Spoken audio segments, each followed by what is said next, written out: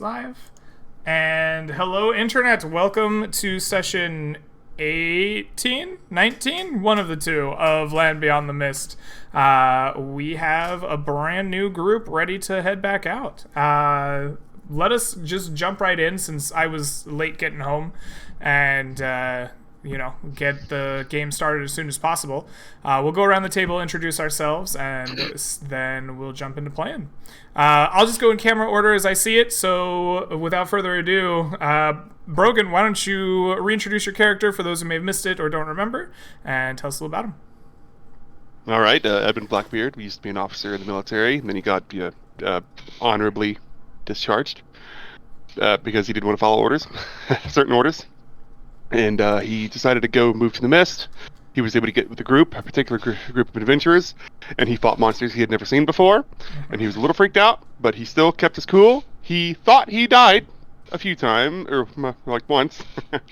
And he was able to, he has an animosity toward gnolls now. He doesn't like them, any of them. He will kill, if he sees them, all of them, even the babies. And he also bought some new split armor, from the last campaign, and now all of his money is gone with a little bit of food. So, all of his money is gone. Well, it's a good time to go back out, it sounds like. Good luck replenishing, and, Gnoll slaying. Gnoll slaying is a noble pursuit, it seems. Excellent. And that brings us over to John. Why don't you introduce your character to us, for those who may have missed it or forgot. I don't know who could forget Creature, but, just in case. Hi everybody, I'm John, and I'm playing Creature, who serves the Maester of the Darkwood. Currently, I am philosophizing about how Creature feels about dogs. Because on one hand, they're like a natural animal and a living, entity that is born of this world. But on the other hand, humans have molded wolves all the way down to be these, pets. So I'm kind of at a loss on how to, treat them. Well, I mean, what an existential crisis as you bring in a teammate who is very anti-dog people. Maybe he can push me one way or the other. Maybe. Well, gosh, I just don't even know what to make with that kind of existential crisis on our hands. Let's ignore it like a good man does and move on. Shadow, welcome back. Why don't you reintroduce us to Murdoch for those who may have missed it or have forgotten? Sounds good. Murdoch was a healer in his town until it got completely destroyed by something. He thinks it was goblins. He swears it was goblins, but there are no goblins outside of the Mist. So he's still quite not sure what got everybody. But he was very sad and upset about that, so he went to the Mist looking for a way to help people, and has managed to do mostly that as he's adventured out. Fortunately, he lost a good friend in Hemanot in his last run, and that is still disturbing him slightly, and he is still not okay with it. And we're going to see what he manages to do today as he heads out to the Mist. But he has a nice, shiny-looking new longbow, as his crossbow utterly failed him the last time he was out. And he also has a brand new doctor's bag with a nice red cross and a white circle around it. And he's got all kinds of cool stuff in there to bring out to the Mist today. Should be fun. Awesome. Very cool. What happened to your crossbow, by the way? I was excited for Wiimote action. The problem is that you gave me that wonderful magical item that gave me proficiency in longbow and only gave me extra damage if I was using it. So I couldn't use the crossbow anymore and get the damage, or the item is worthless, but it gives me proficiency in the longbow as well. There you go. Problem solved. I might have switched eventually anyways, because it has better range, but the problem is definitely solved now. Excellent. Well, good luck on your next mission. And that brings us, last but not least, to Soul Crusher. I believe with your first venture out into the Mist. Correct me if I'm wrong, but go ahead and introduce the character you're bringing and tell us a little about him. Yeah. Hello. I am going to be playing Culver. It is a wild magic sorcerer. Please, no fireball. He has different colored hair depending upon the light. It's almost like a metallic sheen of hair, and white eyes, probably a side effect of constantly using wild magic like an idiot. And he believes that wild magic is the superior magic, and it's why he got kicked out of his scribe's house, or whatever you would call it, or college, because they just had enough of him constantly setting things on fire with wild magic. I mean, You're a very unfortunate sorcerer if you're constantly setting things on fire with your wild magic. Seems that you are pinpointed on a very specific roll of that dice. Yep. Maybe we have to rewrite the table, make that fireball a little bit God. wider percentage. Yeah. We'll just surge it so it has a chance of being much bigger. Okay. 0 to 8. Excellent. Christ. Well, that is exciting. Welcome all to Land Beyond the Mist. I am excited to see what you all do as you head out. So we will begin, as always, around the great oaken table of the Cloak and Stagger, upon which the many scribblings and scratchings of previous adventurers are left for those of you who wish to venture out and find your way. The group has previously decided to head out to the east and explore the Golden Hills, to my knowledge. Is there a deeper purpose there, or is this just a merely exploration?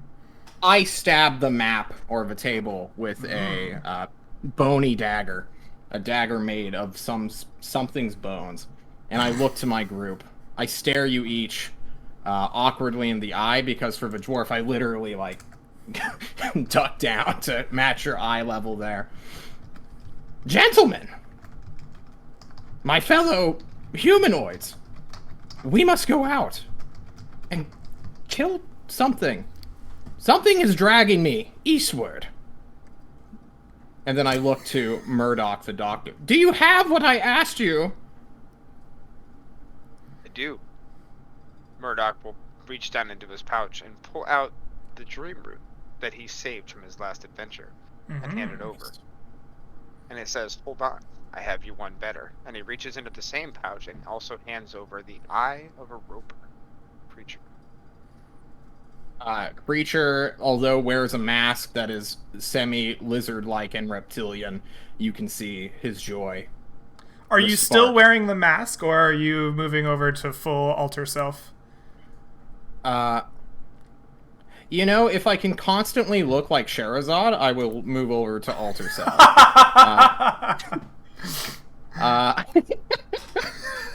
You know, something about her was just way more charismatic than Creature will ever be. So, like, he wants that, like, confidence, and even though that mark is still there and is kind of, like, faded now that it's been a couple months, or however long it's been, I actually don't know. Yeah, he'd look like Sherazad and keep the mask just on hand or in a bag or something. Okay. I wasn't sure, because you made a point of using the alter self quite a bit at the end of the last session, so I was just seeing if you were in the mask or not. Oh. Yes. Well, whichever one would make the team more uncomfortable. That's the real thing I'm going for. And I will give you all of my money, Shadow. Please add 22 gold to your character sheet. Okay. As I will pay you. That's the down payment. How about that? Can I add that to my character? Yes, absolutely. You now have one roper eye and one dose of dream root. I will delete it from mine. The plan's coming together, boys. All right. Who wants to go on an adventure? You've got my maul. All right. You've already stabbed my book. I'm sorry, it was really hard to see. These eyes aren't mine. You already stabbed my book, so let's adventure. All right, so Wow. you're adventuring out to the Cold Hills. Other than exchanging some money for odds and ends of Murdoch's, is there anything that you would like to do in terms of preparations or things in town before heading out into the mist? Yes, I don't want to like dominate the game, so if anyone else wants to speak and do something, just interrupt me and I will shut the hell up immediately. But we need to go talk with this dwarf whose cousin got murdered in a spider forest or something. I'm not entirely sure, but there's some buried gold that we may as well get. Oh, That sounds good. oh, you look If for he's the a- cabbage vendor. Oh, Sadly, around. you begin searching for the cabbage vendor, but no one had taken up his quest for quite some time, and his uncle's favored gold piece, the lucky gold piece, his family heirloom, was never returned to him after some adventurers Wow. took it out into the mists, and some of them came back. So you search around for the precious cabbage vendor, and while others will sell cabbage, none as juicy as fresh as his, he doesn't seem to be around the town at the moment. Does he have a house in the pasture land? He does live out in the pasture land somewhere, but his exact village or whereabouts isn't really known. He would just come into town on Cabbage Day and sell his delicious cabbages. Greg, what Well, day? I is have- Cabbage Day? I don't know. He is surprisingly empty from the land beyond the mist at the moment. I tried. No I'll- sweat off my back. I'll slap Creature on the shoulder and say, "Don't worry, we'll be able to find it." Oh, this was for you. This wasn't for me. I have no value in gold and steel and stone. Good. Yeah. That's all for me. And Uh, my friends. I need to be able to buy a new book eventually. Guys, My book has a stab wound. He killed my book and only had 1 HP. just slightly weaker than your character. you can use it as Yes. body armor now, at least. Yeah. Just keep it on your It's used heart. to protect my Quick. face. Yes. I guess we head out then. Okay. I also need to give one rope and a grappling hook to our dwarf companion, under the pretense that it is a leash that Murdoch should hold on to, because I don't want this dwarf getting out of Murdoch's sight. Okay. Can you please add a silk rope which weighs 5 pounds to your sheet, Edwin, and a grappling hook that weighs 4? I have I it think down as 4. Okay. Yes. And with that, I'm now fully unencumbered. We're good to go. yeah. All right. Excellent. Murdoch takes the leash of his mule and starts moving out, and refuses to leash the dwarf. Yet. Yet, he says. Yeah. All right. So, the four of you begin heading out and into the land beyond the mist proper towards the Golden Hills. Who amongst you will be acting as the navigator for... All right, it is Creature. What I least need for from the you, first Creature, 3 then, days. is a intended route for your first day of travel and the pace that you will be taking. We're gonna go northeast, at least 5 miles, or the equivalent of a hex, and then we're gonna go straight east. Oh, I don't think we're You supposed give to us Oh, see the this hex map. Greg. My bad. Give- Sorry. you No, see the hex map. that's not for Nope. you. It was so zoomed in, I have good. no idea what it was. Yeah, I have to love zoom the you map doing way that in so secret that you X can map. so that you can see the table scratchings, because I wanted the table as big as the map, but the map is just so much bigger than the area you've been to. Jesus. Anyway, okay, so you are going to go northeast and then straight east as Straight far east. as you can go. All right? Yeah, we're going at a normal pace. At a I normal think. pace. Excellent. Yeah. So, what I will need from you is a navigation check. I will take survival wisdom or any other skill that you think is more appropriate for your navigation style. And you are traveling normally. Go ahead and make me a roll against DC 10 for your first day of travel. I would love to do this, and as a reminder to the people who did not see, or I guess as a warning to the people who did not see my second session, I picked up a magical scepter that gives me +1 to skill checks and saving throws. Does this apply to this? Yes, it does. All right, cool. Bop. 13 + 1. 13 plus 1. Very nice. 14 is greater than 10. You lead your way unerringly northeast for a hex, and then straight east. You travel along the 18 or so miles it takes to get out of the pastures, small villages, roads, and grasslands around Farfield Keep, and eventually find yourself in a much rockier area to climate. Juniper brush runs wild, sheer cliffs rise up around you. Creature begins picking his way through the small valleys and gentle slopes of the hills, making sure that your pack animals do not have to climb the steepest slopes and avoiding the most treacherous of areas. Tell me, as you make your way into the Gold Hills, leaving behind relative safety for the first time, what is the mood like amongst the group of you? What are you doing on your first day through the hills? I think Murdoch is moving slowly. Usually he's out in the front of the party, but Creature's taking the lead today. So he's leading his mule, maybe a little bit behind him. I want you to continue to take the lead like that, John, the entire session, please, because it's just entertaining as shit for me. And then he's, once again, keeping an eye out, but being a little cautious. This is the third time he's been out for the miss, and once again with brand new people that he does not know. He's heard a little bit about Edwin, has never met Culver, and has heard way too much about Creature. And he's a little bit cautious at this point. Creature did nothing wrong, guys, okay? Creature has done nothing wrong. If Creature had done something wrong, Murdoch wouldn't be here. The fact that Creature has such a reputation has enticed Murdoch to come out from this. Because Creature gets the job done. Oh. Edwin's interested in finding all the gnolls. He's super pissed. Like he really, maybe he'll find more gnolls. Like as he goes out, like he doesn't want to leave one alive. And of course, maybe he'll find some better armor that he can maybe he'll get it from a dwarf out in the wild.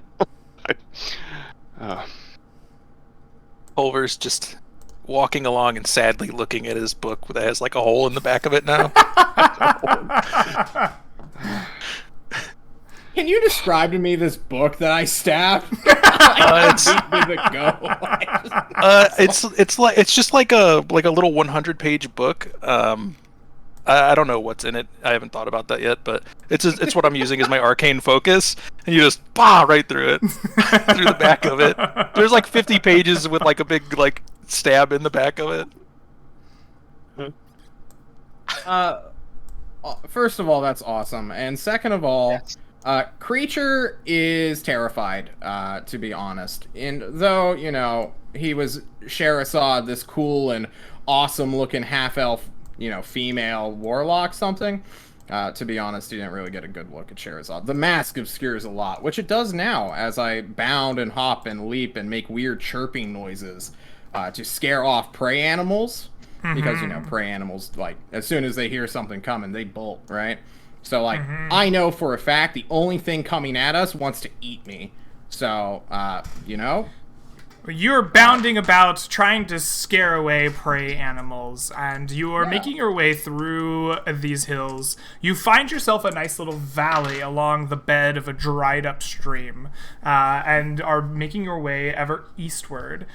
You are but a few moments in here when all four of you notice the ground begin to tremble around you, as if the ground itself is quaking and shaking.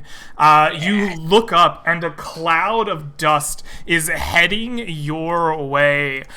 You see this sight as a small group of giant goats are bounding towards you, and they are moving quite fast, closing the distance with incredible speed, as just dust clicks up behind them. Before you know it, they've broken within 50 or 60 feet of you. What do you do? Have spike growth right in front of us and yell at them to come at me. Ooh, you Murdoch cast will spike growth. Murdoch will lead his mule a little bit up this hill as fast as he possibly can. I assuming this is mine. I just put a mule there because I assumed there were pack animals. Right. I want to try to lead them around here and then immediately string out my longbow for when I get a goat coming in close. Do I have time to do that? Yes, you do. Okay. You string up your long bow, bring your mule around to this small little hillside. Creature, you draft. You make spike growth. Please draw me in where you place it on the map. Just right in front of me. Just right in front of you, just like that. All right. Here. We'll just. Oh, did you draw it, or is that just your? I did a little ruler trick. There you I think go. it's bigger than that, though, John. Thank you. Is It's it? 20-foot radius. So, Oh! so Oh it goes dear. out even further. Oh wow.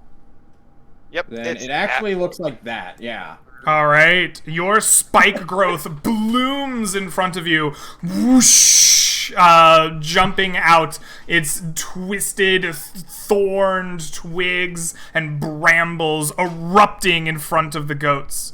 Edwin and Culver, what do you do as you see this massive eruption of spiked, tangled growths and these enormous beasts rushing down the valley towards you?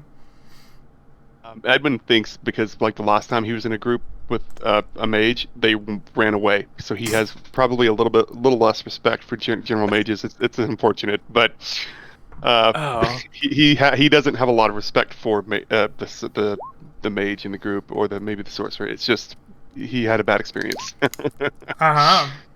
And so, but he wants to, he can always be proven wrong. So he's readying his maul.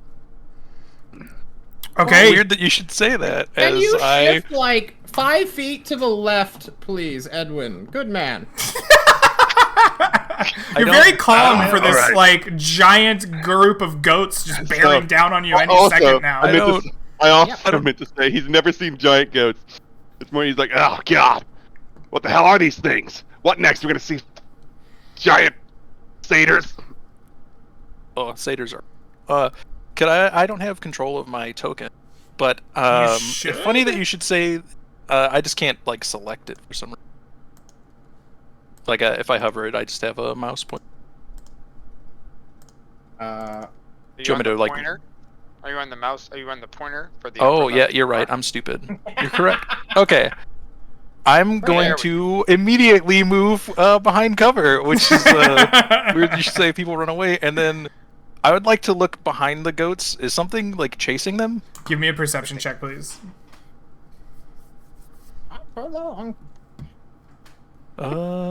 This one. You can't tell. The cloud of dust that the goats are kicking up obscures anything that may or may not be chasing them. All right, and with that, everyone, please roll me into some initiative as the goats begin crashing down into you. They have closed the space, and it is time to rumble. Would I have been able to bonus action wild shape? No, you were getting an action to do anything as these goats approached. You chose to spike growth. You got it. All right. So I have goats, I have Culver, I have Edwin, I have Murdoch, I have Creature. Excellent! Let us put you in descending order. The first to react, Edwin! These goats close and are charging hard. The spike growth has come up. What do you do as you see them coming? Edwin's, a bit excited. He, I guess he sees the spike growth in front, so he thinks it's going to probably slow down the goats or something. So he's going to take his crossbow out instead of having his maul, and he's going to shoot, if he can, at the goat. How far are they? All right, you begin to shoot at the goats. The left goat. Let's see. Let me just do that. Oh my gosh, taking far too long. Oop. And normal. There we go. You fire a bolt at the goat, and unfortunately, your aim is poor. You're probably confused and just a little bit rushed. You are unable to strike it. Ah, damn it! Missed again. All right. With that, the goats come rushing forward. They all immediately are just heading directly in your direction. They move together. That is 5, 10, 15, 20, 25, 30, 35, 40 feet of movement. Please roll me all those d4s. I They're have all done there. so.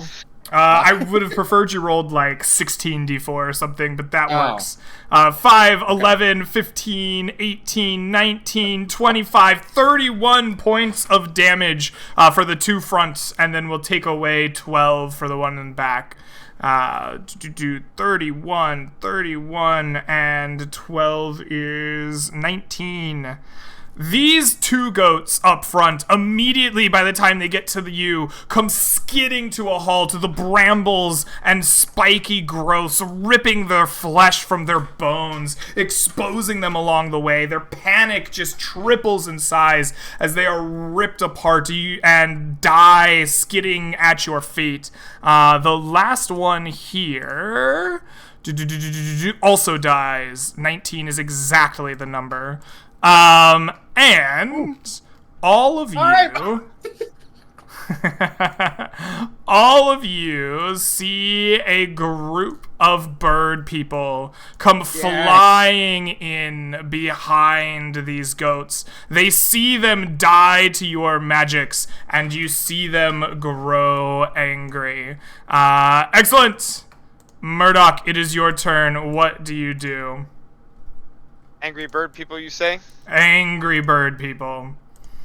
Well, if they're angry, then we're not going to be able to negotiate. We've already killed all their lunch, so it's our lunch now. I'm going to fire at this one over here on the left-hand side. All right, With my you longbow. fire at the farthest left. Yeah, it's within range. Mm-hmm. 23. The 23 will hit. Please roll Wonderful. me some damage. Thanks to my bracers of archery Mm-hmm. that deal 2 extra damage. That is 10 points of They damage. do. All right, Yes, 10 God. points of damage to the Yeah. creature on the Go ahead farthest and left. stab. Yeah. +2 bonus Nice. damage rolls on ranged weapons range attacks made with long bows or short bows. Excellent. You're Yeah. only at +6 to hit normally, or Yes. with this? You strike this creature. It is bloodied, but it is still flying and now looks to you on the hill, its anger in its eyes. Culver, Well, what do you I'm do? gonna Oh, move then Okay. behind our dear Edwin. Right there seems like a wonderful spot. all right. What do you do, Culver? These guys, 90 feet. I will start off strong with the sleep spell. Ooh, okay. Um, Please roll me a number of hit points. Yeah, it should be right here. Oh, first, oh no, we'll adjudicate your spell and then we'll have you do your wild magic. Why are you so close to me? Come closer, my dear. Come closer. 22 hit points of creatures. The first to fall asleep is this one. It goes sleepy bye bye. I don't have like Z's. I don't know. We'll call it sleep. Great. And then the next to fall asleep is this one. And that is 22 minus 13 minus 3. That is not going to have 13 left. So these are not asleep. Go ahead and roll me a d20, please. Oh, absolutely. Mm-hmm. Oh god, here comes the nat one. Oh, you do One not have a close. wild magic surge. Excellent. Creature, 2 of these birds fall from the sky, asleep. 1 is bloodied and wounded. What do you do? Why don't we just go ahead and sleep the other 2 while we're at it? All right, please roll me a number of hit dice. I think it's 5d8, right? It is indeed 5d8. Unless you're Alright, cool. upcasting it. I'm not. Bah. 25. That is enough for 1 sleepy bird. Oh, nice. All right. Excellent. Then I bonus action into a direwolf for 40 movement speed, and I'm gonna run around. I'm gonna eat your friends. Or, you know. All right. Let me find a direwolf real quick. And we will make this in everyone's journal, and everyone can control it. There you go. You should have a direwolf that you can pick up to become now. Yeah. Oh. There you are. And we'll I'm just a like little move tiny. you over here somewhere. Cool. All right, you are a direwolf now. Edwin, these birds are falling asleep left and right. Your friend has turned into a direwolf and started charging forward. What do you do? He's a little freaked out right now. A lot of magic going on. He doesn't understand, but he's trying to keep his composure. Also, did someone say something to me that I was supposed to do? I didn't hear you. I don't think so. Okay, but never mind.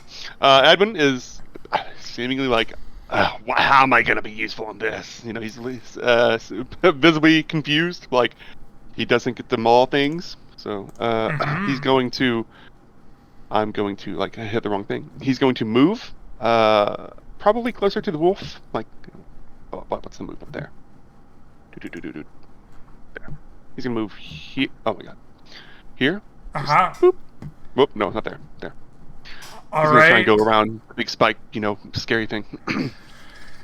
You try to begin moving around the big spiky area. The first 3 birds fall asleep, but you will all notice that more birds join the battle. They begin flying into formation. And this one shouts something to them in some avian language, and then proceeds to use its fly speed to dive bomb somebody. Who is it dive bombing? It's got 50 feet of fly speed. Can it reach anybody but the direwolf?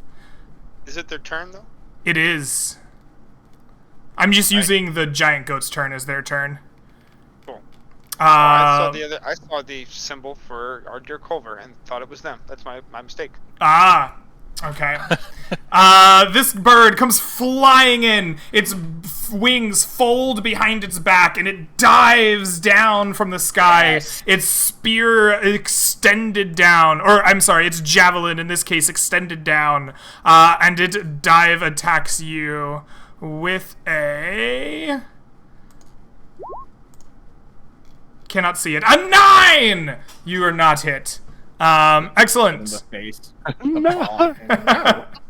Murdoch, you see these reinforcements flying in from behind the enemy lines. What do you do? I have a clear shot at this one right next to the direwolf. Seeing Sure as how he's thing. flying above it. Yes. Yeah, I'm gonna take my shot against him. All right, please do. Absolutely. The 24 will definitely hit. Yes. Wonderful. Then, with an ally within 5 feet, I also get sneak attack, so he's gonna take 19 points of damage. And instantly dies. You just put it right through his eye. This bird-like creature falls out of the sky right into the front of the direwolf. Then, as I see my team moving around the spike growth, I think this is a wonderful idea, and I will move 30 feet to here and then bonus action dash to this position a little bit behind the rock. Okay. That's my turn. Excellent. Culver, you see your newfound friends just shooting these things in the eye. What do you do? You're almost safe. I will invoke the Tides of Chaos to give myself advantage on my next All right. attack, and then when I cast a spell, you can make me do bad things to myself. I will attack this one with Fireball. Please ping it for me. I missed which one you said you attacked. The back right one. Back right. Excellent. Yes, I see. Please roll a hit with advantage. The 15 will hit. Please roll me some firebolt damage. Yes, 1 whole damage. Well worth 1 point of damage. And you know How what? strong.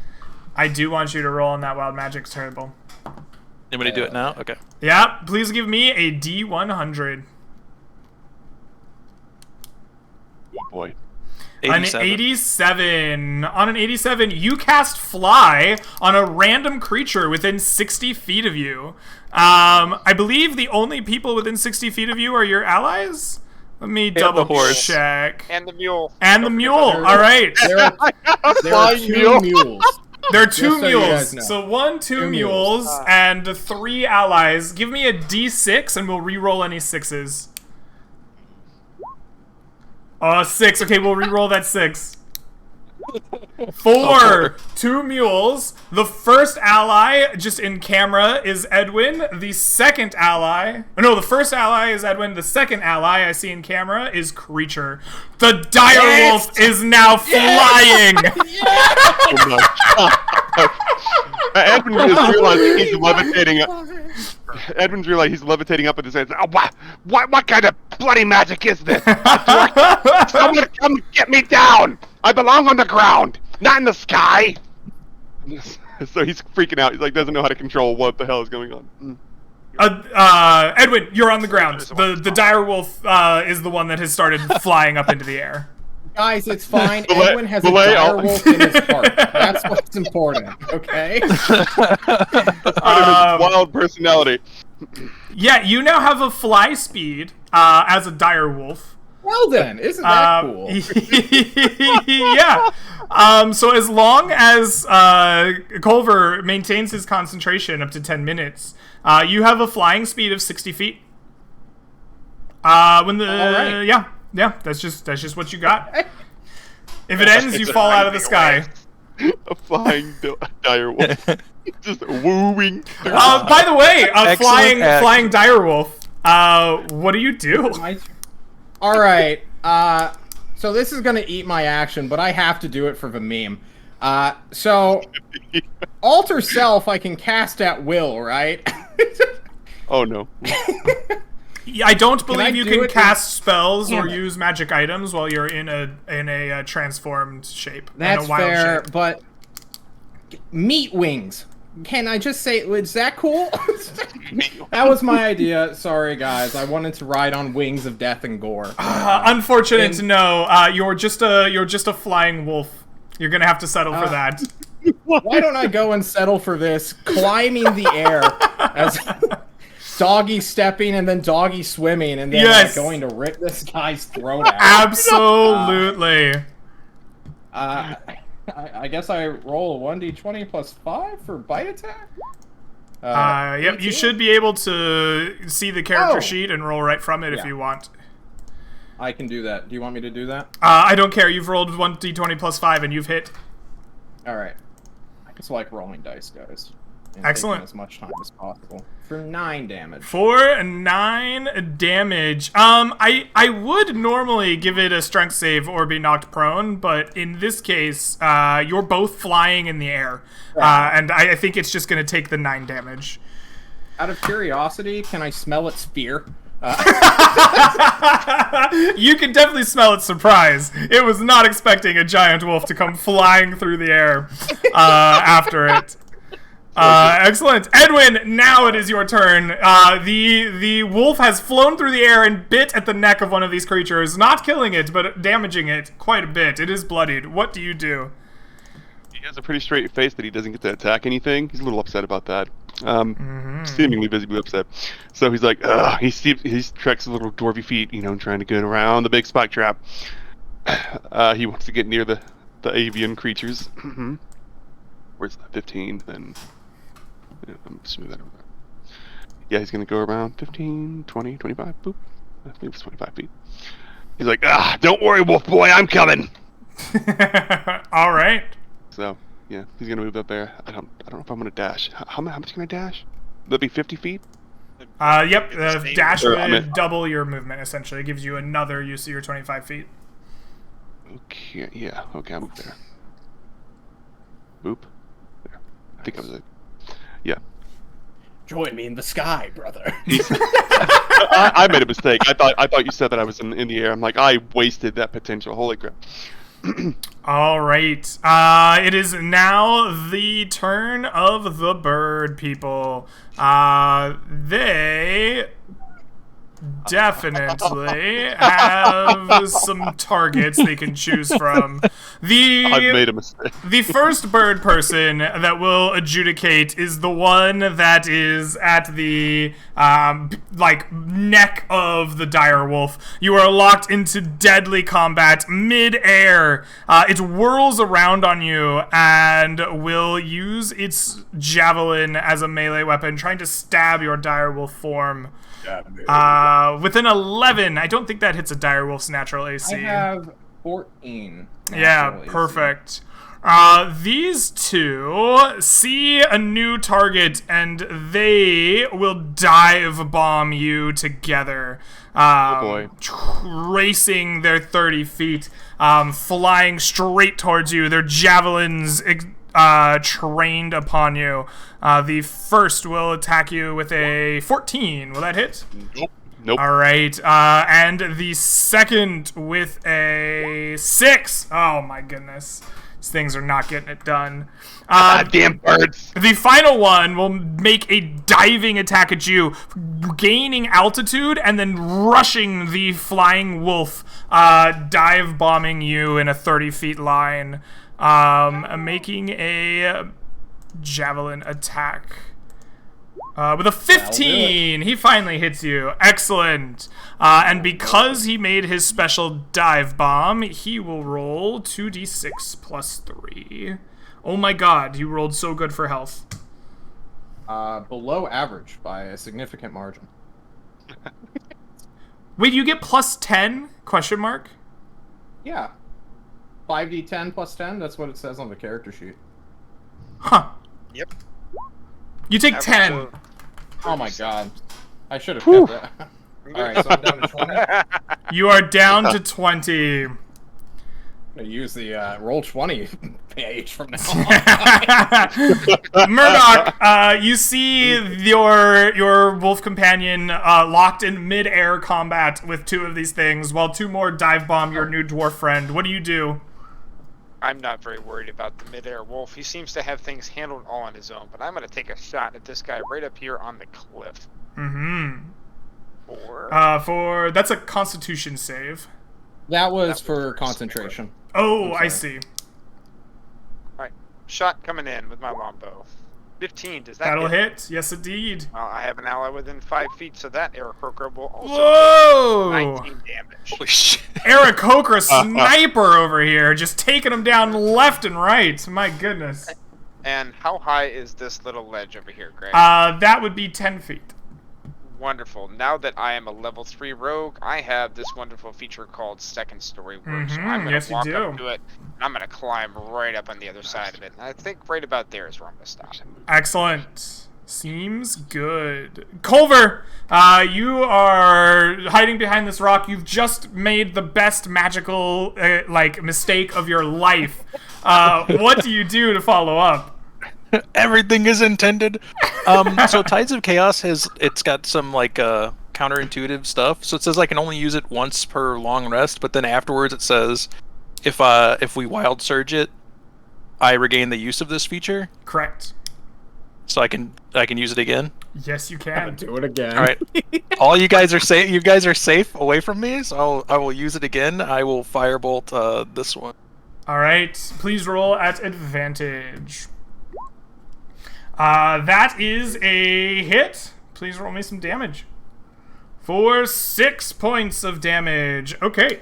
That is enough to not bloody the creature. Nope, that is just under half. Okay. You have struck it. I'm gonna make you roll your d20 to see if you surge. D20? Okay. Yeah. Oh, you do, actually. Please roll me a d100. I thought I was going to hold that in my pocket to hit you some other time, but no. A 32. You are transported to the astral plane until the end of your next shit. turn, after which time you return to the space previously occupied or the nearest unoccupied space. All right. That's amazing. Love it. Yeah, that is a little bit amazing. All right, you throw a firebolt and then you just wink out of existence for a hot second. You're just going to the astral plane. Like Murdoch and Edwin and maybe the wolf. I don't know if the wolf is too engaged in combat. You will all see your wizard or your sorcerer friend throw a little firebolt and then just wink out of existence. He just stops. He's just not there anymore. Murdoch, where'd the wizard go? Oh, All right. watch out! Something above you. And then, creature, you are fighting in midair with these bird people. What do you do? You know, honestly, I'm feeling a little devilish today. I see them dive bomb me. I'm gonna dive bomb their friend. So I'm gonna take 2 attacks of opportunity and go after this guy who I'll hopefully get advantage on. I will give you advantage for climbing altitude and then dive bombing an Aarakocra out of the air. It is not expecting its own tactics from a dire wolf. I'm gonna roll their 2 attacks together with just advantage, but we'll treat it as 2 separate rolls. Okay. So one of them will hit you with a 23, the other will be a 9. Yep. So you will take 7 more points of piercing damage as one of them stabs you.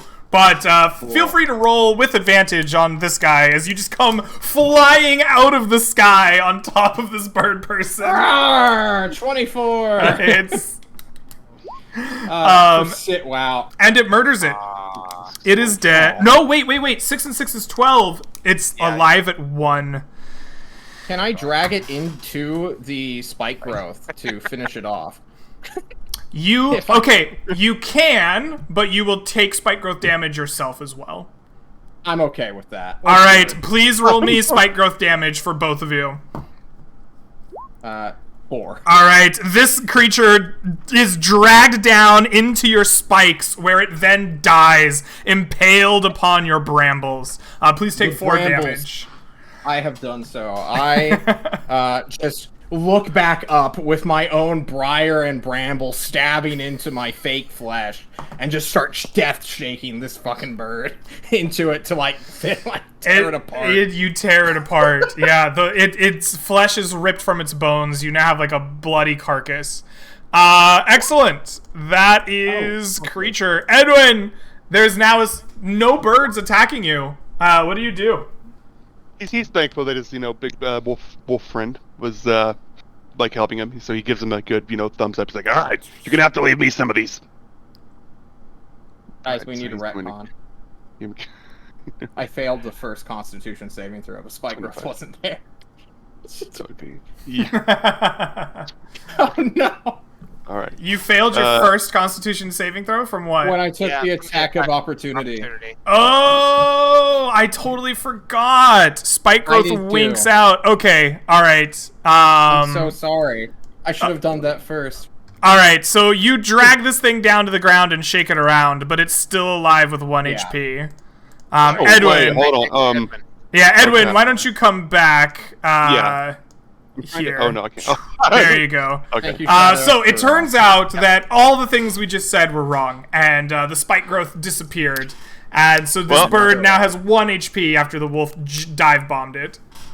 Okay, Edwin is going to see the bird. He's happy the bird's still alive and kicking, so he's going to try to bonk it on its little bird Okay. face with his maul. And boop. You bonk it. Your maul comes crashing down, crushing its head. All right, time to get some bird legs. So hit them all. Oh my Ooh. god. You reduce the bird not only to death, but to negative its own HP. It is extra dead. Oh my It has god. been. So he's pretty excited about that. All right, excellent. It is the bird's turn. These ones are still asleep. These birds, how much intelligence do they have? They're just regular. They have new targets. Is Murdoch in their range now? They've noticed you sniping them. They don't like that. Yes, one of them is exactly in range. Although there's a flying wolf in the way. Yeah, You can they'd have do to it. have that It's fine. attack of opportunity, I think, right? Oh, this one actually can move right within melee range. I think this one's taking an attack of opportunity to do it. This one here is going to fly right past you, Flying Wolf, and attempt to rush up to this spot to attack Murdoch. Ooh, you try to bite at it, but you can't do it.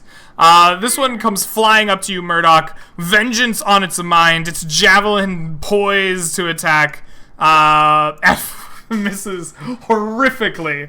Just like it does that terrible thing where it dips its javelin and it like hits the ground, and then the butt of the javelin comes up and smacks it on the beak. Oh, this bird is gonna try to fight the flying wolf. It doesn't like you, flying wolf. That's fair. That's a fair thing to A 15 hits you. So go ahead and take another 6 piercing damage. That will bring me to 7 hit points as a wolf. All Did you right. take your 4 hit points from the spike growth back? Yeah, I did.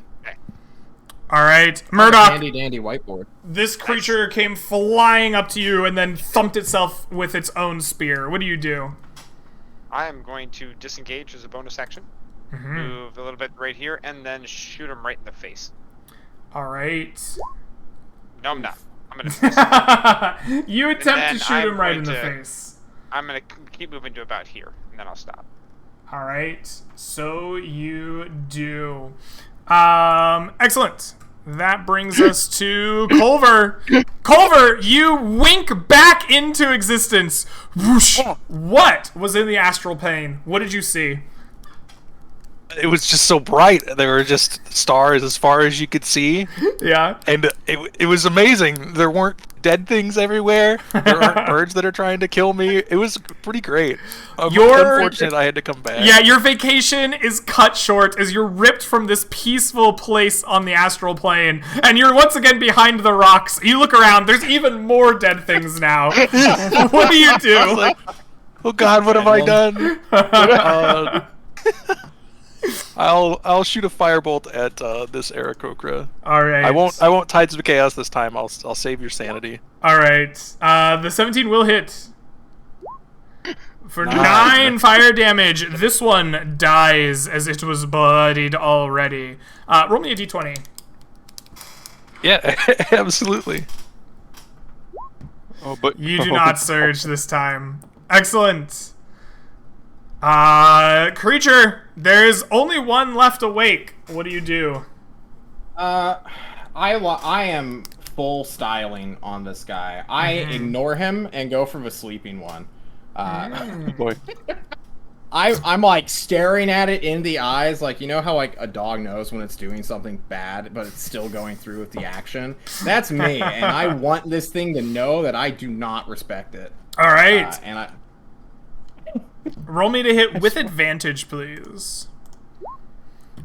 Oh! I'm too distracted with the.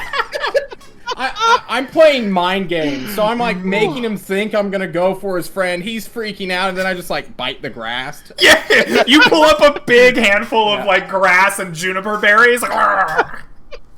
Spit it back at him. Yeah. Yeah, he's gonna spit it. Yeah. This guy's like confused as all. All right, It's a flying- excellent. Edwin, you see the flying dog bite viciously at the grass. What do you do? Edmund, he gets a bit of a smirk on his face. Thinks it's a little funny. He's just missed the sweeping target, but he's gonna move. Can he look around? Can he see that the sorcerer is back? Yes, the sorcerer has come back. Okay, so Edmund's like laughing at the dog. He looks back and he sees Murdoch. Murdoch, the sorcerer, came back. What the hell? So he starts walking up to the bird. All right, boop, and I'm going to smack that bird with a bonk. Mm-hmm. All right. All right. Let's see. Boop boop boop boop boop boop. Normal. Boop. The 12 hits exactly. Please roll me damage. All right. For 8 bludgeoning, you bloody the creature in front of you, but it Yeah. still flies. Excellent, and with that, it is their turn. This is their 4th turn of sleep, so they're still sound asleep. There's one guy left. He doesn't know who to fight. He chooses you, Edwin. You're the one who hit him most recently. You have his rage. He's going to, like, fly up, and he's going to... he can't really get out of this wolf's threat radius, can he? He wants to, but he can't. Instead, he just gains a little bit of altitude, and then he is going to attack you with his javelin like a noob. But he hits you with an 18, I think. Yeah, yep. It's Take 5 piercing damage from this thing, please. Yeah. All right. Murdoch, one of your friends has been struck by the javelin of one of these creatures. What do you do? I'm gonna try to shoot him out of the sky. Thankfully, he flew up a little bit to get a better angle, so I've got a clear shot straight ahead of me.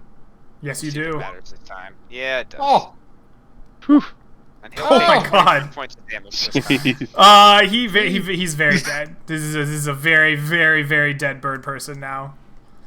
And then Alright. Murdoch will go here, slide himself down the hill. Does that take, what, like 25 movement to get there? Or so? Climb Correct. down. Yes, I 30, think so. and then bonus action dash 5, 10, 15, 20, 25, 30 to there, and pull out a dagger. All right, excellent. Culver, there's no longer anyone awake. They're all asleep from your spell. What do you do? Culver will climb up onto this rock and start reading his book. Excellent. Let us do the dirty work. Creature, you're gonna get another chance to attack this downed creature. I'm a superstitious laugh, so I'm gonna work in tandem with the rogue, who Okay. I now fully respect. He helped me once. Shame on him. He's gonna help me twice. Shame on me. As I attack at advantage. I don't know why I said that. There we go. All right, so you like extra Wow. crit. You would have crit anyway, but you crit on top of it. For 13, which is exactly enough to coup de grace and kill this creature. It dies. Cool. Edwin, your companions seem intent on coup de gracing these avian fellers as they sleep. What do you do? He doesn't exactly like the idea that we're killing sleeping enemies. You know, he'd much rather fight them while they're awake, so he's kind of got a bit of a disgusting look on his face. Even though, you know, it could technically cost him his life, he's going to move up to the this one, and he's going to try and wake it up. So he wants to fight it. All right. An honorable man. You spend your action shaking this bird creature awake, and it does awake. And it is its turn. It wakes up to your shaking, and you are in front of it with this big maul, like, come on, now we fight. It picks up its javelin and thrusts it at you with a 9. All right. Murdoch, you see your companion awake one of these creatures, and it attacks him. What do you do? Murdoch will look over at the wolf and be like, "What is he doing?" As he walks over with his dagger and then just stabs the unconscious one in the ground in the neck. Jeez. And that isn't the actual damage. Wow. Now, The crits! like, 2 damage What less there. So I get the Um, sneak attack, I get the dex. Yeah, so that's 2 less than that. So that's 17 and that's 24 damage. it dies. Yeah, you super murder this one. It is What the dead. That Jeez. particular bird had 3 HP left, and you nuke it out of existence. And then I'll go stand next to creature and just kind of watch what's going on with this dwarf waking up this Aarakocra. All right. Culver's still reading? Yep. Okay. Creature, what do you do as you watch your companion fight this Aarakocra one-on-one? I sit down, let him. He wants to be an honorable man. I'm not gonna get in the way of that. All right, excellent. Edwin, it is an honorable one-on-one duel with this bird. What do you do? I look at the bird. I don't even know if he speaks my language, and I say, "You fought well." And then I'm going to hit him with my ball. All right. One more crit. The 20 hits. 8. For 8 bludgeoning damage. Excellent. Did you hit him before? My brain fell out. No, I just You woke woke him up. I That's right. You didn't hit him. You woke him up. That's right. Yeah. So he is still alive, but he is bloodied by the blow of your maul. Excellent. It is his turn. He will reach back with his spear and try to kill you dead with a 21. Yeah, you got me. He hits you for 4 piercing. Still up? Yeah. Yep. Excellent. Just a quick check-in with the rest of the party. Any of you doing anything, or are you just watching the result of this? This is all him. All right, Murdoch excellent. is gonna clean his dagger on the wings of this Aarakocra that's on the ground, like wipe it off a little bit and just sit there and go. That's it. It's all him. All right, Edwin, it is your turn. It stabs you. What do you do? He's like, good shot. You know, he spits a little blood out, then he just tries to hit him with the ball again. All right, you Oh, there it is! critical. Oh the my creature. God. Very nice. Oh, boom. Oh my god, you eviscerate it with your maul. It's one of those anime things. Your maul just explodes out of its back. Blood showers the like dry riverbed below you. Yeah, Excellent. he lets out a sigh, puts his ball down a little bit. He's like a little tired. He's like, "Ugh, where the hell were you guys?" Bark, bark, bark, bark. Exactly. Are you enjoying your flying around in the air as a giant dog? Oh, I'm sitting down. You can end it if you want. Okay. Oh, wait. No, it's fine. I don't trust you enough to fly and like scout around like up in the air. You'd only have like 8 or 9 minutes left of it. Oh yeah, only 9 minutes. Can I use my fighter's second wind thing, or do I have to be in I have to be in combat for that? Never. Well, combat has ended. Oh, do you want to use your second wind? Yeah, it's like a 1d10 plus your fighter level. I assume For that you hit can points. just use that. I don't Oh, see a reason okay. why I'm going to tell you you can only use it in combat. Gotcha. Nah. It is I a was about to resource say something available to you. Yeah, I didn't want to interrupt anybody, so I was like, okay. Yeah, sure. You regain 3 hit points from your Better than second nothing. wind. So, the hills are once again calm and quiet. Shadow wants to pick up 5 arrows. Let me roll a bunch of dice. And we have 1, 2, 3 arrows that are retrievable. Got it. Does Edwin? What does Edwin know about the Arakokra? Or I mean, like, what does he see? What are they wearing? Does he see any dog tags? Were they soldiers, or were they just random bandits who are on the road? You look for dog tags, but you don't see any. The Aarakocra themselves seem to have a like natural armor. Their flesh is harder than you expect, and the feathers themselves are thick and heavy and deaden blows. Their plumage is very tough. But beyond that, they carry a single spear-like javelin. I thought it was spears, but apparently it's a javelin. And other than that, carry little on them. You look around these guys. No, other than their spears, they don't seem to be carrying anything else. Does their armor look valuable to me, or would I be They able to are sell not it? wearing armor. Oh, sorry. It looked like they had. Sorry. Okay. Unless you want to skin them. Oh yeah, get an Arakokra and use the Arakokra as a. It sounds like think- we're gonna camp here. Yeah. Is that what we're doing? I'd like to give up whatever few hours remain of light to get a camp here and go. Yeah. I think that's fine. Okay. If we are I'd going to just camp look at here, that. then we're... I think Culver will Go ahead. tell Edwin to like grab. He could probably grab some javelins instead of like standing around. Like maybe he could throw javelins next time. There are 8 javelins that are around from these Aarakocra. Nice. I guess I could pick him up, put him in my pack, right? Yeah. Looks like we're eating goat tonight, boys. What was the jab? I Sure. don't. Goat shish kebabbed. How much would they weigh if I had 8 one of them? How much is one javelin? How much is one Like javelin weigh? 2 pounds. I believe that's Yeah. correct, but let me look it up.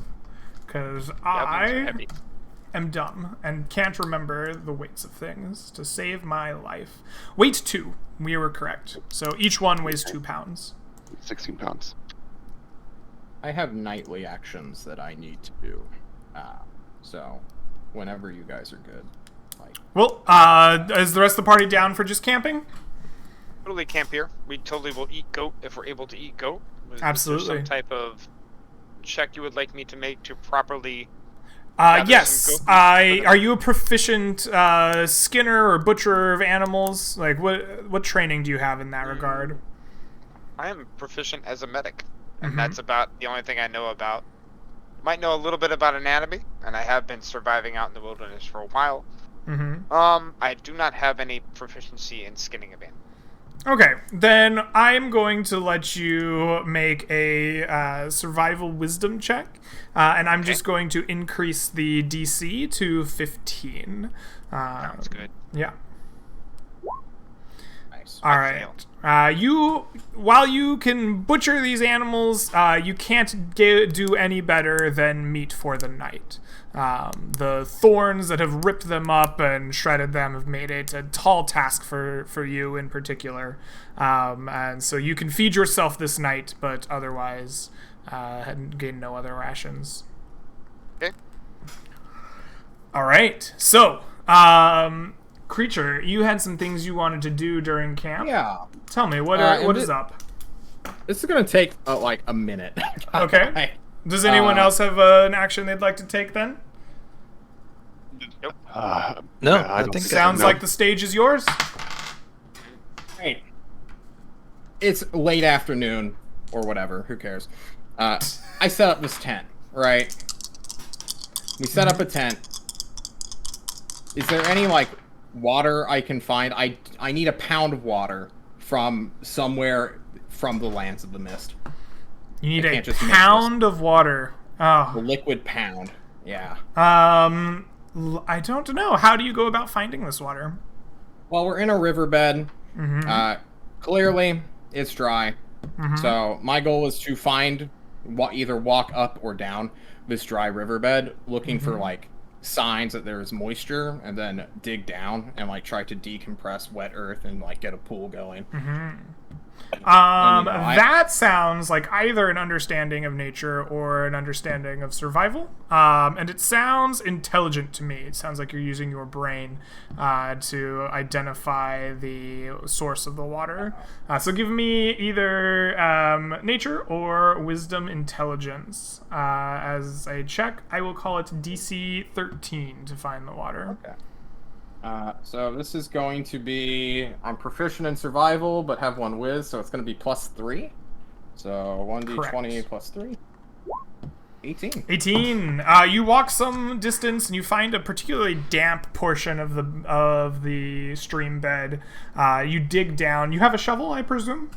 I do have a shovel. Perfect. But more importantly, I have from my alchemist kit this tiny cauldron with little tiny gold shavings and symbols kind of etched into the exterior, which I will then fill with water. All right. So The you little do. faucet. I need to like turn the faucet a little bit because there's just like this tiny little faucet that would drip down whatever liquid is poured into supposedly a flask or some kind of container. And then I'm going to need to take that one back to the tent. And from there, I if anyone wants to interrupt me, otherwise I have like an 8-point plan here, guys. Sounds 'cause like we're the gonna be stage is doing- yours, man. What are you doing? All right. Next up, we're going to cast Create Water on the tent itself. We're going to rain down, doing the rain down effect, because I want my tent canvas to be like locked in with my magical essence, taint, whatever dark magics that fuel me. Where is it? Create or destroy water. Meh. So basically, I want to do the rain effect Alright. to drench the So tent do you have canvas. a vial of water costing 1 GP? Yep. I sure do. I will Perfect. subtract it from my character sheet.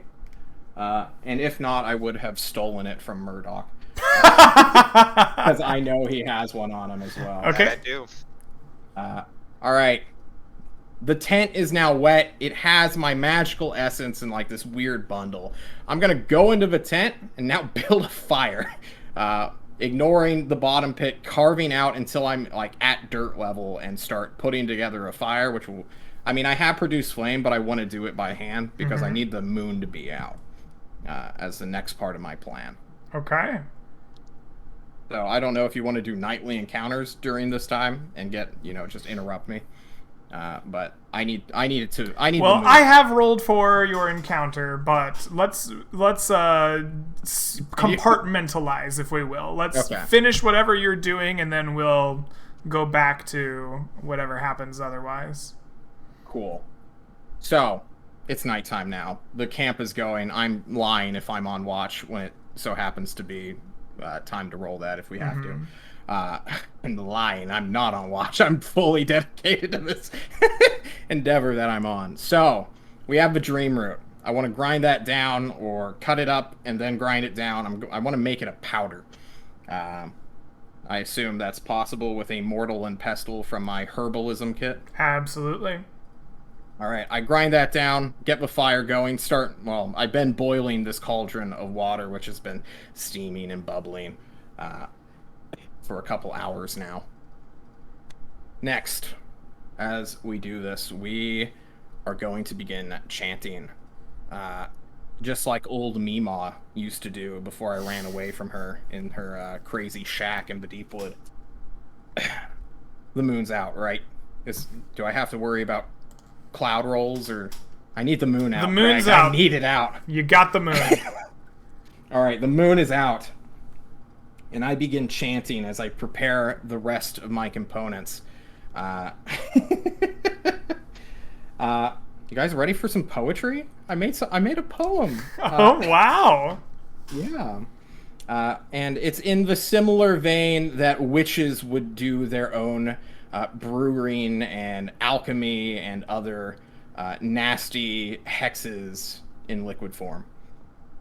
So as we're dumping this powder in this water that is straight from the tap of the Misty Lands themselves, I'm checking to see I'm not doing this out of order. All right, cool. I totally am. So, instead of that, while that's getting prepared, I'm going to be channeling my Warlock spell slot. The thing that is directly from Serpentor, which I'm lovingly referring to him as. And I'm going to either cast, like, Cure Wounds onto the cauldron via that spell slot, or just dump it in. Because I want this cauldron to be infused with the magic that is my master, or maester, as I call him.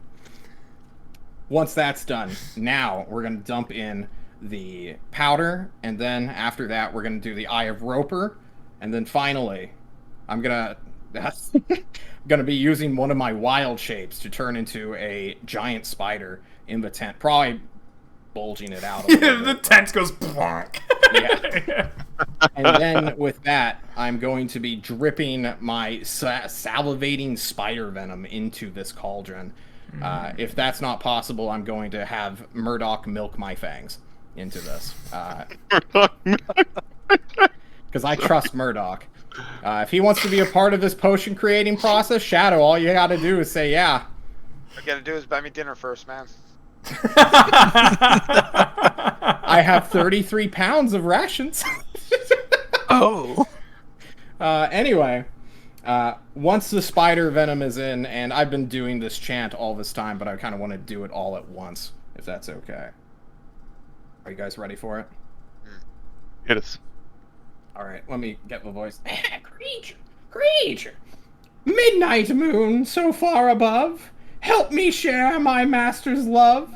Down below in this land of mist, I beckon thee where your light doth kiss. Midnight moon, now trapped in this mountain's water, connect now this imbiber to the dream of my master's slaughter. Eye in sky to eye of roper, bind the one whose deal must broker. Midnight moon, to seal this deal, instead of vellum, I offer now this spider venom. And then I have a chorus, which is divide the mind, guide the soul, bind the body, assert control. As I make my witch's brew, I suppose. Okay. Very cool. I wanted to make a potion, if you couldn't tell. Does it work? What are you trying to make? So this potion has no PHB guide. What my goal is to do is to make whoever drinks this potion have a mind wave or a hallucinogenic trip, go into like a paralysis state, you know, like a sleep paralysis where you're like cognitive and awake but you can't move at all, and then get to go and have a conversation with Serpentor. That's my hope. Okay. I don't know if it'll work. All right. But if Mima taught me right, which admittedly she didn't try to do, hopefully the hag wisdom I possess can make this ad hoc potion. Absolutely. You speak your words and cast your magic and have your venom milked into this cauldron. And eventually it begins to spurt and boil and bubble, and it turns first green and then black as night. Yes. It becomes almost oil-like in its thickness and viscosity.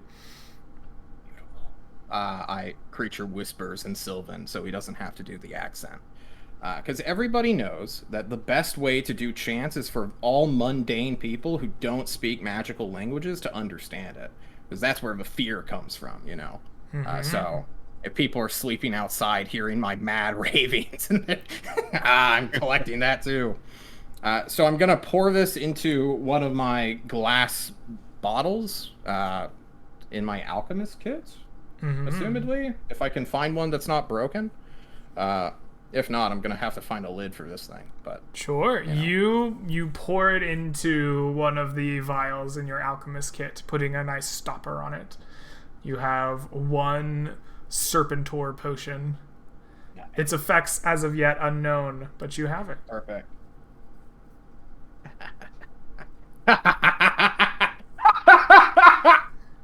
Okay, I'm done. Encounter. Thank you. All right. Very nice. So, with that out of the way, we did indeed have a nightly encounter. So, I'm going to roll to see who was on watch. And if it was creature, maybe bad things happen. Good. Oh, no. I want bad things to happen. It was not creature. It was, in fact, Culver. Culver. You are on watch. The tent is strangely misshapen. Looks like something happened inside of it. You're not really sure. But everyone is asleep except for you, as you keep your eyes out in the night sky. The fire is flickering and low around you. And you realize something. There's two shadows out in front of you. Your own and another. It looks human. And you turn around and look. But you don't see another human there. You look at the ground again. You see another human shadow on the ground. What do you do? I will cast the light cantrip. On the campfire. I think it's like 120 feet of bright light. And if there's just like a shadow creature staring at me, I'm going to shout and run to the tent, probably, to get away from this thing. Run to me! The first one ever relied on me! Oh, Nice. All right, you cast the light cantrip. The light flares around you, and you see that the camp is in fact surrounded by three great winged shapes, black feathers slick in the night, big goat-like beaks with big fangs in the front and antlers of a stag. You go to scream and yell and run to the tent, but you are going to need to roll me into initiative against these great winged beasts. So you're saying I'm not gonna make it? Good luck, sir. Is it just was Culver not- or Everyone is awakened by his scream. He did say that he yelled out in the night. Okay. Oh, I did not mean to move. There we go. Just touch. I'm dreaming of my Alrighty. maester. We're all really bad at initiative today. Yes, you are. The three sides of camp are surrounded by these winged creatures alike. So, all right. Did I draw my tent? It doesn't matter. It probably doesn't. You can place yourselves as spread out or as close together as you would like as we begin combat here.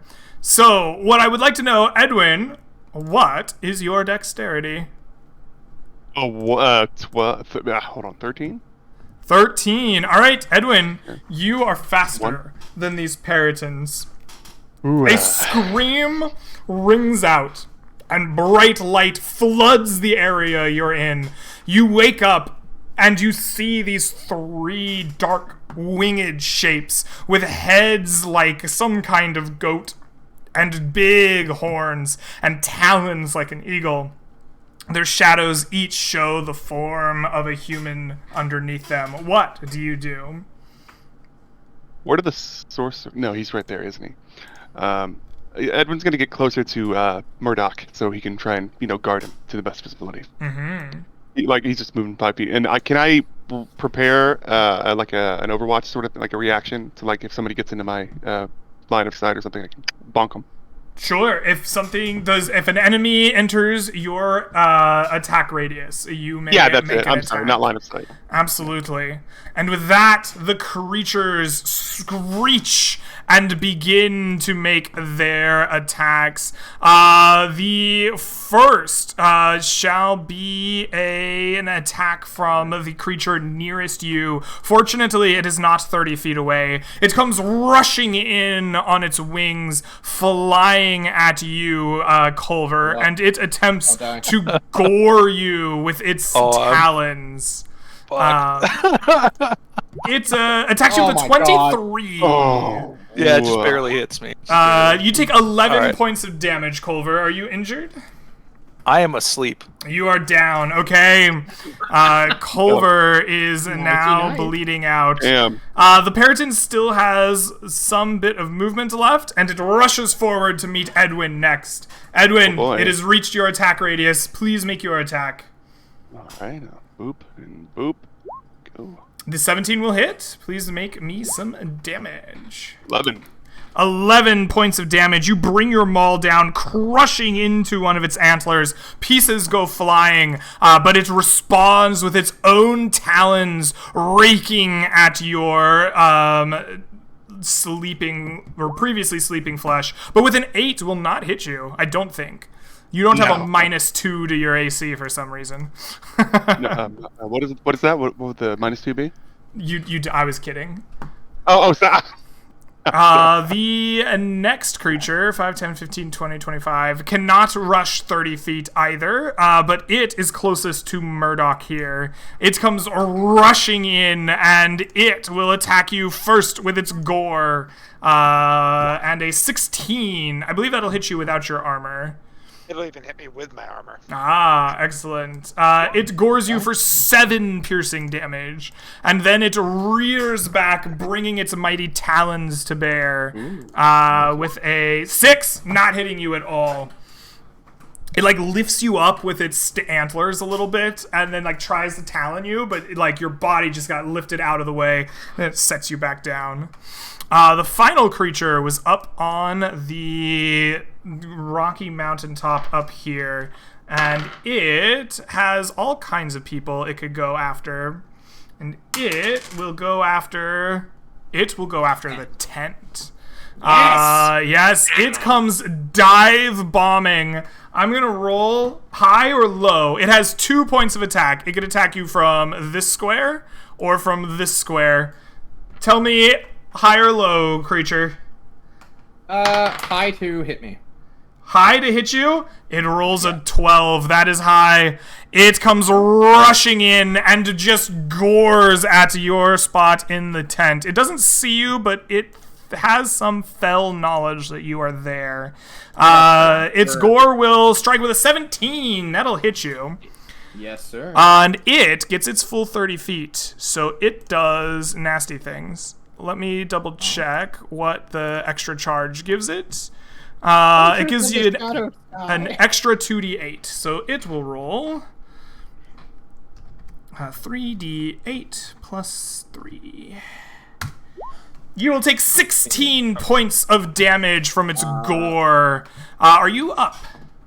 Oh yeah, totally. Is there a battle map? There is. I thought it was up. I'm sorry, Leo.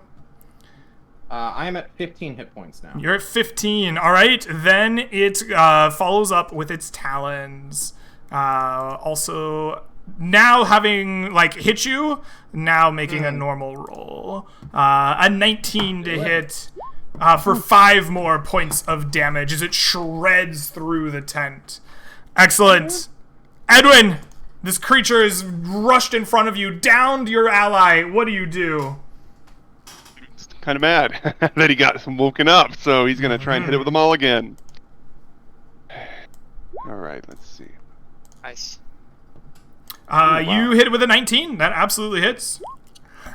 For 13 more damage. My goodness. Let me double check HP here. It is definitely bloodied. You smash into it again, breaking more antlers, seeing blood drip down its horrifying face. But it is still up. Oh, sorry. Yeah, I thought it's my free action. I'm gonna look at Murdoch. I'm going, oh, we gotta get Culver. All right. Culver, you are down and bleeding out. Please make me Natural a death 20. saving throw. No, don't say nat. Don't say nat 20 because I know There what'll it happen. comes. No, I already it's know gonna what'll happen. You're gonna make me roll a 1. Good. Give me your heart like the Periton one. That is a 14. 14. That is one success. Creature, this bird-like horror has ripped through the opening in your tent, gorged you upon its antlers, and ripped at you with its talons. What do you do? I say in Sylvan disappointedly, I guess this means war. So I'm going to step out of a tent. Okay. Trying to look casual and not about to die. Which I am. And then, with my last remaining second level spell slot, I'm going to be casting good old Flaming Sphere. Oh my goodness. Okay. I just want to experiment with my second level spells. I'm gonna put it. Oh shit! I just realized Culver is right there, huh? That means I'd kill him. We cannot enable PvP on accident, so I'm gonna put Whoops. it right here in this square, I suppose. It's a 5-foot diameter sphere, so we can just call it 1 square. Okay. Here. I'm gonna copy paste a mule. Here, no. There's your fireball. Okay, cool. So for those of you guys who don't know, this is an action. As a bonus action, I can move it. I'm not gonna move it. Instead, I'm gonna use my bonus action to use a wild shape and turn into a grizzly bear. Okay. Amenable. You wild shape into a grizzly bear. Yeah. I don't have a grizzly bear pulled out of the compendium. Can you get that stat block, or do you need me to find one? I can do it for you. Okay. It's brown bear. Excellent. Do you just want me to pull the direwolf token out? Sure, why not? That works. All right. You are now a direwolf. We'll put you like over here somewhere. Yeah. So I'm just gonna stay here and might be half in the tent, half in like this block to challenge the Periton from getting a flank on anybody.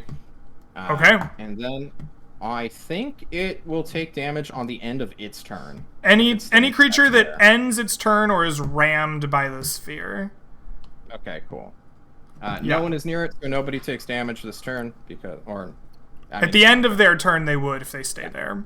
Excellent. Murdoch, you are locked in combat with one of these creatures. Creatures once again turned into a giant animal and near the tent. What do you do?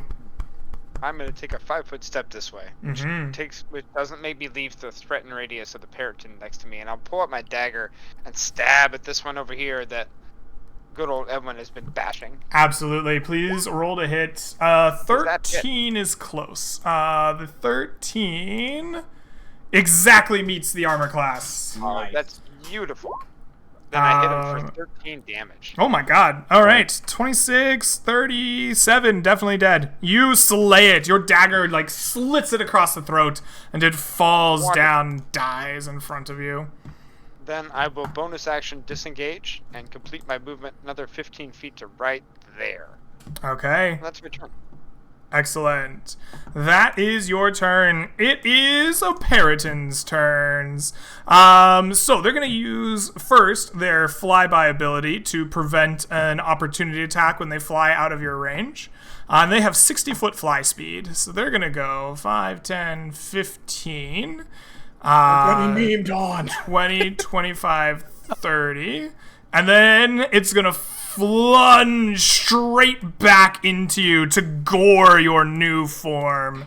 And it AC attacks with an 18. That will and hit 11. will do 17 points of damage to your wolf form. Or your bear form. Yeah, I'm rolling hit points for it now.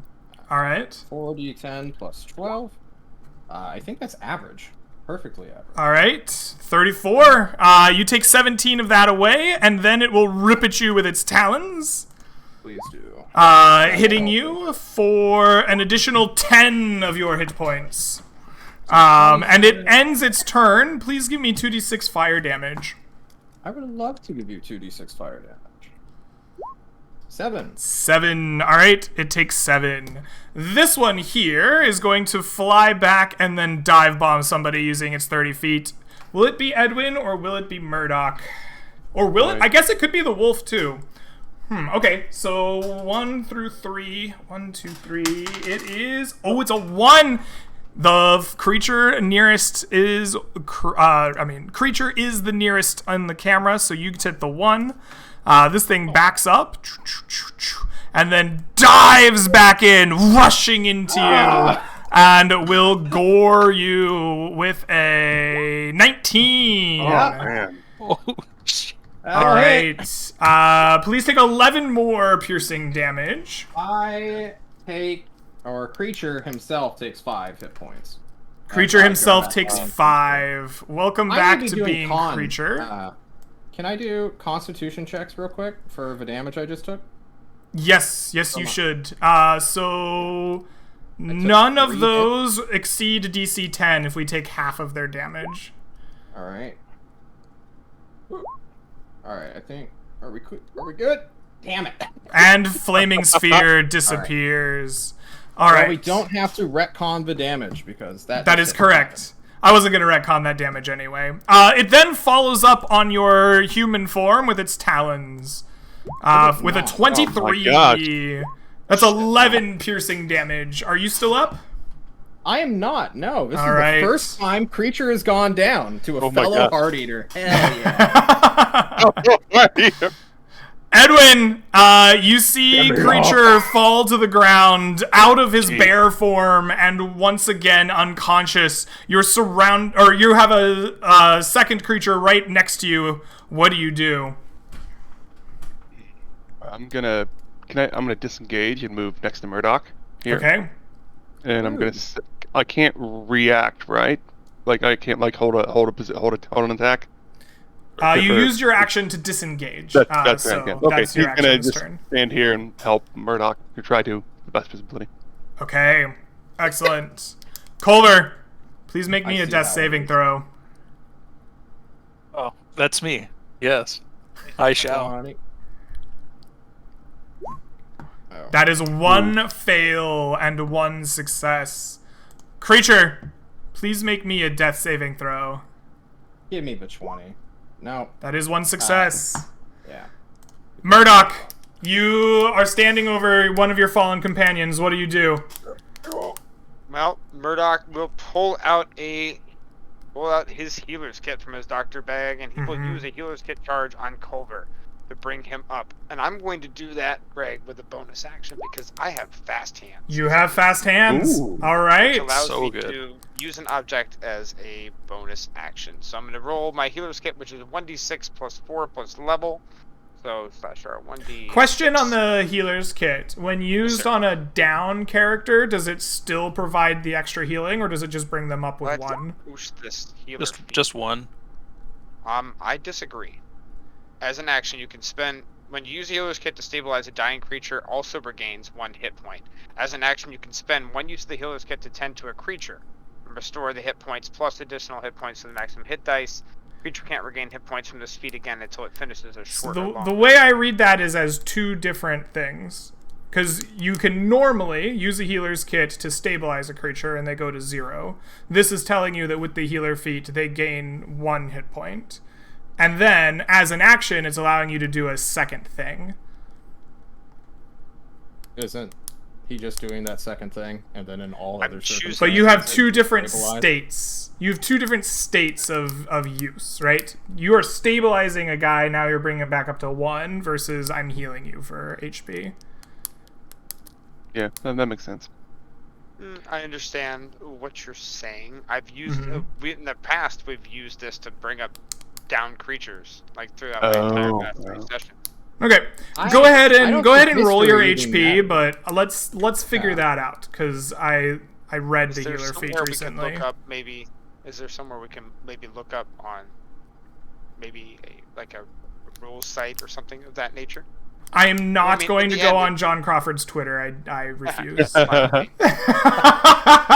him to constantly contradict his rulings every other day. Yeah. We'll can figure it out. Go ahead and roll your HP since we've been doing it that way.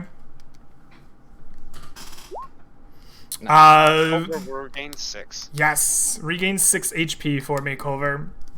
Do you want me to do that over the negative HP or from 0? No, from 0. From 0. Okay. Yeah. And then with my action, I will take an aim at this creature right here and fire my longbow. Please do. You get your bonus because I'm standing next to you, right? It needs to be within range of the creature. Oh, right. But the 8 will not hit regardless. All right. And I think I'm going to hold my position here. Mm-hmm. Yes. Absolutely. All right. This is Periton turn. All right. Topmost Periton has helped fell creature. He doesn't mind that. He now has 3 targets he can reach with his movement. He wants to use his charge, though. Can he charge you? Yeah, he can. Do I still look like I'm dead because I'm prone? You are definitely still more prone. I'll treat you as a lesser of the two then. We'll wait to the die. This one will target Murdoch. So it flies, let's see, 5, 10, 15, 5, 10, 15, 20, 25, 30. Excellent. It flies just like that backwards and then swooping in to gore at Murdoch. It will roll to hit with a 19. It'll hit me. All right, and it will do to you. Am I rolling the correct die? Or What do you mean? I've been rolling d6s, haven't I? It's d8s. Oh. For damage? Yeah, you take 17 points of damage from them. Oh, God. I'm just barely up. All right, and then it attacks with its talons, critically you with its talons. Oh, my Yeah, I'm God. going down here, guys. All right. Oh, my God. With a 14, you go down. This Periton now has 2 people it can attack. It chooses Edwin, and it flies back and rushes forward at Edwin, making its gore attack with a 12. That will hit you, though, because you are out of your armor. Okay. Okay. You were sleeping. Do you have +2 to your AC normally? What is your dex bonus? 1. Okay, so that's AC 11. What 11, okay. what else do you have that might affect your AC? Oh, I think it's just He's Dex. short. He's short. He's short. It's hard for it to gore him. I guess, maybe being a smaller. Well, maybe I guess I'm considered medium sized. All right. But I am short. AC 11 will be met by the gore. Okay. You will take 17 points of damage. And I'm down. You are down. All right. And with that, Culver is the only one left. It moved back and forward. I don't think it can actually get to you, Culver. it kind of flaps and dodges its way over here. It's used up most of its movement. All right. We need the biggest. Edwin, arcane bird you please got. make a death saving throw, please. That is Oh, come 2 fails. No. Oh my. come on. Culver, Wow. you are facing down Wow. 2 of these creatures. What will you do? That's unreal. Okay. Fireball. Do, Fire. would I know that oh my god, that Culver had a healing potion in his bag? Do you know that you have your own healing potion? Probably. I think- or not Culver, I'm sorry, Murdoch. I'm losing my mind today. I don't know. Murdoch, are you one to share your knowledge of healing potions? Absolutely, good sir. I've Yeah? shown him all this stuff in my bag. I am quite proud of it. He is quite proud of his bag. Okay, I will take my action to get his healing potion and use it on him. Okay. Excellent. You use a healing potion Trust me, it'll on work. Murdoch. It'll Please, Wounds. What? It's okay, don't worry. please roll Don't worry. 2d4 plus 4. I can't reach your mouth, Murdoch. We're going in. Oh no. I can't get to you because the Periton's right next to you. Yeah. All right, so 9. All And right. he gets to go next, so he can stabilize both of them. or bring both Murdoch, of you up. you are up with 9 go next. HP. Oh. Creature, Creature goes next. please make me a death saving throw. I will. I want to do that. Yes. Give me That is another- 1 fail. All right. Oh. You're at 1 and 1, correct? I don't even remember. Yes, I am. Okay. Murdoch, Oh man. the healing potion has been pressed to your lips. You choke it down and you wake up with 9 HP. A Periton is behind you and one of your fallen companions is next to you. What do you do? I will trust in the power of the creature. Mhm. I will take a 5-foot step here. Okay. I will disengage as a bonus action. Take another 5-foot step here and another one here. Except I moved Edwin's token by accident. Sorry. And I will use my action to use my healer's kit to bring up creature. Please do. So 1 hit What's point. your, Fuck what's you, your John. total level? What's your total level? I'm level 4. So I get to do 1d6 plus 4 plus 4, so plus 8. Creature is level 3. Creature Oh. is effectively for combat level 4, but for this purpose I'm is 3 level plus 3. 1. Yeah. He has a So- kind of quote unquote fake level. Yeah. So what would that be instead of So it would just be 1 9. less. So it would be 8. so 8? All right, creature, you are All right. back on your feet with 8 HP. It is Periton time, and there are people up. Could I have moved a little bit on my turn? Sure, where would you like to have moved? I'm gonna go hide underneath the mule. Protect us! Hide under the mule. Okay, sure. Dive under the Mjolnir. mule. You go prone underneath No, the I'm mule. sorry, I didn't mean to. Yeah, absolutely. Okay. God. Oh man.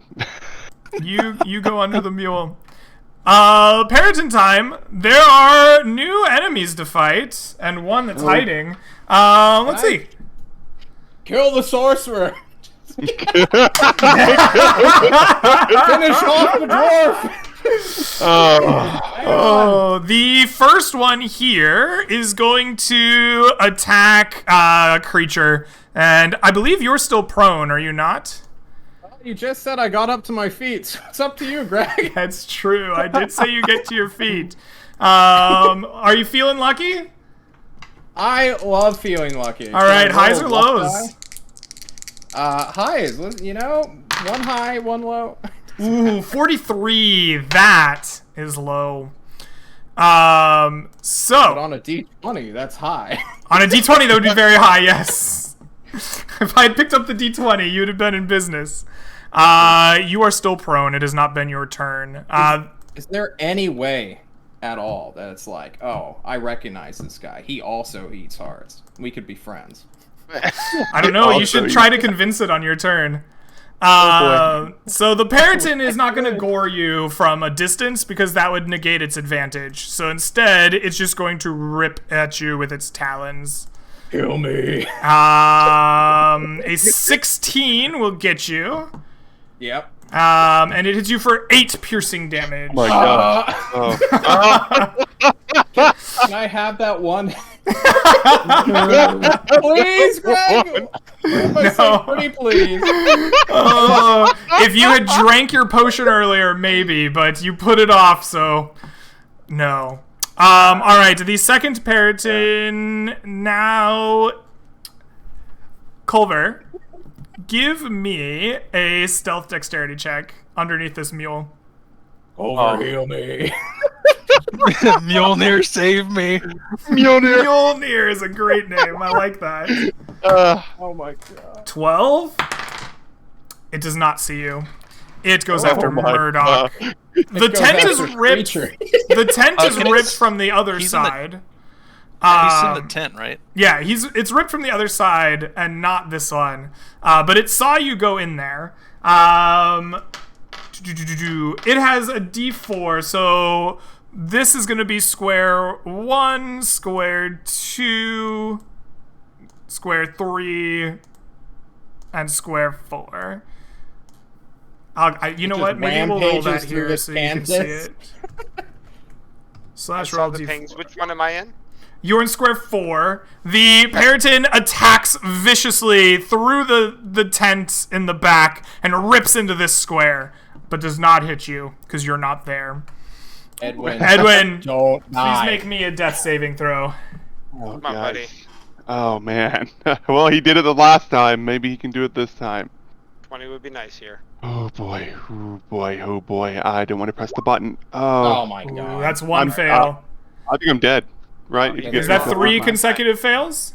He Hey, crit now- failed his first I one. crit failed first. Oh, and I that's failed right. second. You had a crit fail. Oh no, Edwin, you are dead. Felled Yeah. by the Peritons. All right. Edwin is truly dead. Culver, you are hiding underneath the mule. No one seems to see you at the moment. What do you do? I will do the greatest act of all time and die by fireball. I would like to cast a sleep spell. You would like to cast the sleep. Are you sure? Yeah, I just want to clip this one, so it'd be like 20 feet away from this, I believe. Okay. Because it's like a radius, right? Sure. I I think see I what could- you're saying. Okay. I think I have. This is the only chance that we've got. Please So- roll me a number of hit dice. All right. Or not hit Please roll. dice, HP in this edition. Yeah, I think it's this one. Oh, 30. really good. Wow. This one ate my fireball.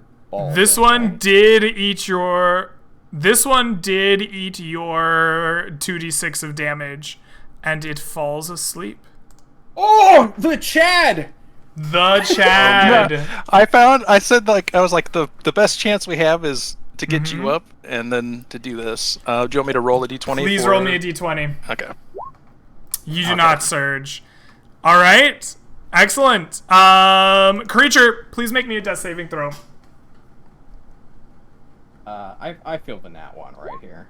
Oh, okay. That is one success. Murdoch, this creature is busted into the tent Heal me. next to you. What do you do? I'll heal you. I'm going to. I hear a voice from beyond the grave, but I can't heal you again, sir. Because if I heal, I can stabilize you, yes, but I don't want to die. You're not coming back up. Oh, the one hit point doesn't get me up. I think you No, can stabilize to one. If you Like any look number of at- times. If you look at the healer feat, the Oh. last line says the creature can't regain hit points from this feat again until it finishes a short or a long rest. I have healed you once. You are down for this fight, buddy. Can you not say such things? So when you look up the healer feat in Roll20, it separates the two. So it says when you use a healer's kit to stabilize a dying creature, that creature also regains 1 hit point. And then the next bulletin says, as an action, you spend 1 use of your healer's Well, kit to heal. we've 26 plus decided 4, for the time being that these are one and the same Just wrap it. actions. So Okay. for Says since we're from giving this them feat. Yeah, it does say from this feat as well. But we've decided that it's all wrapped into one for the purposes of giving HP, so it's all wrapped into one for the purposes of using it again. Murdoch, you milked me. You know that I have this potion. Let me meet my god. We're not dead yet, sir. We're not dead yet. Murdoch is going to use his bonus action to fast hands, use a healer's kit charge on himself. Okay. You use a healer's kit charge on yourself. Which is 1d6 plus 4 plus level, which is level 4, so 1d6 plus 7. I regain 12 hit points. Okay. Excellent. So nice. And then I'm going to, with my action, dodge with my dagger out and yell out to our sorcerer, "He's in the tent behind me!" And then, is there a hole right here? On There this is. side of the tent? Yeah, the tent is pretty much getting shredded at this point, yeah. Then I'm going to step out into view so that the sorcerer can see where I am. And that's my turn. I am dodging. Excellent. Okay. Periton's turn. The Periton only sees you as a threat right now, so it comes flying out of here. 5, 10. No, it's going to go this way. 5, 10, 15, 20, 25, 30, and then back down. Whoosh! To make its gore at you. But it will gore at disadvantage, as you are dodging. Maybe. And it misses! And then it attacks with its talons. And misses! Oh! You tank it with your dodginess. The Chad. That's huge. Edwin is dead. Murdoch. Yeah. Culver, you are still hidden underneath this. You've cast your sleep. What do you do? I will get up and try to bring the mule with me to here.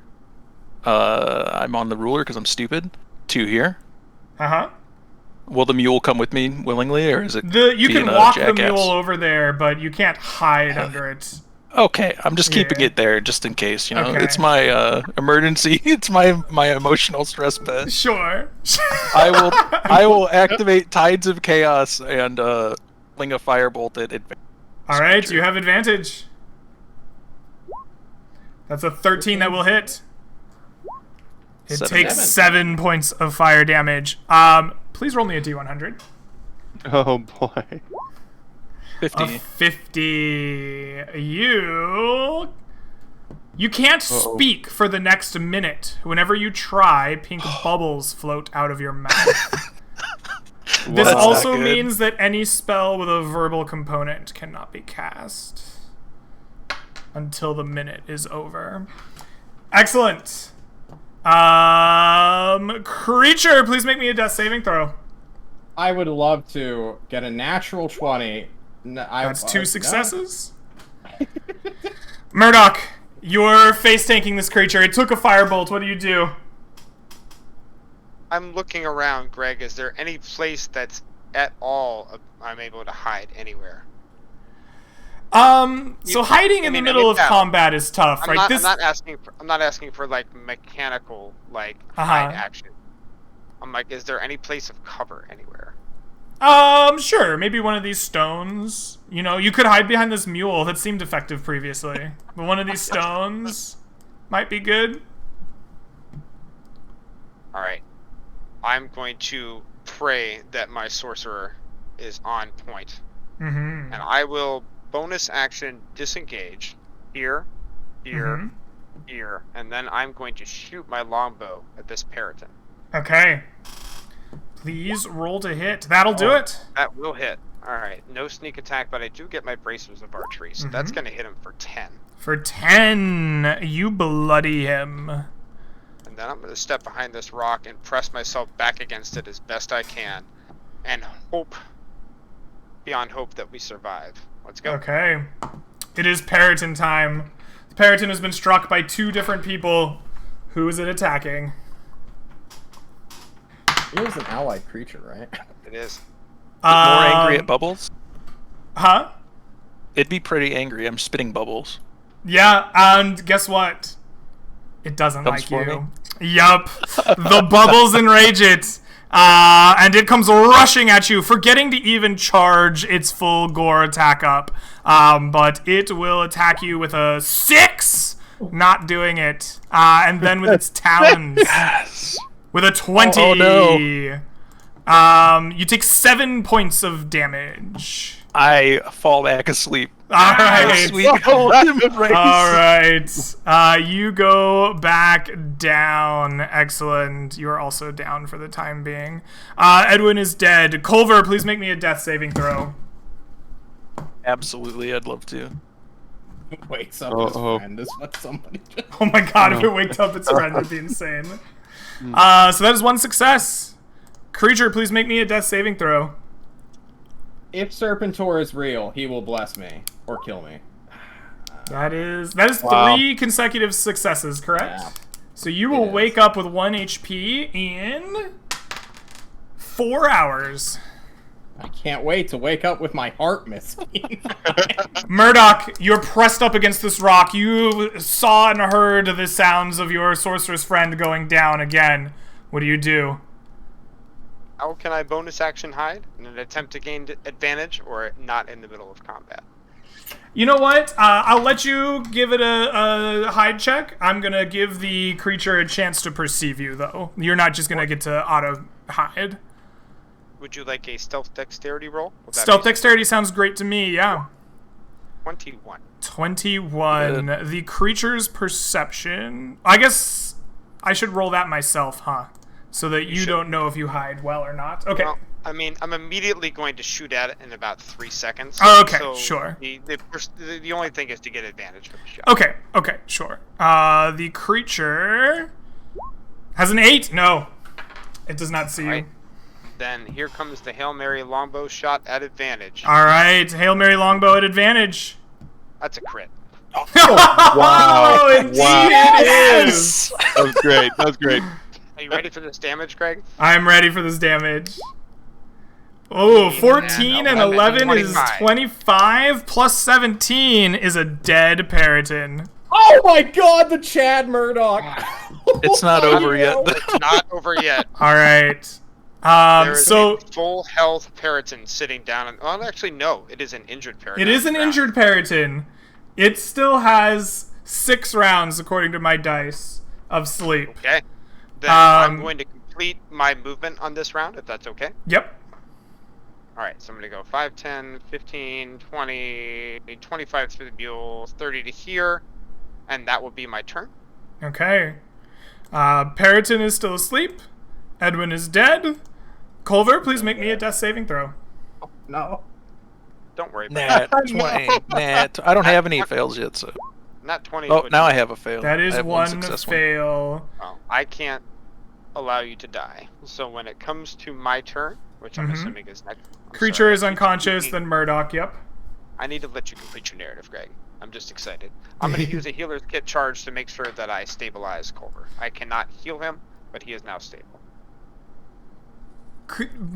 Okay, you already used your healer's kit on him once, though, right? This is correct, and so therefore he can't regain hit points from that feat again. But I can stabilize him. I don't Yes. think so, right? So, If we're gonna you don't put think this so? all in Interesting.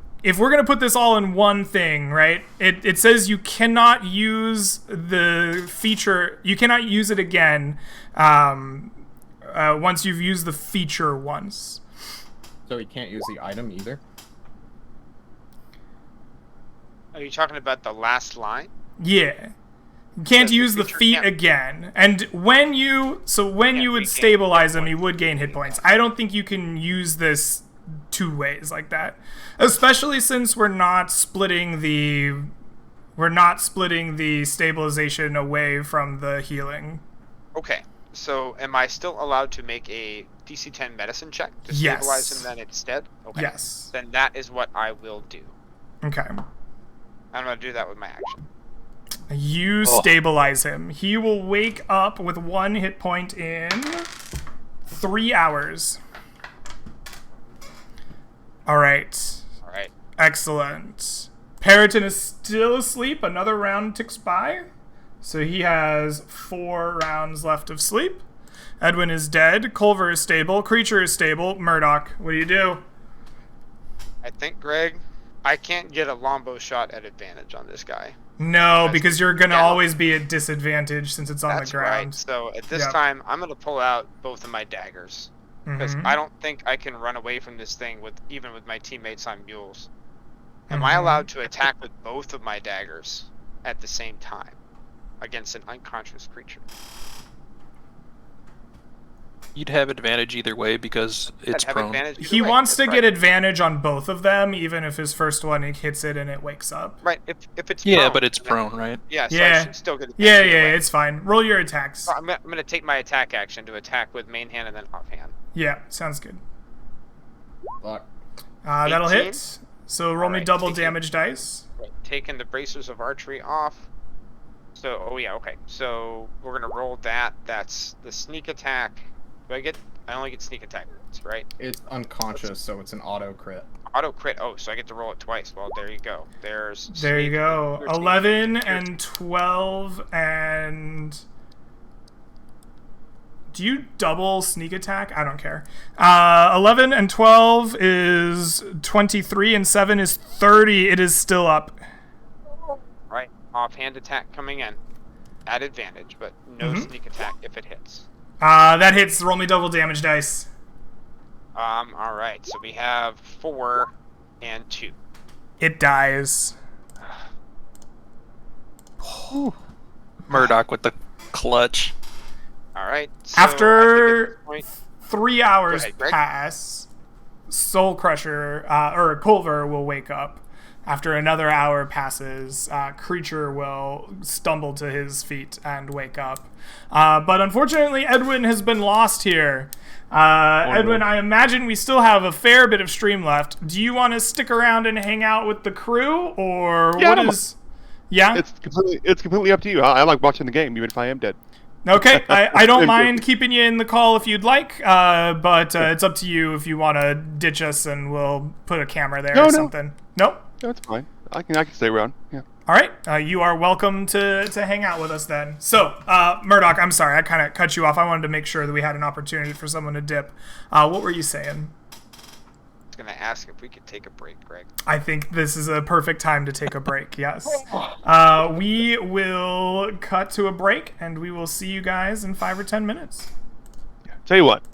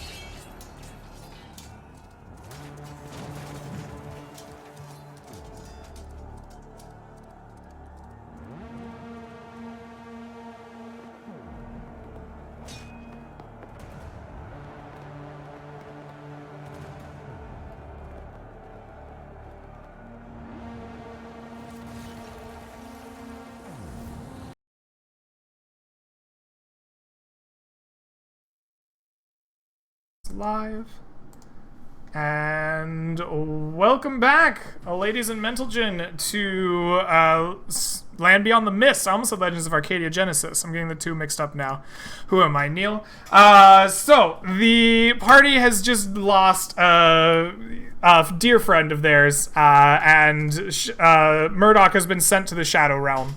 But we are back to sort out the results of this battle. Murdoch, Culver, and Creature, you wake up some 3 or 4 hours after the battle. Peryton bodies strewn across the night. Can I describe what they wake up to? Sure, absolutely. Please do. I think Culver's the first one to wake up, and he finds that the javelins that our dear Edwin had pulled out are staked out around the camp in kind of a triangle, and on top of each javelin is one of the Peryton heads, as Murdoch has decapitated them and set them around our camp as well. You see him maybe over by the hill, maybe still digging with his shovel, maybe finished at this point in his attempt to bury our dear Edwin, who did not survive the battle. Absolutely. This is the scene that you wake up to, Culver, as your life beats through your eyes, your consciousness comes back. Are you making fun of my narration? I'm not. I'm just laughing at how much earth I'm gonna have to move when I wake up. Good Lord. There's plenty of bird people to eat. It's about the message, okay? It's not about whose heart it is. Culver will go over to Murdoch and help him out if he needs help. I don't know what happened. I feel like I was knocked unconscious several times by a giant bird with antlers on its head. You did great, my friend. Without you, we would not have survived. Just got lucky is all. Poor Yep. Ed. And I think I've already said I'm doing it. I know John's probably going to dig it up during the night, but we definitely attempt to bury Edwin. The Peryton hearts are still sitting inside their chest, though. Just their heads are decapitated onto those javelins. Those hearts aren't theirs. That's the problem. Can I wake up? Yeah, absolutely. Yeah.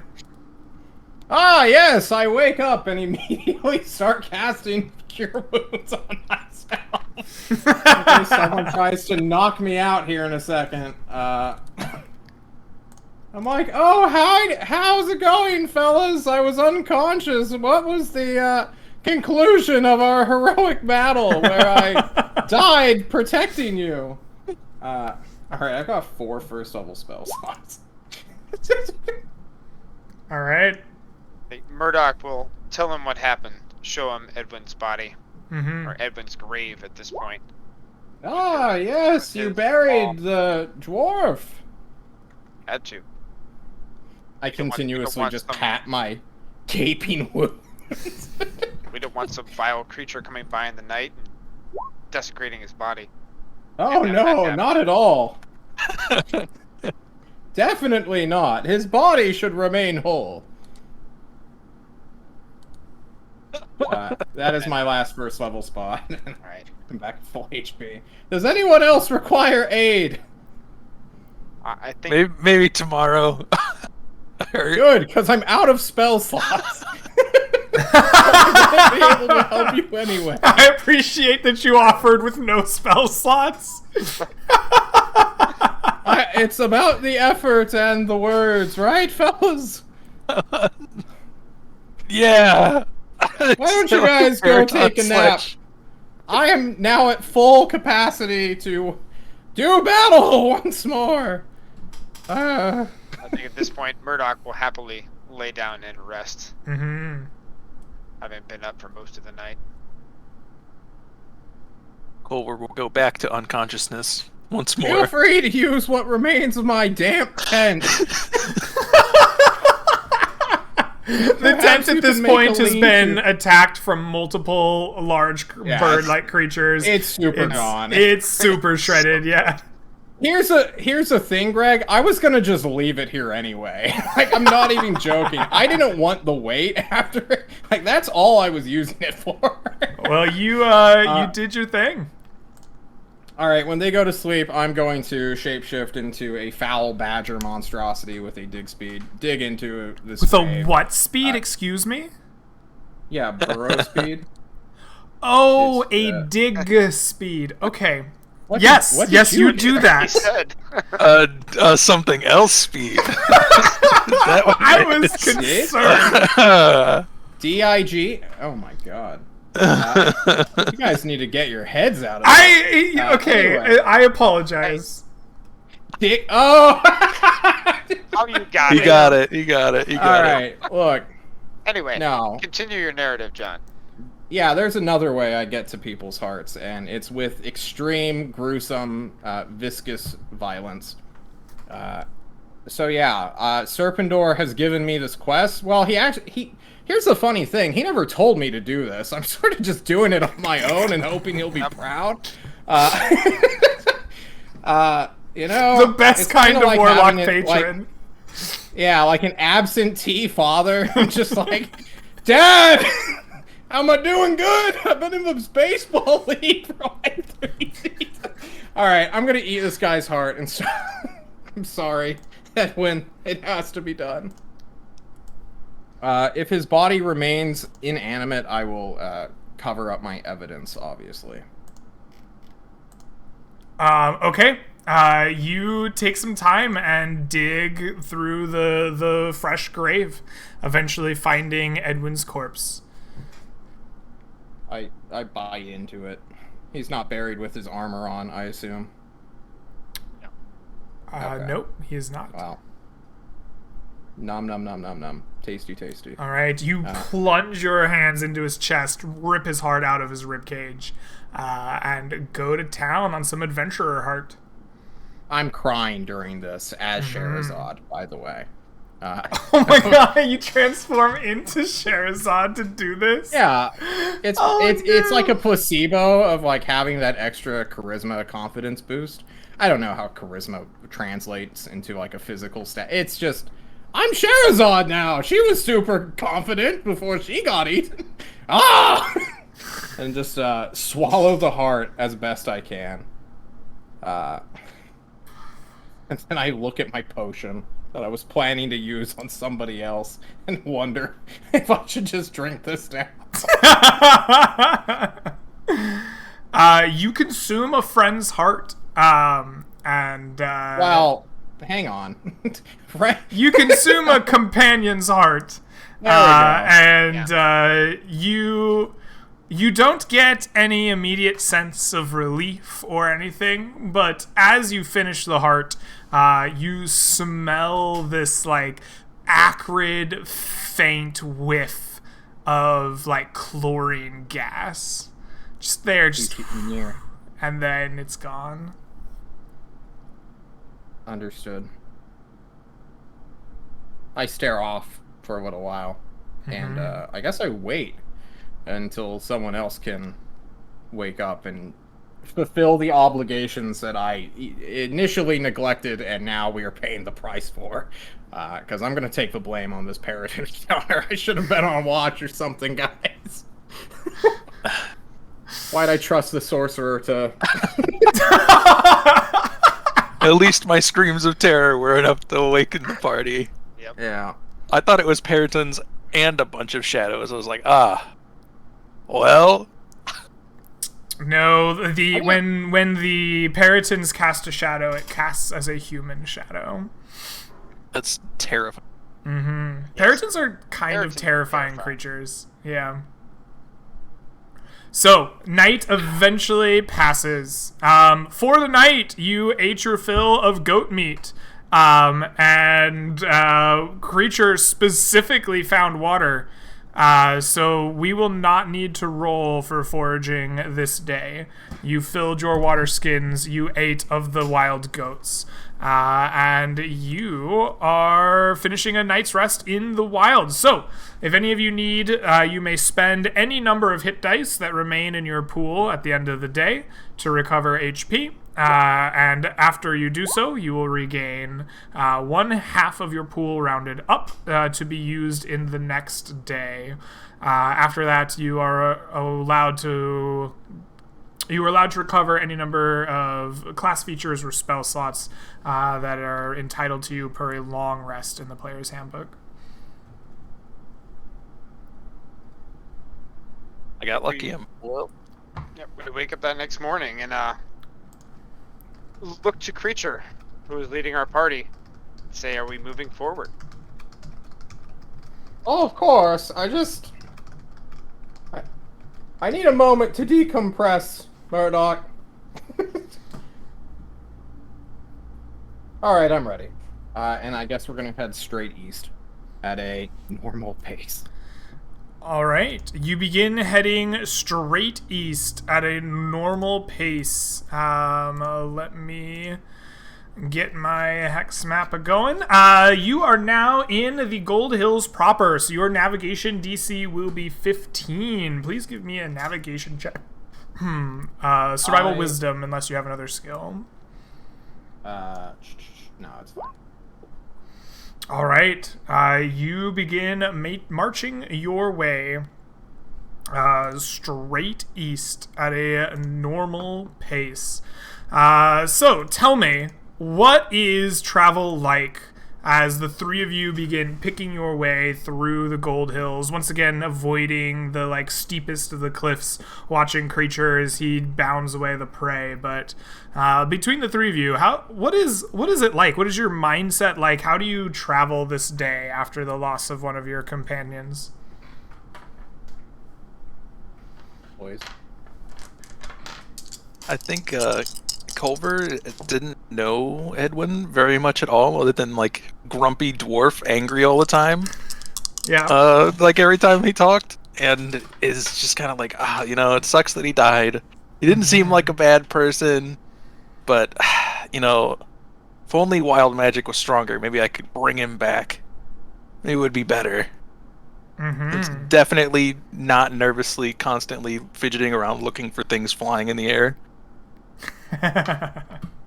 Definitely not. I think Murdoch is a little sad because he seemed to be holding his own in that fight, but man, only been wearing his armor, he might have survived a little bit longer, and he went down fast when he took that hit. I think Murdoch is thinking a little bit more about his own mortality. It's the second party member he's lost, and he very nearly died in that encounter. He very nearly died, I don't know, maybe every 30 seconds in the mist, but that one was pretty scary. All right. So Creature Yeah. was, yesterday he was contemplating about dogs, but now he's kind of thinking about cats, right? Because cats, they did not evolve into their current form by human interaction. They sort of did that on their own and stalked mice and field rabbits and stuff like that. So is it okay if humans domesticate those kinds of creatures? And of course he's looking out for stuff birds and bird-like entities now that he's been keyed in on the fact that not everything's going to come at him from the ground anymore, which is new to Creature, a land of the forests. Absolutely. It's dangerous to fly in the forest. But he's also looking for something glimmering on the horizon. So you are looking for something specific. You're not just exploring. Yeah, I think Creature, not me, John. Creature knows why Edwin died. He came out here for indiscriminate revenge. I'm here for targeted revenge, which makes my quest, All right. So you're heading east specifically with the intent of finding Andul's Keep, or you don't know the name of it, of finding the basin of gold at the top of the staircase. Sure. Okay. Excellent. Good to know. It is interesting that your existential crisis has changed from dogs to cats, because as the noon goes on, 1, 2, 3, Culver, you are keeping a more watchful eye out as Creature is doing his dancing, jogging thing, trying to scare away prey animals. And you see the shapes, like dark shapes up on a cliffside nearby where you are going. The path that you're taking is kind of running through this small valley, and as you look up, you see that there are 7 dark shapes, and as you look at them, you see that they are dog-like in appearance, standing about as tall as a man and holding long spears at their sides. What do you do as you come to this realization? How far away are they? You think that the kind of like valley that you're going through provides about 30 or 40 foot of cliff up, and they're probably 20 feet or so to the west of you. He looking up, he yells, "Holy shit, it's gonna be raining dogs!" And I'll cast sleep when I can go. Oh my goodness. Okay, you immediately cast sleep. You yell, "Holy shit, it's raining dogs!" Sleep. Please roll me a number of hit dice for the sleep spell. What? It's raining dogs. 24 hit points. And the gnolls at the top of the cliff have 15 HP each. One gnoll pitches forward. You say, "Holy shit, it's raining gnolls!" The party looks up, and a single gnoll comes falling out of the sky, 40 feet above you. Please roll me That might be enough. 4d6 of falling damage as he comes crashing off the cliffside. Yes. Oh my. Taking Is it? 15 points of damage, breaking limbs as he crashes to the ground around you. The rest of you see these gnolls on top of the cliffside, now alerted to you by the shout and one of their friends falling in his sleep off of the cliff. Everyone, Again? please roll me into initiative. 6 left. How many? 6. There are 6 left. There were 7, there are now 6. 2. Sorry, guys. So bad. I misinterpreted. I thought they already knew we were. You know, no, this has happened to me. You want to hear a funny story, kid? I thought they were ambushing How I met us. my god? Because I assume the Hydra knows me too. I need to ask more questions. All right. Well, the first to respond is Creature. Creature, you hear the shout, "Holy shit, it's raining dogs!" And then a gnoll comes flying out of the cliff and crashes to the feet in front of you, breaking legs and limbs. It's still alive, but it is badly, badly hurt as 6 more gnolls stand atop the cliffside. What do you do? Cast sleep at 2nd level to make his words reality. All right. Please roll me a number of hit dice. I figured out that I can just cast this at, via the Roll20 thing. Excellent. 12 and 15. 15 and 12 is 27 hit points of creatures.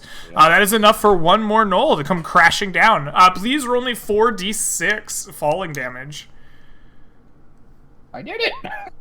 15! 15! 2 of the gnolls come full crashing down, falling just like from the cliff and landing, breaking limbs. They have 15 points of damage. They are bloodied and bruised and broken and look like they are worse for the wear. Culver, yes. I'm bonus actioning. I'm going full on wolf mode again. Full on wolf mode. You turn into a massive dire wolf. Culver, I may fly again, so you know. You may fly again, it's true. Culver, you are up next, I assume. What is your dex? It's I have 15 dex. 15 so dex, plus 2. excellent. You go ahead of these surprise gnolls on the top of the cliff. What do you do? You know, I'll keep my last spell slot. As much fun as it is to make it constantly rain gnolls, I will invoke the Tides of Chaos because I'm insane, and I will shoot one of the gnolls with a firebolt at advantage. All if right. I can still see them. Yes, you absolutely can. Please roll to hit at advantage. The 11 will not hit. But please do me a favor. Roll me a d100. Yeah, of course. Are we on the same map as before? I haven't changed the map. This is Okay. just theater of the mind, if you will. Ooh, It was a almost bad. 10. You cast Magic Missile as a 5th level spell. What? Yup. You cast here, let me Magic just, Missile as a wait. 5th level spell. It doesn't say That's- that the target is random, so please choose your targets. It'll be this. You know what? I'll do 2 to kill the gnolls on the bottom, like 1 on each, and Okay. then the rest on the one that I just targeted. So I'll just Okay. roll 3d4, Beautiful. All right, beautiful. and it's Or no, plus it's a 3. 5th level spell, right? You get 5 missiles. Is that Yeah, but I'm gonna use 1 each for the ones that fell and took a lot of damage. It should be. And then I'll use 3 on the other one. plus 4. right? It's 7 missiles. 7? You get Yeah, yes. holy I was just trying to shit. do the math to see the total number. You get 7 missiles. Okay, I think this is right. 18 points of damage at the gnoll that you targeted. You hit it upon the cliff. It takes 18 points of damage and does not die. The 2 missiles, go ahead and roll me damage for the ones that fell. Need me to roll them? Okay. Yeah. Actually, we probably should have done this in the other order so that you were aware of like whether they lived or died. So the first missile It's okay. does 3 points of damage, and that brings the downed one to minus 18, but it is not dead. Do you want to spend the other missile at the same one or a different one? I'll just keep it as I declared it, so Okay. the other one also takes 3. So, ironically enough, every creature that's been injured is exactly at minus 18 and still alive. Huh. It was just a warning shot, don't worry about it. All right, and with that, it is gnolls. The gnolls at the top of the cliff, 1, 2, 3, 4, 5 of them, are going to throw their spears. We're going to have 1 spear throw at each of you. So we'll just do those as we see it. First one, I'm going to go to Creature with a 20. How far away are they? They're on top of a cliff throwing down on you, so their range is extended some. Okay. It's about a 40-foot cliff, but they're getting the advantage of gravity, well, like helping them, not hindering them. That's fine. Yeah. So they give 5 points of damage to you. The next attack is at Murdoch with a 14. I don't believe that'll hit you. Does not hit. Nope. No. And then an attack at Culver, critically Yeah, wake hitting me up. you Oh, Wake me up if I live. for 10 points of damage. Yeah, I go back to Nighty Night You time. go back to Nighty Night. Okay. There are 2 more left that can shoot, and there are 2 targets still up. So 1 to Creature. 22 for 7 more piercing damage on your wolf form. And 1 at Murdoch. 20, I believe that hits you. For 6 piercing damage. The 2 that fell off the cliff have like broken limbs and are definitely taking a round at minimum to recover. Alright, with that, still on. Murdoch, it is finally your turn. You've seen the salvo of missiles and sleeps and spears. What do you do? How close am I to Culver? How close are you to Culver? How close would you like to be to Culver? I would love to be very close to him so that I can use a healer's kit on him to bring him back up, and then use whatever movement and bonus action dash I can to move away from the cliff, try to get a little bit out of range of these gnolls. And then from there, I'm going to fire a shot at the injured gnoll up top. You fire a shot at the injured gnoll up top. All Would you right. like me to roll my healer's kit first? Yeah, why don't you roll the healer's kit first? That makes sense. Culver will regain 6 hit points. All right. And then And go I ahead and move- make your shot. Yep. As far away as I can get myself and take a shot at the injured gnoll up top, the one that got hit by all the magic missiles. Mm-hmm. That will hit him. That will definitely hit him. Absolutely. He will take 7 points of And the damage. 7 points of damage slays him. All right. Wonderful. So 1 down. Creature, you are a wolf. There are 4 remaining gnolls at the top of the cliff, and 2 broken ones down that have fallen. What do you do? Are the broken ones like dead, or are they still like moving and can take action? They are moving and can take actions, but they took at least a round to like try to sort themselves out last time. Okay, I'm gonna kill the ones on the ground. The Okay. one on the ground who's. I'm just gonna bite them. They are currently prone. Please roll at advantage. I will do just that. 18 The 18 will hit. for 14. For 14, slaying the one that you have bit. Can I just like go and stand on the other one? If he just not mechanically. Sure, Well, yeah, I guess you do your best. You I- wander over. You step on one of his Yeah. broken legs with a paw. Thank you. Excellent. Does he smell like he's afraid? Very much so. Yes. Very much so. Culver, you are back awake once again as Murdoch has healed you. What do you do? It's happening a lot. I will stand up, taking half my movement. Is there any place I could take some kind of partial cover? I doubt I can get anything near 3/4 because they're like almost right above, right? Why don't you give me a perception check as you take a quick look around, trying to find the best place for cover. Oof, you look and your quick search does not reveal any place that you think would provide cover. All right, we're gonna. You know what? we're gonna tie to chaos. I'm sorry. guys. Excellent. Monkey. First, I'll move 15 feet away from creature so that I don't accidentally do something I'm uncomfortable with Okay. to him. Okay. Thank you. And I'll roll this at advantage. The 21 will hit. Who are you aiming at? One of the gnolls up on the cliff. Okay, absolutely. Please roll me some damage. 6 points of damage. Please roll me a D100. Absolutely. 53. You... Oh, I have to go back up to the top. Are immune to being intoxicated by alcohol for the next 5d6 days. Yes, excellent. I like that effect. 9, 10, 16, 19. For the next 19 days, you cannot be affected by alcohol. Dang. The best drinker in town. Yes, you Yeah, you're are. gonna win some bets, dude.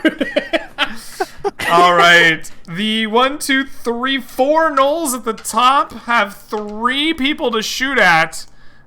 You see each of them reach down behind them and come back with longbows, and they take aim at all of you. The first attack will go... Did I lose my gnoll sheet? I did. There it is. The first gnoll will shoot at a creature with a 6, not hitting you. Surprisingly missed, yeah. Yeah, the second will fire at Murdoch with a 9, also not hitting you. And Nat 20 coming up. the final will go to Culver. Oh my god! Yeah, I knew that was coming.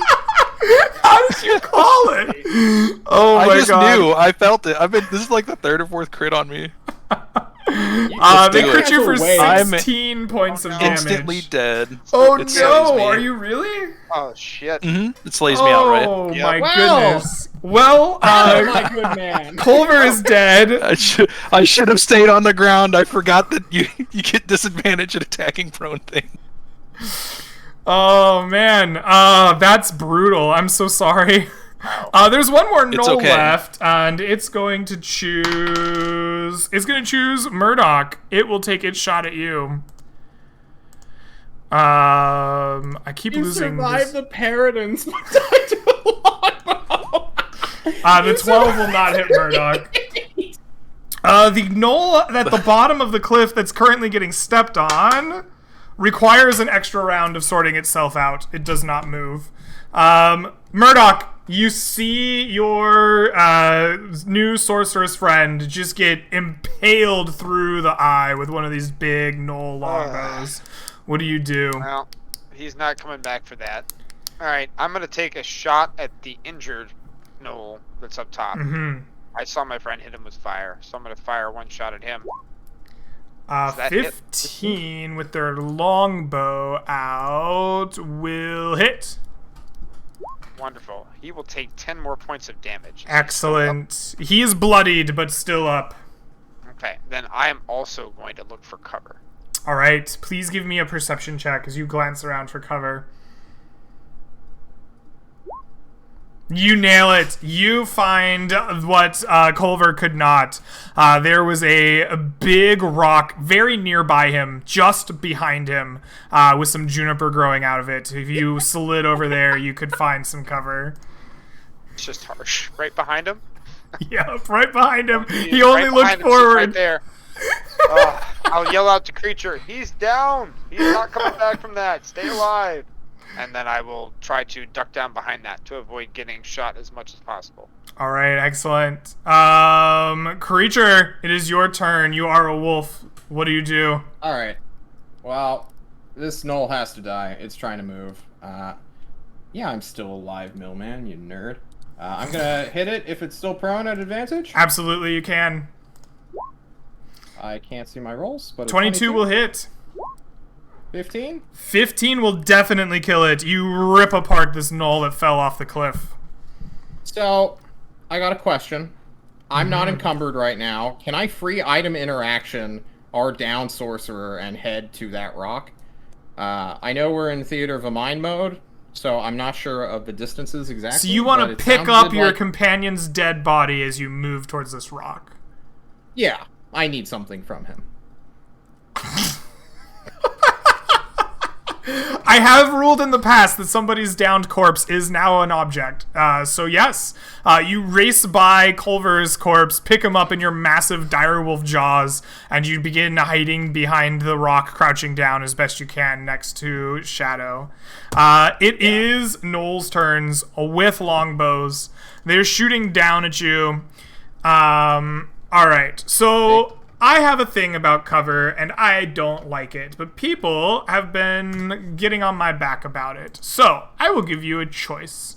We can continue using my normal rule and give the gnolls disadvantage to hit you, or we can give you half cover as exactly per the PHB and give you a +2 bonus to your AC. What would you like? I will say that I want to continue using the rules of your table. Mm-hmm. This does mechanically benefit me a little bit, but it's your table and your rules. So if people don't like what you're doing, screw them. It's your game. Play what you want. All right, disadvantage longbows it is.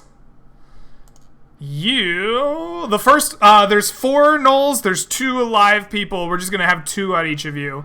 The first 2 attacks I'm just gonna do to Creature. The 11 might hit your direwolf. 14 AC is dire. 14 AC, never mind, it does not. Yep.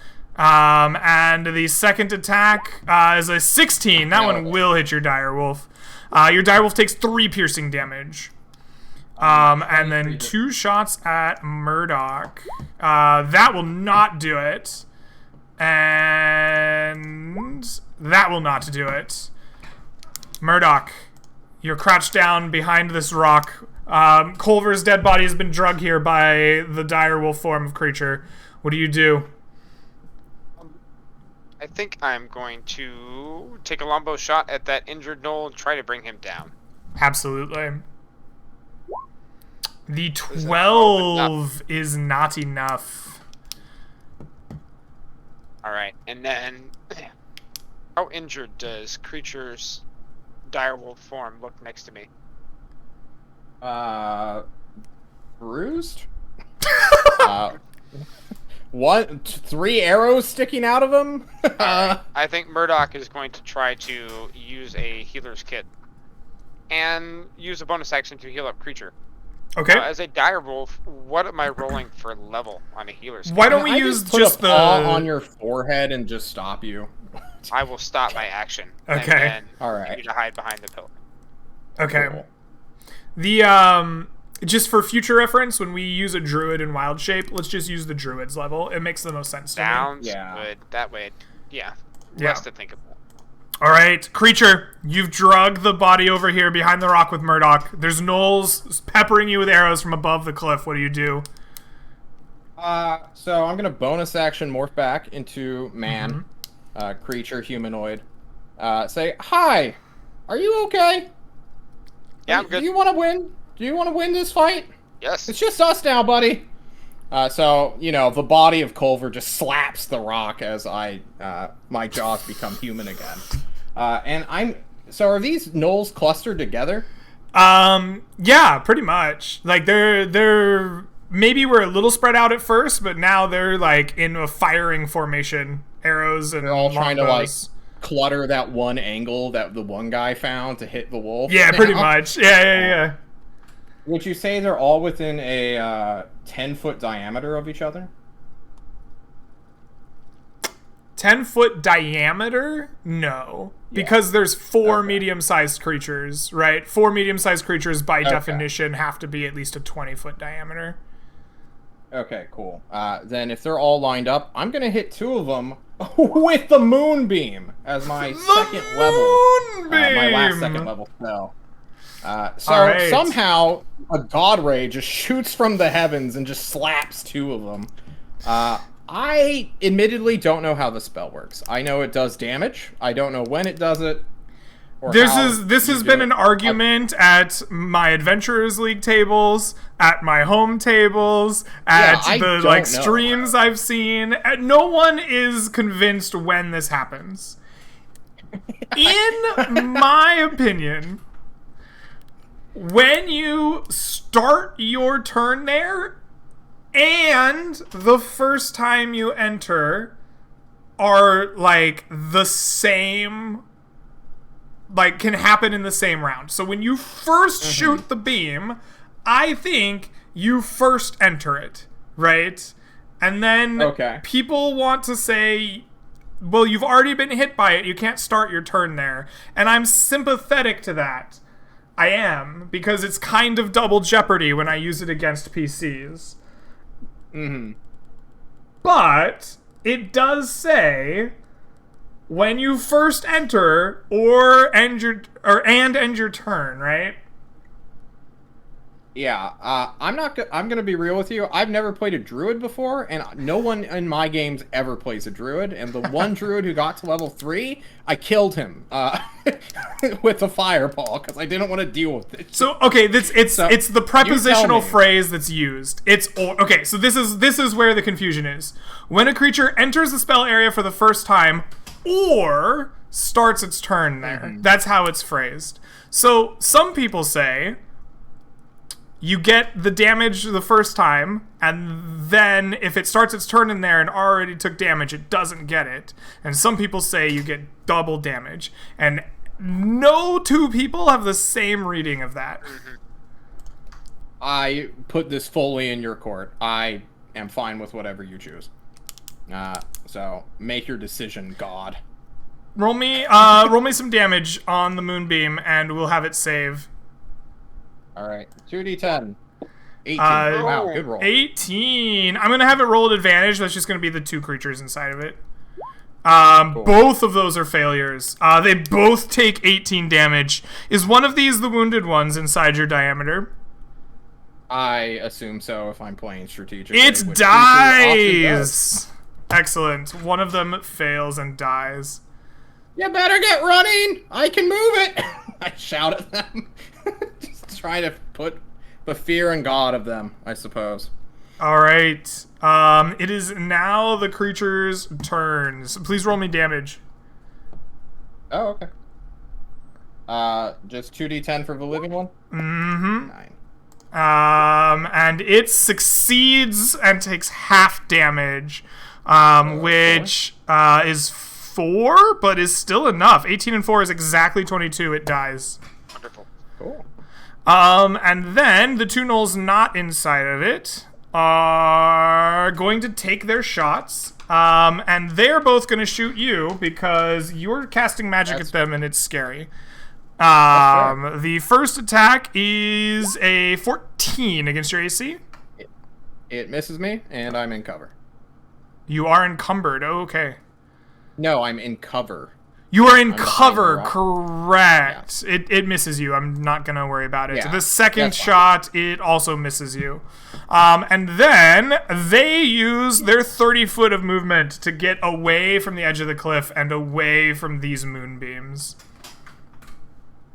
Okay.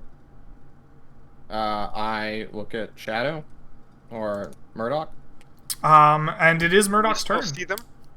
Can I still see them? I don't think so, right? It's probably unlikely, but you could probably find a last shot of the round type of thing if you move back away from this rock, try to hit Yeah, him. I'm not concerned about that. We've chased them off and they've run. I'm gonna keep my bow aimed up there to see if they come back. But if they don't come back, then I'm not shooting. Okay. Sure enough, they will run away from the moonbeam. So, creature, are you trying to chase them down? I can't see them. They're 40 feet on a cliff, right? And if I can direct it, it'd just be random. So I'm just gonna sizzle the ones that are already being sizzled. And, You just to moonbeam some confirm that they're dead. bodies. Okay, Yeah. perfect. And with that, Yeah. the combat ends. These last two gnolls just hike it out of there. They don't want any part of this. Soul Crusher, you've died. I'm sorry. Do you want to stick around and hang with You can us, hang or around. do you gotta go? It's fine. All right. Let me do one final Yeah. wild surge. Would this have been the one? Would this have been the no? Ooh, the 80. Would it That's like a have done unicorn, I think. anything?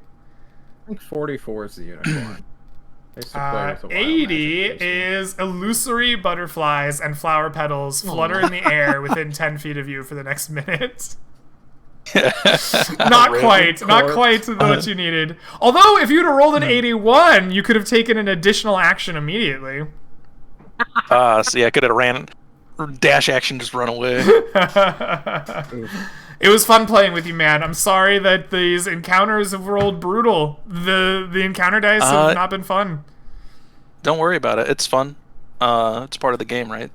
Yeah. I enjoy it. It's the part of being level 1's brutal, right? Yeah. If I was level 2, I probably would have survived that, but Yeah. Shield wouldn't have helped me anyways, because I don't think it just instantly blocks a ranged attack. It just gives me AC. It gives so- you AC. You got crit. Yeah, you got crit too. Yeah. The crit was it was so brutal because you called the nat 20 and it came. Yeah. It was like the last one that put me down was a crit, and I was like, this is gonna crit and insta kill me. I was like, I felt it. Did you want me to turn off my camera? Up to you, man. Up to you. Okay, I'll just hang out. All right. If I'm looking back up to that crit deal. It was a D8 plus 1, and it was a 7 on the first D8 and an 8 on the second D8. Oh So my one goodness, up that's so back. much damage too. Yeah. Mhm. So, Creature looks at Murdoch, and asks Murdoch, so you want to see something really fucked up?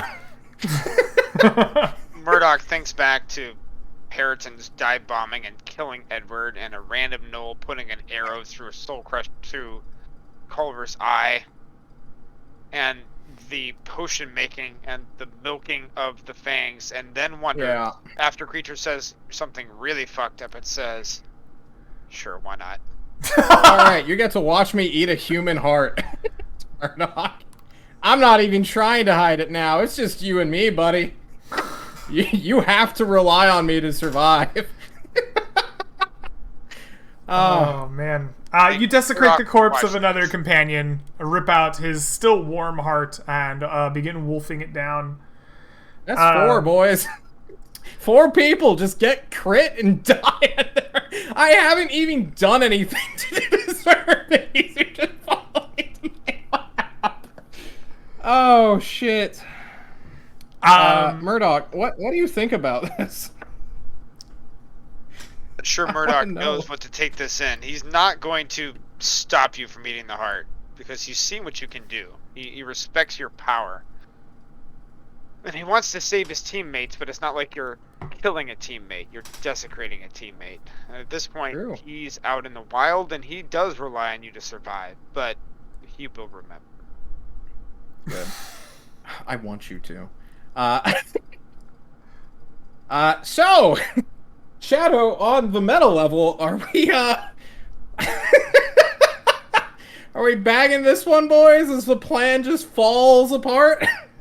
I don't know. How close are we to the tower that we're searching for? Yeah, did we ever see that, glittering golden tower? You haven't yet. This encounter took place before noon on your second day of travel. So as you have pushed eastward, you have yet to find it. Okay.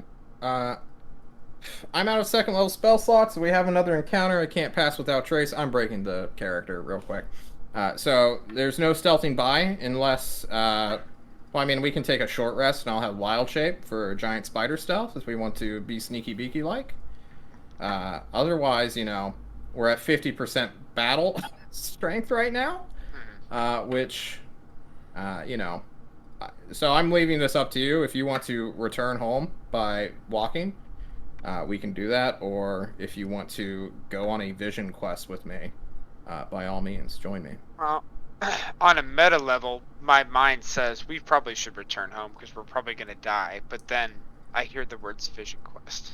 And it sounds like a lot of fun. And you know, we're here to play and have fun and tell cool stories. And this would be a really cool story. All right. All right. So I think we move on. But before we move on, I am going to search those knolls, and I'm also, if I need to, I'm going to try to climb up to the top of the cliff or go around to try to search those knolls because we haven't come up with any treasure yet. I want to see if we can come out of here with something. All right. If we make it. Let's see if the Can I gnolls take- have anything. What can you take? I want to keep I want a keepsake of our fallen Culver, because I actually did really like him. He let me fly, which is a very unique and memorable experience for Creature. So I'm gonna take the book I stabbed, Take the and book. on the back of it, where I cut it, I'm gonna put like The in stab ancient book. Sylvan. Creature and a series of unfortunate events. And like I'm gonna write over the words and make a little diary, just like, so then this person died and Charizard died. Just go down the list of unfortunate souls that I have unfortunately snatched, I guess. So on my body, I have 10 rations, a bottle of ink that's not used, a quill, a dagger, and that's it. Water just skin want as the well. book. So My also mule 10 is- gold pieces, which you guys should probably take. Take my Alright. 10 gold. I'll give Save it to- yourselves. We'll take the gold. Yeah, I'll give I it don't want the to other stuff. Murdoch. All right. So the gnolls themselves, as you search them, there are 4 spears that survived the battle. If you would like them, Okay. they are each wearing a kind of like tanned hide armor, fit for gnolls. These kind of like big humanoids. They're not over medium size, but they are long and tall. Each of them was carrying a shield that are intact, and there is 25 recoverable arrows, both of your own and of gnollish make. I will take 6 of the arrows. Okay, Leave the excellent. rest. Beyond. While he loots, Uh-huh. I'm sorry. I just want to do a mechanical short rest, if that's okay. As Sure. soon as Greg's done. Absolutely.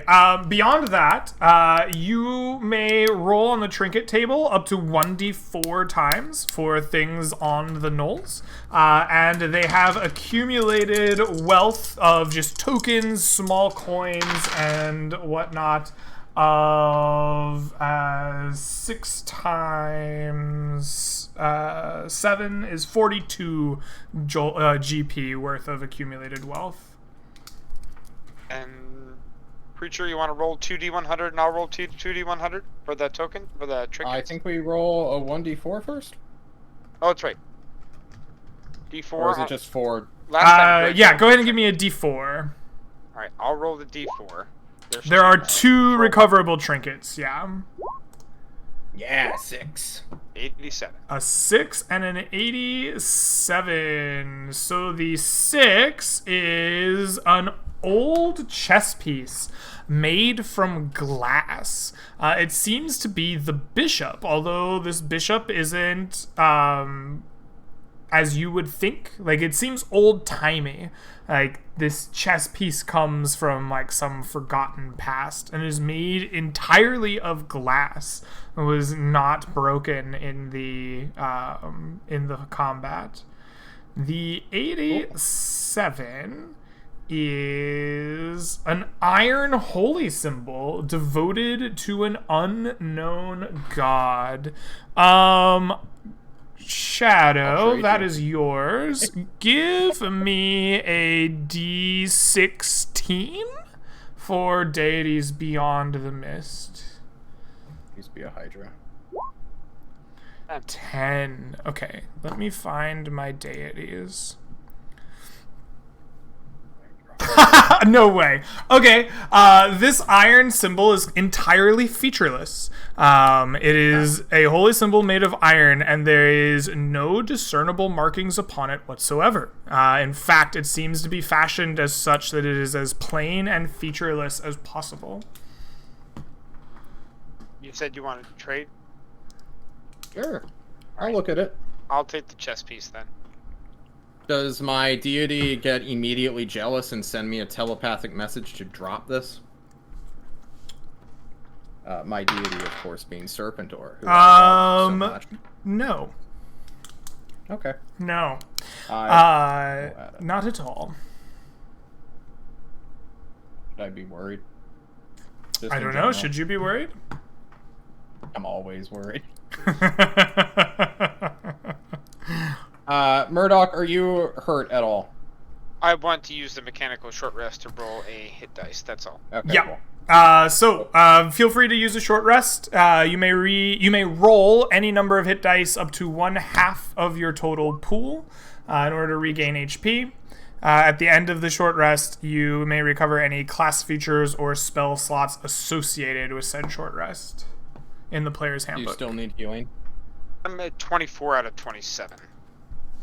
I Okay, don't feel well. like I need healing. I think we're fine. Alright, I get my one wild shape that I use back and nothing else. So. Okay. Yeah, We press on. Actually, we press. Alright. I'll bury what's left of Culver's corpse. Up to the- We don't have that kind of time, brother. That's Alright, gonna be then. like a 3-hour operation. Let him rot. Let nature reclaim him. Shh. Murdoch will sulk and follow creature. Okay. You sulk and follow creature. The two of you begin picking your way eastward through the hills in the land beyond the mist. So you've lost yet another companion. It's just the two of you. What is it like as you make your way through the mist? Like, how does Murdoch and creature, coexist out here? We have the mules, so it's kind of. I imagine this is like a. Murdoch, feel free to correct me, but you're like handling the mules, and I'm leading ahead, so that we have like that space to not interact with each other. But like, Murdoch has Yeah. one eye on the horizon and the other eye on creature the entire time. it's fine. Yeah, I'm playing with Alter Self as well, just to meme a little and see the limitations of how much I can transmute my own body. Because, like, at the end of the day, the goal is to marry this item and bind it to Serpentor's wild shaping he allows me to do, so that I can then become a piece of furniture, I suppose, made out of human organs. So, that's what... I'm waiting for a response. I just didn't get one, so I guess that's normal for Greg. Hey, I'm used to your shenanigans. It makes sense to me. All right, so you guys are heading this way. 1, 2, 3, 4 hexes. It is late. The rest of the day goes by without any encounters of notable creatures or threats.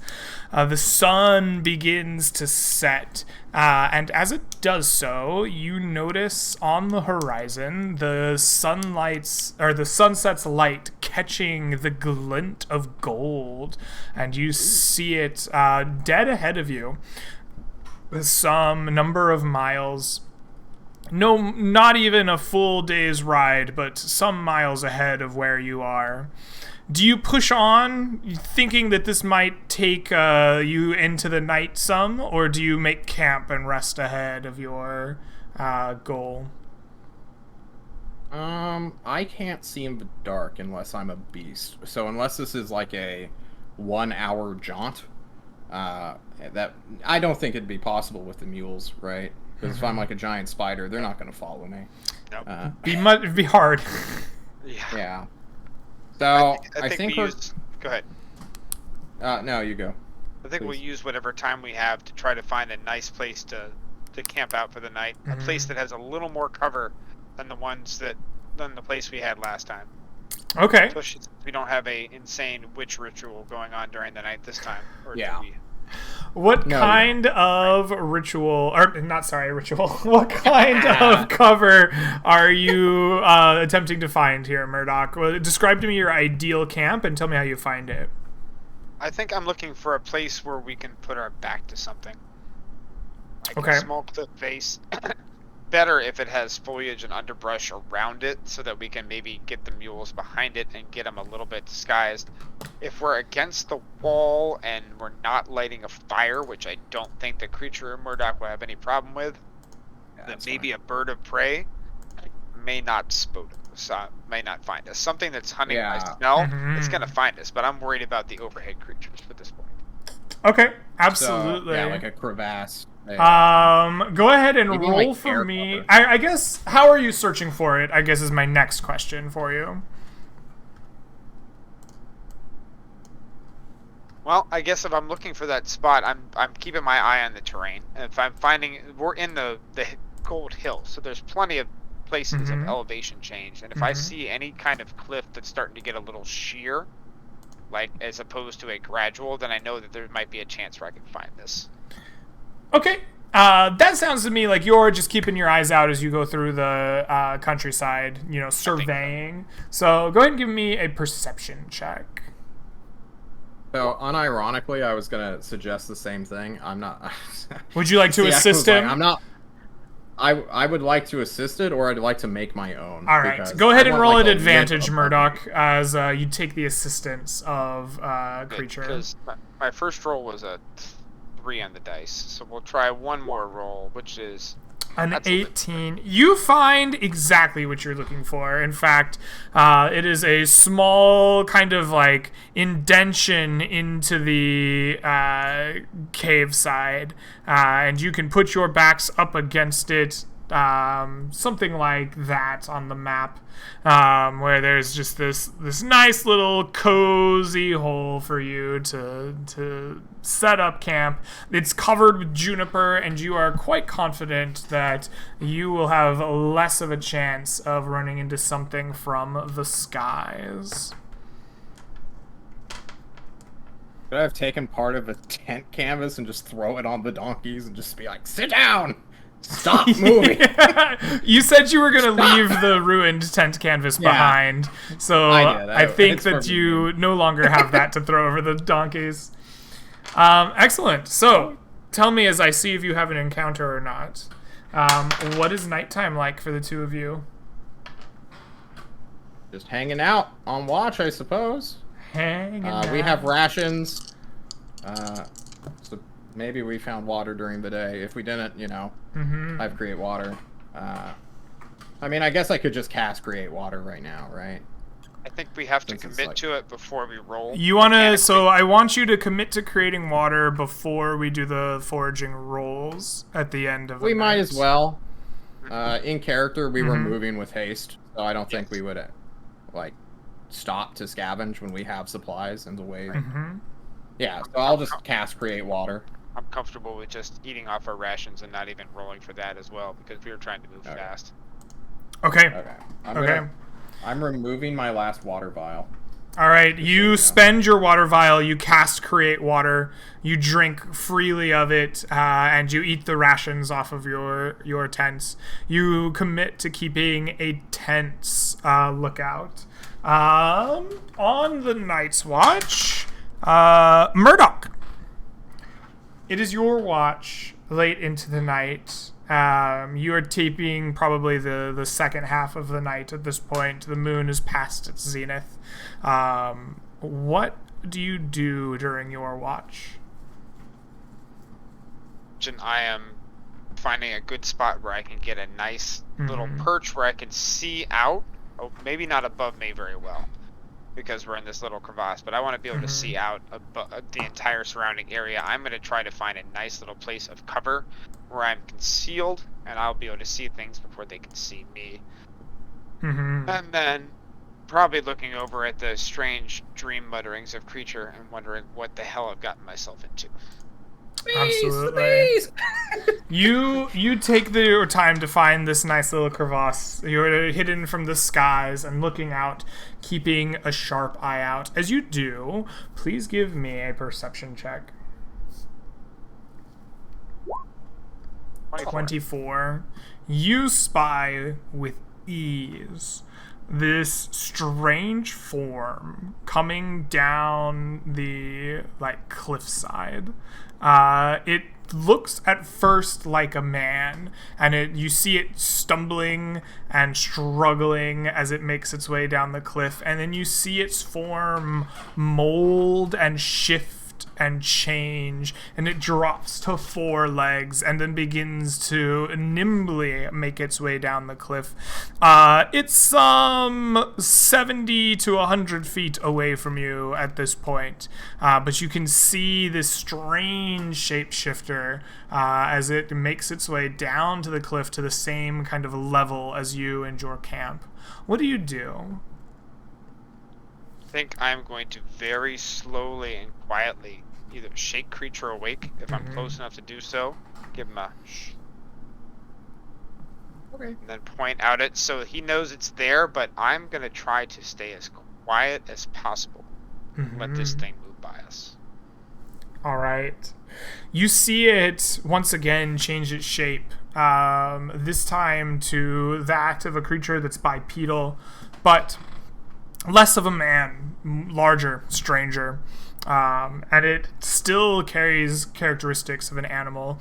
It seems as it makes this change into this shape to sniff at the air, and it appears to you, for all your knowledge, as if this thing is hunting. You wake Creature, and you stand a tense moment, trying to be as quiet as you can and see if it will look the other way. Give me a stealth dexterity as a group, you and Creature both, and let us see if you are quiet and still and hidden enough to avoid the gaze of this creature. That'll help. Yes. Oh my. So it rolled an investigation check of 22, but a 26 and a 20 will average out much higher than that at a 23. Ooh. And you are safe. It goes out and hunts. In fact, you see it kill one of these larger animals that herd about here, maybe a goat, maybe something else, and drag it off with it.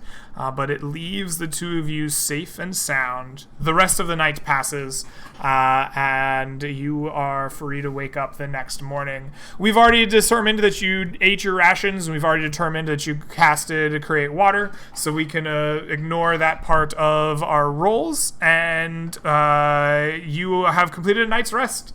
If you have hit dice remaining in your pool, you may spend as many as you have left to regain hit points, and then recover up to 1/2 of your total pool to be used in the next day, and you may gain any spells or class features after that to be used in the next day. So, it is. I have a mechanic. Oh, yep. Sorry. What's your question? I just have a quick mechanical question. So, what what does Outlander do again? I'm sorry. Is this just advantage to your survival checks, or is that foraging? So if we look at it's not foraging. If we look at the feature Okay. changes document that I have listed, you can see Yeah. that Wanderer gives you advantage on any navigation roll for the party, and that's Okay. the change to the feature. And when we go slow, that's the advantage for foraging? So the way foraging works is I'm trying to find the rules. I'm so blind. no, it's okay. So the way foraging works, if you go at a slow pace, you may forage normally. Going at a slow pace Okay. allows you to forage however you wish. If you go at a medium pace, you forage with disadvantage. And if you go at a fast pace, you are like at a forced march. You cannot forage at all. The foraging rolls will be only for water to see if you become exhausted or not. Okay. So, if we're trying to move stealthily, I know somewhere in this book there's something about overland movement. I don't care about that. But Good. is there like is there a way to move in a way where we are intentionally going slower to get a better chance of seeing something get the drop on us, so we don't walk into another knoll cliffside ambush? I don't If there's intend. not, I don't there's give you bonuses in terms of stealth for overland travel. Okay. The slow pace. Oh no, never mind. I lied to you just now. I haven't read my rules in a second. The slow pace does give you a bonus. It gives you advantage, quote unquote, to rolls to perceive danger, which is essentially means I'm modifying Okay. the danger of the area when you go at a slow pace. I do a lot of rolls behind the screen. Essentially, I have assigned a value to each piece of the world, and on a dice, depending on what we're rolling for, a roll over or under that target number will give us an encounter, or will give you foraging, or it'll give you whatever, right? And so a slow pace modifies that in your favor by a degree. Fast pace modifies that in your Okay. disfavor by a degree. So I'm Murdoch. We now know where we're going. Creature is speaking Sylvan for the accent or lack of accent, so he's going to go back to common. Murdoch, my friend, you know where you wish to seek, and although I am not the most, what's the opposite of practical? Hey, I don't know your weird tongue. I'm a superstitious man, Murdoch. I've led 2 of these missions, and we are down 2 party members. I can't help but notice that as a pattern in my life in general. So why don't you go ahead and lead us, and I will hang out with the mules. Murdoch will take the lead on this one. That's fine, and we can see our objective in front of us, and I think we will move slowly. All We right. can move as stealthily as possible and not. And Give possibly me miss- a navigation check at advantage as you're moving at a slow pace. Your DC to navigate in the Gold Hills is a 15. There's a 25 for you. Excellent. You begin picking your way through the remainder of the Gold Hills. In the morning, there is no encounter. And eventually, you find yourself cresting a hill, and you see in front of you, silhouetted against the heavens, a circle of iron stairs, winding itself up and out of a wooden host atop what must be the largest hill in the area. You see the wooden host was once a building almost 100 feet long and 60 feet across. It was at least 2 floors when furnished, perhaps 3, but none of the higher walls remain. A huge tree grows up in the middle of the floor, now pushing up flagstones and crushing others, absorbing some into the soil. And the iron staircase climbs ever higher up into the heavens. Top of which you see the glinting of gold shining out across the hills towards you. Okay. So, tower, it's 30 feet tall? 60 So there isn't a tower, but there are circular iron stairs that coil up into the heavens beyond the Okay. wooden. They're the just wooden. freestanding stairs? Yes. Oh, they're... Okay. The freestanding iron stairs, you would guesstimate with precise trigonometry to be another 70 feet above the wooden host, which stands about normal first floor of a building height. Okay, so tree like 12 feet, 15 feet tall, something like that. Then 70 above that, so like 80. Jeez. Okay, this is a lot higher than I thought it would be. I inspect this tree. I want to know what its deal is and if it's connected to what I think it is. What do you think it's connected to? The Deepwood or the Fey realm, or it is influenced by some strange, abominable, unnatural magic affecting nature. Okay. This is where I've been called And to. how would you go about inspecting this tree? Well, first of all, I would use detect magic as a ritual. If nothing picks up from that, I'll look for any animals to cast, speak with animals, and talk to them basically. Okay. The first thing you do is cast detect magic as a ritual. You spend your 10 minutes casting it, and as you open your eyes, I'm assuming you're going to walk into this building up the hill and give it a look around. Yeah, absolutely. So the stairs stand in the southwest corner. They're iron black and circular. And as they coil up, your detect magic pings off little rune marks upon them. The dwarven runes are those of abjuration. They shine bright in your eyes, like encircling the iron stairs up and into the heavens. Okay. The they be tree avoided? itself does not radiate magic. And is there anything else in here that does? No. Not from where you are. Okay. While he's removing this ritual, I will examine the dwarven runes. I actually speak Dwarvish. Does that allow me to be able to see anything, or do I need to be a dwarf to understand this? If you were a dwarf, you would have seen them automatically, but if the runes are pointed out to you, you will find them. The dwarven runes are those of protection, and there was another one I thought. Maybe I decided there wasn't another one after I made this. It looks like they're just of protection. They are dwarven runes of protection. You will note that they are old. Like the runes themselves are not the runes you were taught when you learned dwarven. You're able to piece them together from your knowledge, but it's kind of like reading old English. As he's investigating the tree and I look around, I know you said the stairway was in the southwest corner of this, right? Correct. Where is the tree? Directly in the center of the directly in the center of the building.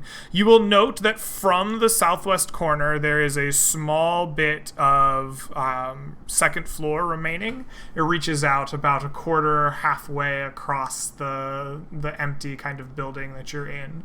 But the crumbling second floor doesn't extend across the entire building. It's only up to like almost the tree, like a small little porch up there of the second floor.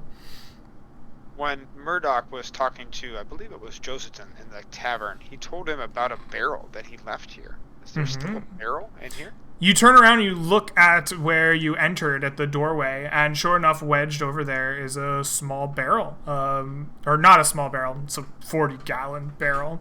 And it appears to have been collecting rainwater and is partially full. Then I think I will take both mine and Creature's water skins while he's doing his ritual and refill them. And then get something, if I can, to get the mules to drink their fill. That's all I have. You can continue. Absolutely. Creature. So, we all know trees. Squirrels, rats, birds, they love trees. Are there any that I can spot in this, like, canopy? No. And there is no squirrels, no birds, no animals. It's just the tree. Am I getting some spooky vibes from it? As I just I stare at don't this, know like, what one section vibes of the Creature park. gets. Creature is It's an a good interesting character, to say the least. I would say that Yeah, Murdoch people is tell me that. not getting, like, explicitly not getting spooky vibes. But Creature might be. I don't know. Okay. He's assuming he's getting. I'm assuming he's getting Okay, spooky vibes. there you I go. suppose.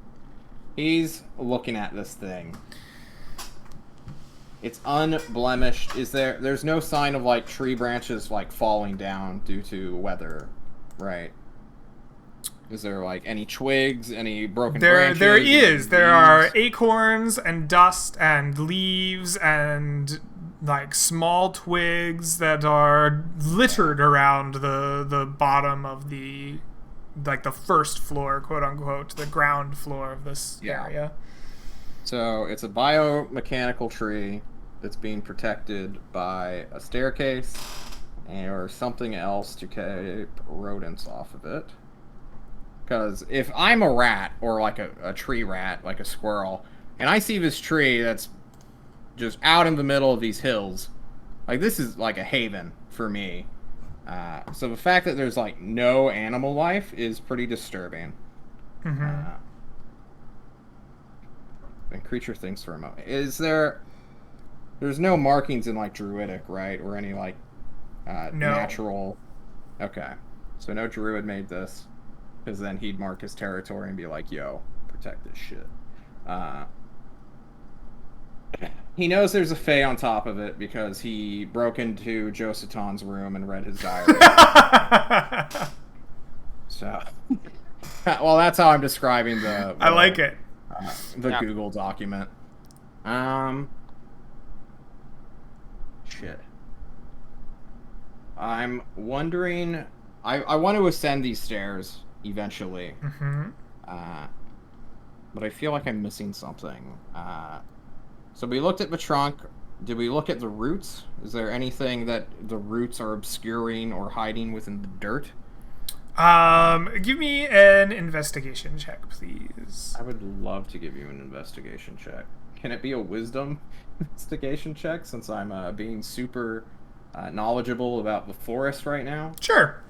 That seems reasonable to me. Okay. It's just gonna be a 1d20 plus 4 since I'm not proficient in wisdom.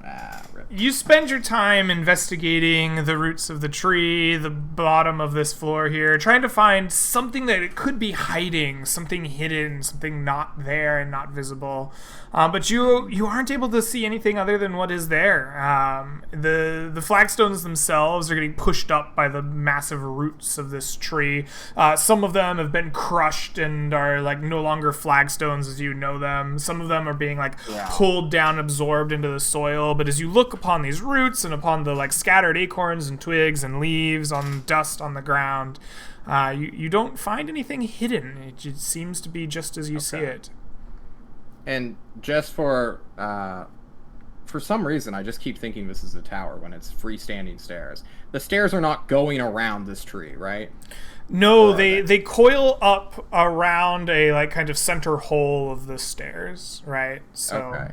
they're Where there once freestanding might have been, black like, a pillar. iron, and there is circular staircase as if they were like going up a column, but there's no column in the middle. There's just There's a big no kind column. of gap. Okay. So it's just right next to this thing? That's so weird. A creature just shouts at Murdoch. This tree is so weird, Murdoch. Come look at it. Take a look at the tree. So here's what I'm thinking, Murdoch. Now listen to this madman for just a moment. Mm-hmm. The tree's protected. It's next to this creepy artifact, or it's not an artifact. It's a industry, a structure. Yes, you people build those. We do. You people built those. So here's what I'm thinking. Now, if a tree is protected, this used to be a big ass building, I assume, and now it's just this. Was the tree inside the building before the building was gone? like it should never have been built at all, or did it just grow over time? Like, how does time work for you, Murdoch? I think Murdoch has no answer to the creature asking him how time works for him, but he will respond that, well, I'm looking at the ground where the tree's coming through. It looks like it's busted through the floor, or does it look like there's a hole for the tree to come up? I guess I'm looking for whether or not, is there a space where the tree looks like the floor has been built around the tree, or does it look like the floor is destroyed because I see what you're asking. It looks as if the tree has like reclaimed what was once a flagstone floor. Like it has burst through the like what would you call that? The foundation of the building. Right. Okay. So, and I'll say to creature, I think the building was here first, and the tree grew after. I believe this is the case. Now, I'm going to tell you a secret about druids, so don't go spreading this shit around, Murdoch. I won't do anything, but, you know, I get jealous with information. I only have so much of it. This is the secret you're worried about me spreading around? Yes. Okay. So trees are super significant in most druidic magic. They're like barns for villages. You know how, like, every village has a barn? Like, every druid needs a tree. Anything cool in the forest, it obviously needs a tree. I mean, it's a forest, right? So if we have this one tree in this barren, stupid hills filled with gnolls and, like, other shadow heart eaters, because there's only room for one in this world, and it's me, okay? Look, this means something. I don't know what it means. And that terrifies me, and I'm a very frightful person. If this tree is here by itself, with Shouldn't there nothing be else more? around it, if there isn't more, then it's got to be connected to something. What's it connected to? I try to follow the roots. Does it go anywhere other than to free dirt? It seems to just go to free dirt to you, yeah. Okay. There's nothing that I can detect under it. There could be something in it. How old is this tree? Can I, like, gaze at it, or do I need to, like, do some crazy druid? You're a druid, right? Yeah. Tell me how the druids know the ages of trees. How do you learn that? So, druids are mortal humans, or humanoid creatures, right? Some say they have roots from, like, the first Fae, who, like, kidnapped some humanoids, and then, like, as a joke or as a cruel, torturous thing, they taught them druidic shape-shifting magic. But I don't, you know, that's an old wives' tale, Craig. So what I assume is that druids who really care about trees, and, you know, I'm just saying that a druid did this. It may not be a real thing. And it could be some other deal. But there's either trees that are magical, which just spring up and are unmarked on the trunk itself. And then there are real trees which grow and develop character. So, you know, like a branch may stick out, break, regenerate, and like, or heal wrong. So we druids keep an eye out for that kind of stuff because it shows age. Or we physically mark them with a druidic mark, which has not been marked. Not detailing like when, or it's not like the tree has a birthday. It'd be like a physical mark that would move with the tree. Right. So like you get a young sapling, you mark it, and then as it continues to grow up, you know, we figured it out. But maybe Creature is just the only druid in this world, and he's just insane. Which is also a very real possibility. Why not both? There are many questions there, all in one statement. Yeah. So you take your time to investigate this tree. One of the things that sticks out to me is that you're looking for signs of natural breakage, as if the tree lost a limb and grew it back naturally. And what you find is this tree is very well tended. You would expect to see care like this at like a nobleman's garden or like a druid's grove. Maybe is more appropriate for your sensibilities. This seems that someone or something has taken great great care to trim and treat the tree itself. And though the leaves and twigs and acorns have fallen on the ground below you, the tree itself seems to be very well groomed. Its exact age is hard for you to tell. It is not as old as the stones around you, but you think that this is a venerable tree. You think that if you were to speak to it, it would have great tales to tell. Well, I can't talk with plants yet, unfortunately. But I can find them, which is kind of cool. Yeah, definitely. I think while Creature ponders the tree, I'm going to take a look up the stairs. What do I I see? hug the tree. You look up the stairs. The stairs lead up the spiral to that kind of level on the second floor that I talked about. The remainder of the roof of the first floor are the beginnings of the second floor. And then they rise up beyond that until they reach the canopy of this tree overhanging the top of this building. And then the stairs continue up through the canopy. From where you are, you can't see the top of the stairs anymore. I think I'll climb up the stairs to that small second floor area. You climb up to the second floor landing. You can see the stairs rising up to the tree, into the tree's foliage above you. You'll notice that the second floor is free of any. Wait, actually, what is your passive perception? It is 14. 14.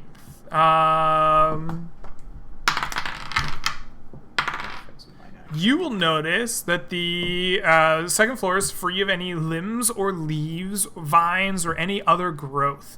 It seems almost swept clean by someone or something. And that is all. The steps climb up this freestanding iron into the sky above you. It didn't trigger any of the runes, right? Runes on the floor? No. As he climbed it, no magic or arcane or strange chicanery happened to him at all. Okay. I guess I'll follow him. Detect magic may or may not still be going. Yeah, if it is, do I notice any of change of the stairs as I touch them, or? No, as you climb the stairs, the same runes glowed in your eyes. The protection runes are quite visible to you, but otherwise there's no change. Point up and say, what do you see up there? I look up. It's a spiral black or metal staircase. Was it a black metal staircase? Yes, the black iron. Okay. Black iron. What do I know about black iron? Is that like cold steel? Is that like a material that the druids would be afraid of? I don't think that there's any particular fear amongst druids unless you have a special relationship with it. Black iron We might just be don't wear metal, so. black iron might be notable in that it's not typically dwarven. Dwarves often make many things, but of iron, very little. I go in the room. Do I see anything with detect magic? Not so much a room, so much as like a landing almost. It's like the platform, ruins of the second floor. As you sweep your eyes across with detect magic, nothing appears out of the unusual, out of the normal or unusual to you. This is made out of wood or stone? It appears to be made out of stone that you're standing on, but you'll notice as you investigate this kind of landing that there are wooden like beams, like almost like the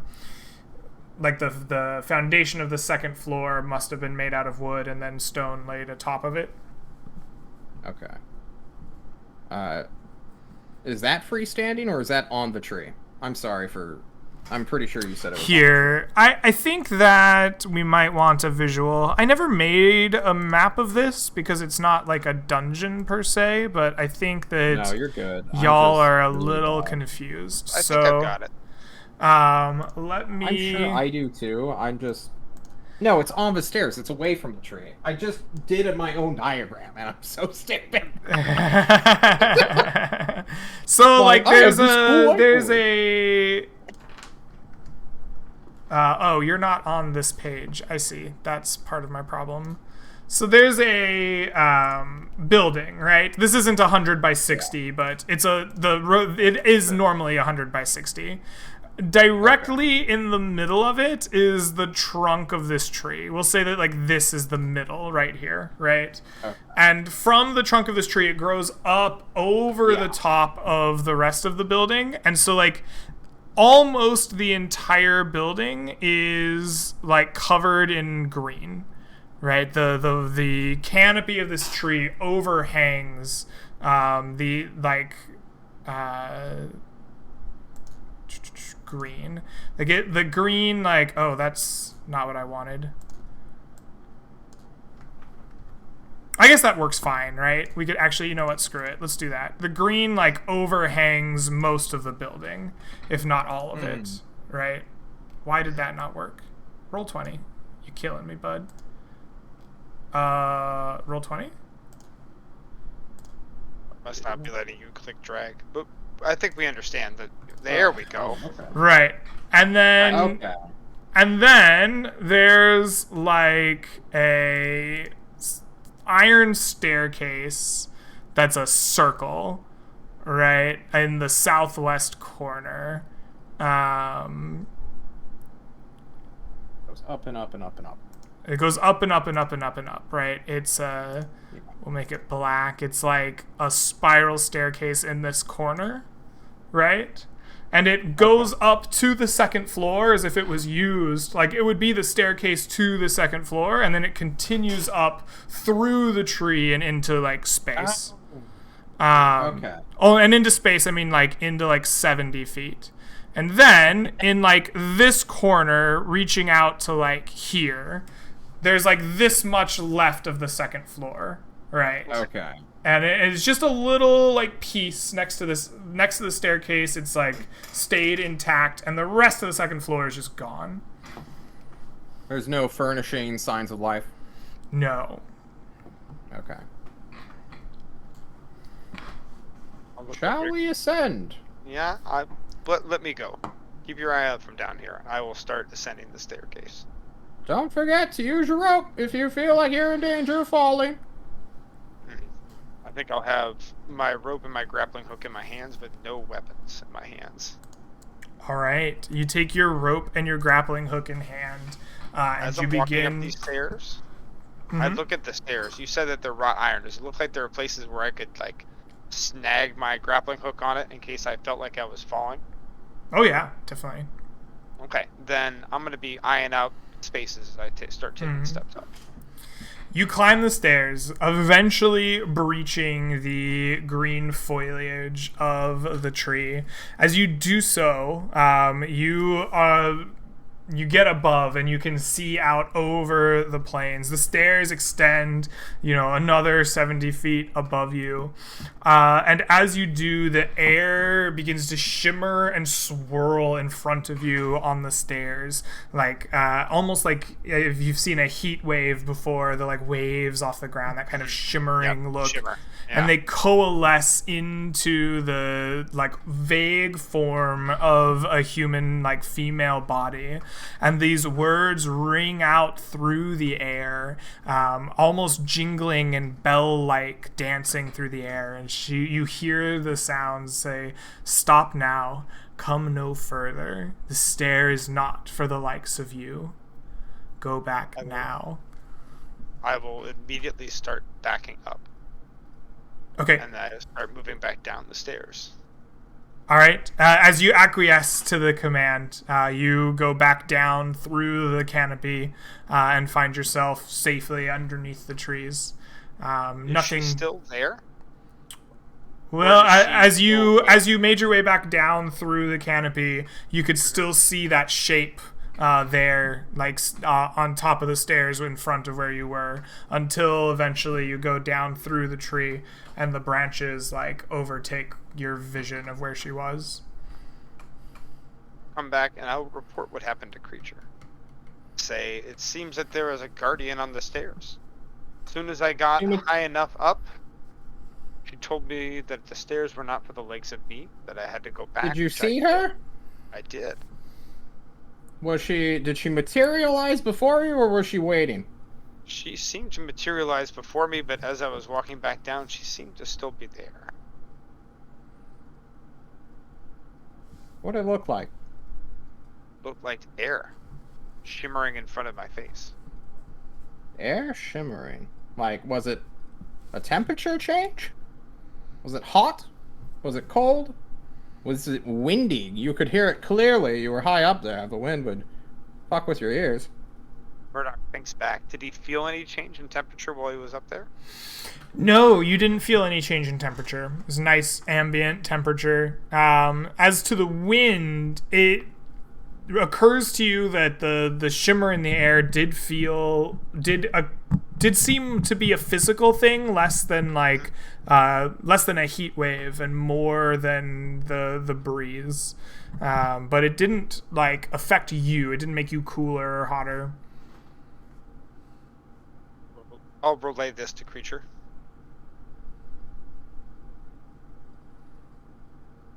Think about all my spells. As Creature seems to ponder, unsure what to do, I'll be like, I know what to do. Is this what you came here for? In a way. Yes. I need to go make eye contact with this creature and get called a bitch to see what happens. I'll be back. Or I'll fall and you won't have to deal with me anymore. And I solemnly start marching up the stairs, taking off my mask, ending alter self to stop looking like Sherazade, to give me my self-confidence. I think Murdoch will wait at the second floor landing under the canopy. I love the way your camera froze, by the way, John. It is peak It should have. D&D. I don't think it's on your side. I think it's mine. Like the same reason I can't see Shadow, right? Oh, okay. I think I know what it is. So if you're minimizing the Discord cameras, it'll like freeze us out. I am or not at least minimizing me. the Discord cameras. No, I have them. Well, I have them up in the background. I have them the same way I've had them for like 18 sessions before this, Right. where they've been fine. Okay. We have some kind of weird technical issue with the internet, and it's Probably Discord's fault. yeah, I don't know. As I go up, can I request like a 5-minute break real quick? Yeah, we're about 5 minutes away from 10, so that's as good a time as any. We can Okay. take a break right here, and we will see you guys for what happens next on the other side. See you soon.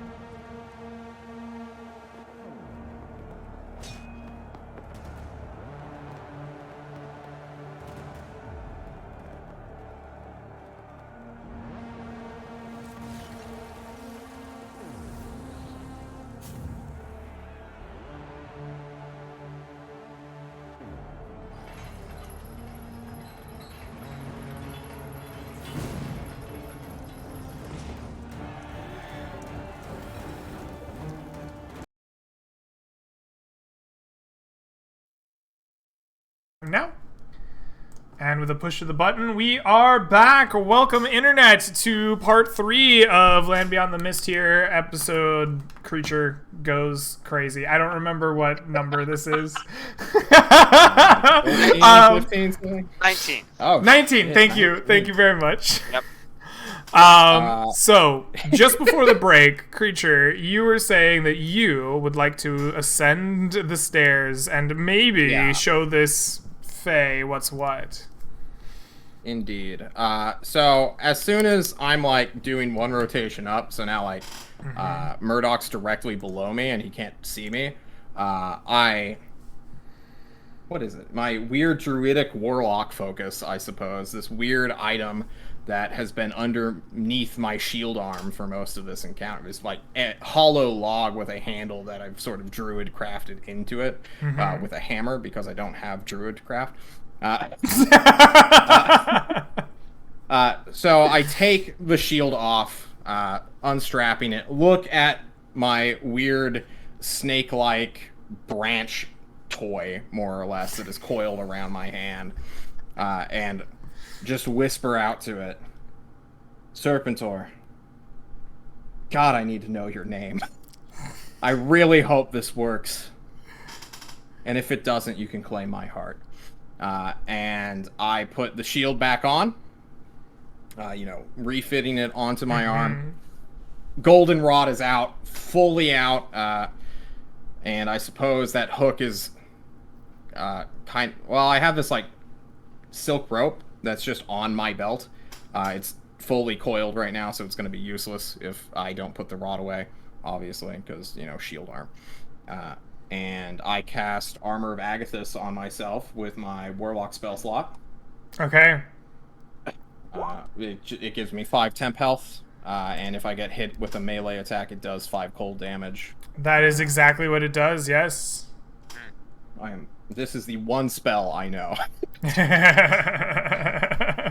You cast That's all Armor I of know. Agathis. A force surrounds you, and from it, not frost, not cold, but gas permeates around you. You can smell this almost like chlorine acidity, just like wafting over you, like protectively almost in an embrace. Creature actually tears up at this. He's never had like any sort of support at all his entire life, and just this is the first time he's ever casted this spell, and it actually means a lot to him that Serpentor, although not physically here yet, is here watching him, or at least trusting him, investing in him. So Creature's going to continue up the steps. Because I was a fool and did not prep jump and long strider. I thought we would be camping out here for the day, but I don't think we can survive another night encounter. Yep. So you breach the branches, and as you do, you see the air around you shift. And unlike when Shadow saw it, it is not a gentle shimmer like the heat waves. You see the winds whip up around you, rushing together violently, and they form in this almost like gale, this human-like body. You can see her features almost clearly through the rushing winds, and her voice rings out to you, not like a jingle, like a bell on the dancing light breeze, but like the rushing tornado, and she says to you, "Go back, you tainted one. Go back, or know that Yarala has stopped you in your tracks." Okay. First of What all, do you do? Creature, if she's moving to make an action, I would like to roll initiative, obviously. But I want to speak to it in Sylvan. Is it speaking in Sylvan or in Common? It's ringing to you in Common, but you may speak to it in Sylvan if you'd like. I suppose there's like a calmness to Creature for once. He stopped jittering. He's not doing the woo woo woo woo woo bullshit that he normally does. And you said it was Rolalia? I'm sorry. I need to... She says, "Or know that Yarala has stopped you in your tracks." Riala. Does that ring out as a Fey deity that I'm vaguely familiar with as a hater of the Fey? No. Very specifically, this does not ring out as a Fey name. Is this an elemental I'm looking at? Very likely.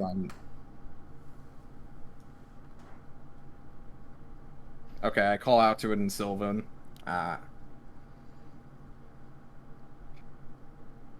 You know, I was really hoping you were a Fey. Because I really don't care about wind. At all in the slightest.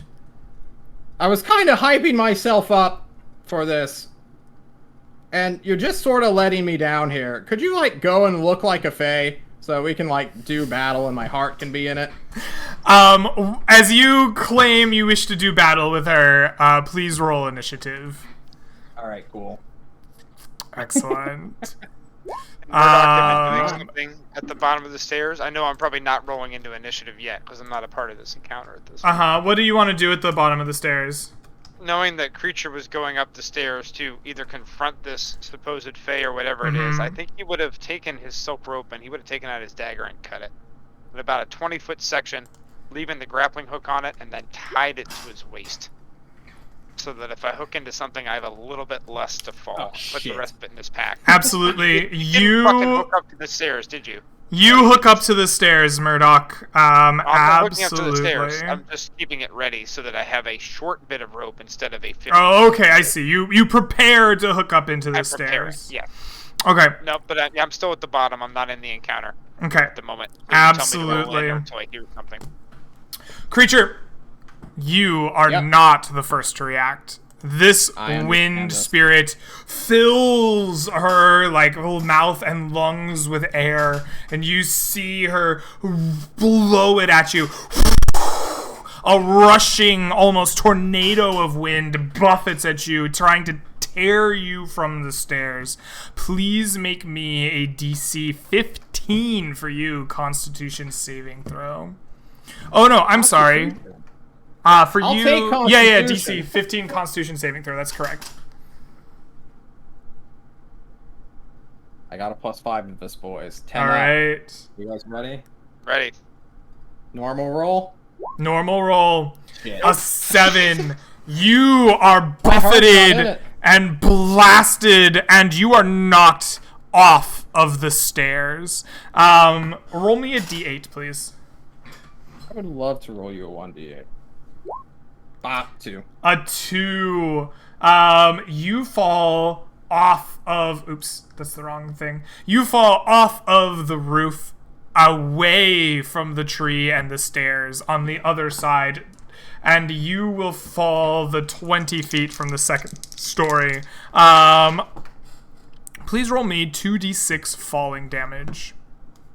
I'm looking for a 2 or a 3 here. I'll take 11 though. Ooh, 11 points of falling damage. You come crashing, unprepared, off of the iron steps, falling outside of the building. And you see her just blowing you off. Boom! You land with 11 points of damage.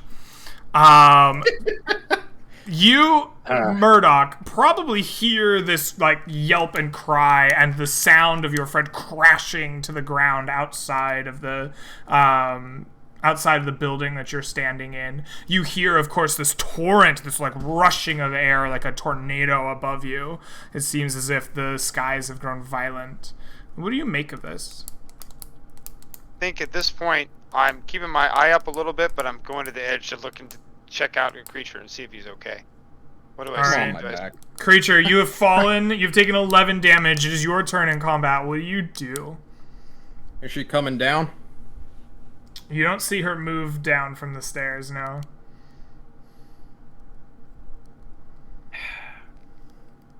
That didn't go as planned. I sort of say for a second. This actually demoralizes Creature a lot. He was super hyped to fight a Fae and then do things. So I guess he's going to cast Cure Wounds on himself at first level. Okay.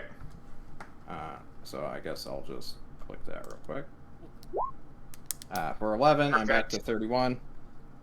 Man, my healing, guys. Just saying. On point. I shout at it. Are you coming down here? Are we done? You don't get a Bitch. response from the top of the stairs. That was my action. I'm not bonus actioning. Okay. Wild shape. Urala makes no move at the top of the stairs. She's satisfied that you are no longer upon them. Are you still in combat here? What's the plan?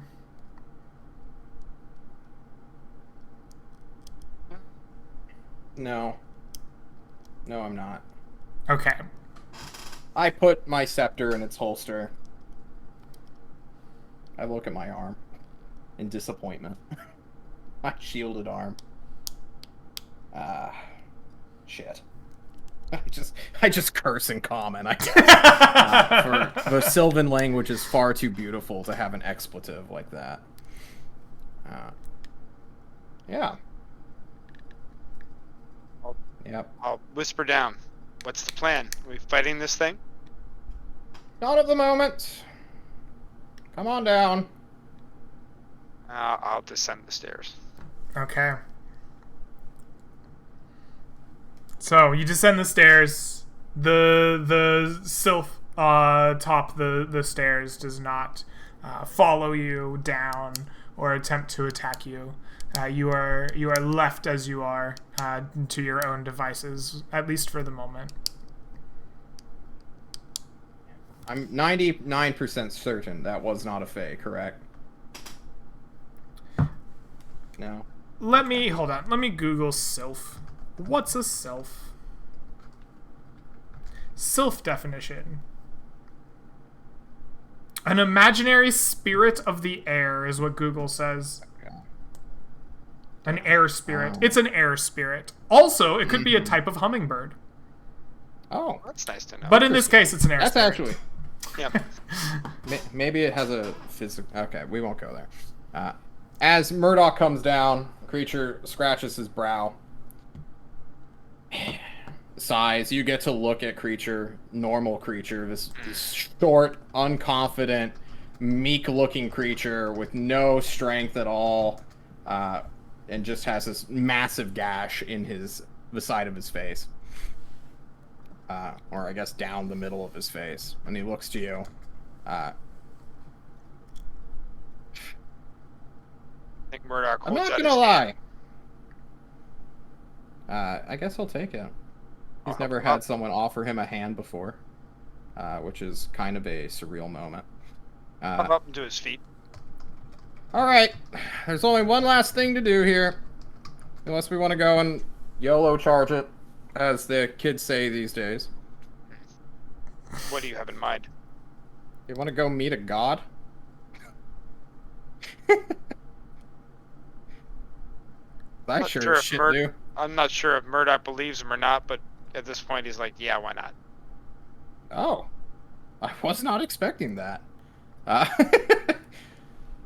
Well then, he has a potion that will either paralyze him and send him to the spirit realm, the dark wood as he calls it, and he wonders if he can split this in half to go on a dual trip, you know? I think Murdoch's gonna drink the potion with you, if that's what you're suggesting. This is your trip. He thought you meant literally like walk to go meet a god. No. So Creature had bad information, and he's blaming it solely on the sorcerer he broke into like his room when he was out adventuring. Because he had like this assumption, like they described it as like a fae-like being. But you know, there's a bunch of iconography, such as this tree, signaling that it's like a nature-y deal. But Creature is a conduit of nature. Like, he does not have a problem with elementals. They're doing their job as part of, like, the world itself. It's a fae he really hates. So he's gonna go to this tree, sit down with his new best friend and a donkey that he inherited from another dead dwarf. And share this tonic he created. I wonder how many people want to go adventure with Creature. He just comes back with other people's things all the time. You know, it just sort of happens. And my goal here, well, I guess I'll just be blunt with Murdoch while we're about to sip this dream juice together. So my goal was to poison the fuck out of a fae and force it to drink this potion, and then have my god embody it so that I could have an actual way of talking with him. Because currently all he is fart clouds, sulfur, acid, and this like heartburn in my soul. So like that was the dream. That was the goal. So now I'm just gonna go see what he has to say, and maybe he'll give me an actual way to help him out. Because currently I'm sort of stumbling in the dark here, and this is like the only thing that I've ever had purpose in. And he looks at you, Murdoch. You're gonna drink your potion then? Your concoction? And hope I was that... planning on it, but if you want to come, it might work. I'm afraid this journey is yours, my friend, but I will watch over you. I trust you, which is a rare thing, Mr. Murdoch. And I will drink this paralyzing agent that Meemaw, my hag mother, who gave birth to me, with an enchanted man, taught me before she almost tried to kill me to turn me into a spell component, like I was planning for a fae that was not here. And we all know we can't make air elementals drink potions because they don't have bodies, which is unfortunate. So you drink down this deep, black, viscous, oil-like potion. It's thick, and it's tough to drink. You, like, choke on it, even trying to get it down. But eventually you do. Murdoch, you see his body stiffen, almost as if he was suffering a rigor mortis. You see his eyes roll back into his head, revealing only the whites, and a foul stench emanates from him, sulfuric and like rotting flesh, rotting eggs. You get the smell of rot just wafting from his body as he imbibes this. Murdoch has repurchased his yard of cloth that he used last time, and he will pull some of it out immediately and rip it and cover his mouth and his nose. Mm-hmm. Maybe back up from creature about 20 or 30 feet to avoid the smell, but still stay there. Observe. Hey, donkeys. Absolutely. The You attempt the donkey's to cover your mouth and your nose, but the smell pervades. It's horrifying and putrid. But your resolve holds. John, you wake up in a place that is dark. There's almost no light around you. The like foul smell of like putrid, rotting, sulfuric gas just like surrounds you. It's everywhere. As you wake, shapes move in the darkness, and you see these like rotting husks of what were once human beings, deep in furs, big helmed, horned headpieces. They carry weapons of various kinds and big amulets and necklaces, ornate, and you would think be colorful, but in this place there's almost no color but blacks and darks and grays. And from like behind you, these long serpent-like heads begin to like kind of press into your vision, and you see first one, then two, then three, then more. You turn and you see this hydra. It has thousands of heads. They almost blanket this sky of darkness around you. And each one of them begins to laugh and turn. And they look at you And as one, 1,000 voices speak to you in a slow, hissing manner. And they welcome you to his abode. They welcome you to Serpentor's abode. Hell yeah! The creature reaches out and gently bites at you. You do not feel fear as it picks you up and it raises you above the dark mist around you, and it places you somewhere. As you have this happen to you, your vision shifts and turns, and in front of you you see a pitched battle.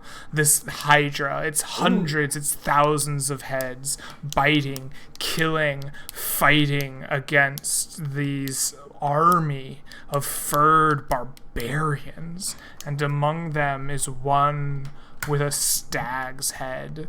It is a giant of a man who wields a polearm of some kind, a halberd of immense power. You can feel it even from here in your vision.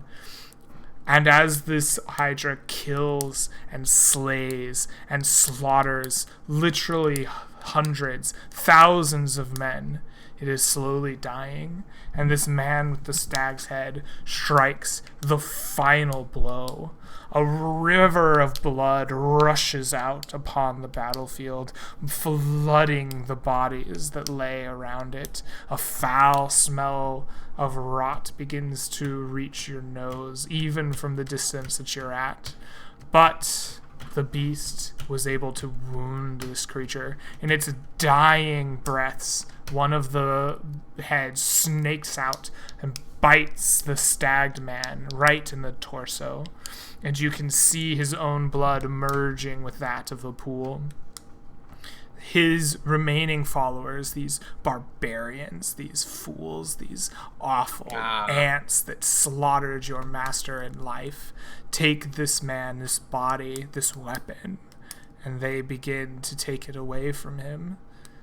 You feel an unyielding, unending desire for that weapon, for you are certain that giving this to your master will ensure that he cannot be slain again.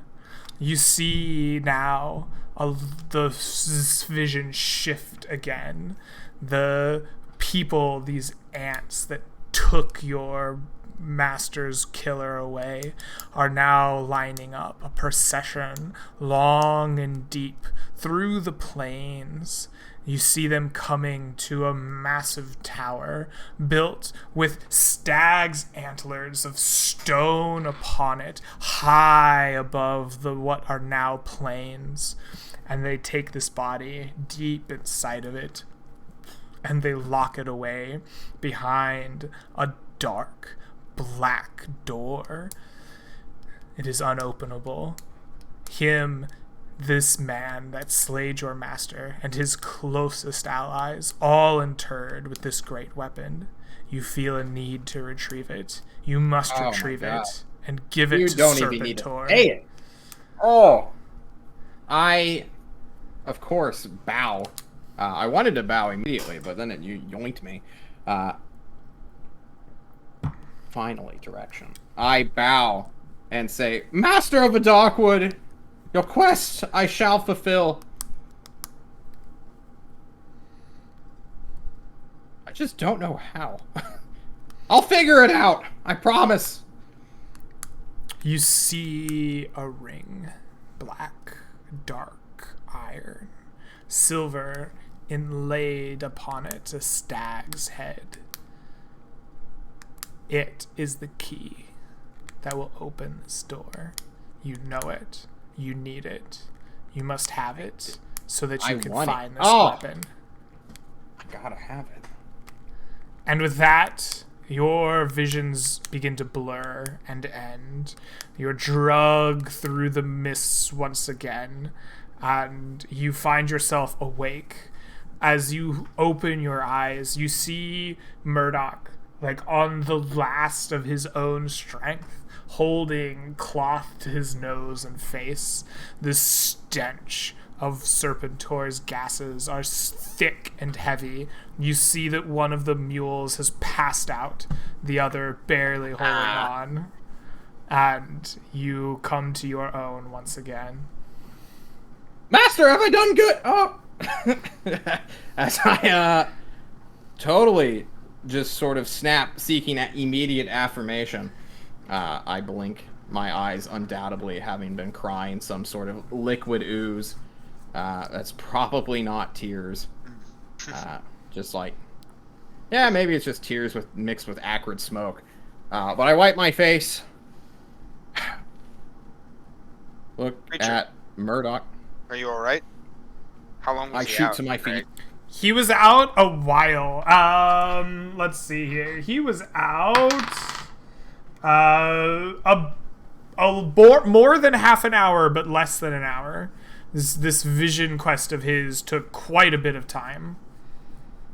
Does the smell start to dissipate now that he is awake, or is it still... It does. Permeate. Yes. All right. It As the smell dissipates, and it dissipates. dissipates quickly. The gases seem to all leave him. I'll bring him over a water skin to give him something to drink. Say, what happened? Am I thirsty? Sure, why not? Are you thirsty? You tell Okay. me, I guess.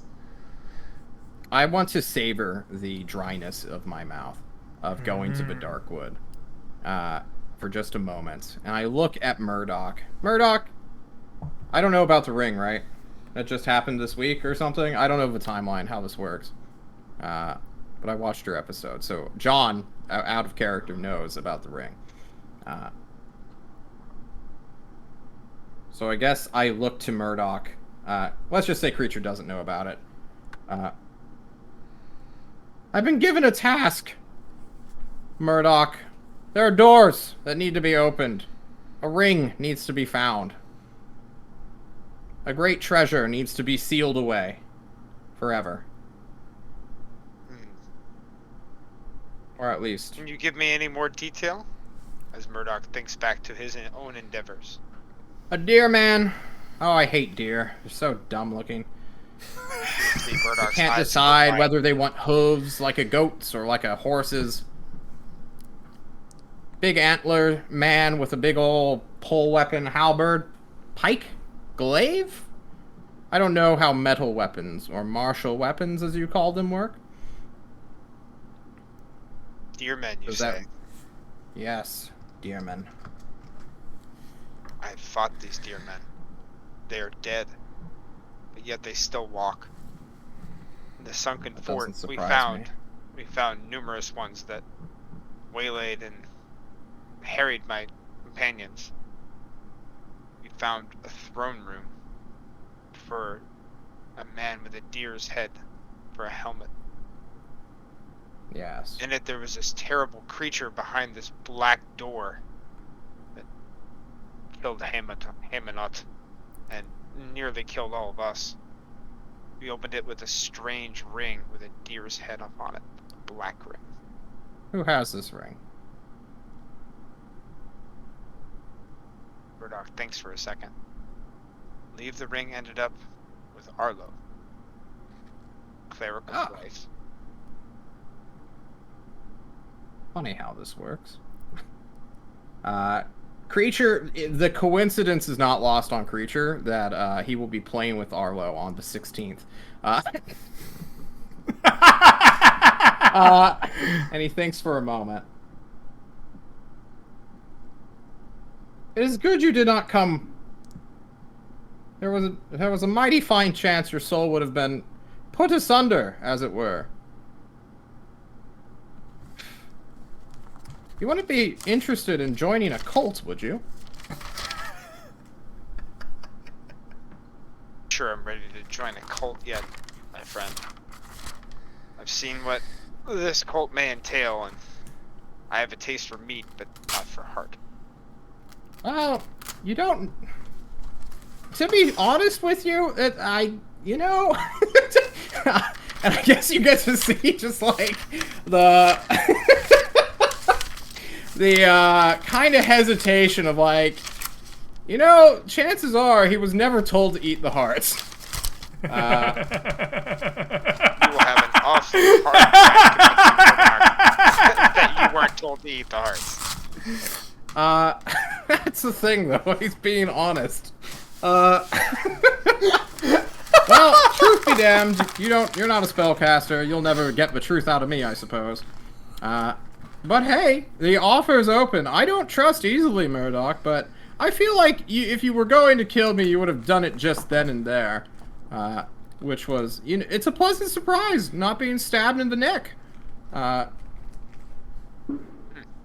thank you. Well, I'll consider your offer, but let's try and make it home alive first, shall we? Okay. Are you sure you don't want to fight the elemental? I'm feeling a bit reinvigorated. I've been dying to use this lightning rod on something. I think it may be time for us to head home, friend. Okay. Can we resuscitate the deer or the donkey? Yes. As the gases pass, eventually the donkey can be resuscitated. Understood. I was As really we excited leave- for you to use that lightning rod on the air elemental. I think that would have been fun. But okay. Can I use it on the tree instead and set it on fire? Because fuck this place. Murdoch will nod at that one. Okay. You want to fight? You shoot Can I a sequence lightning break? bolt at the Sylph's special tree. It erupts Run! and hits Run! it.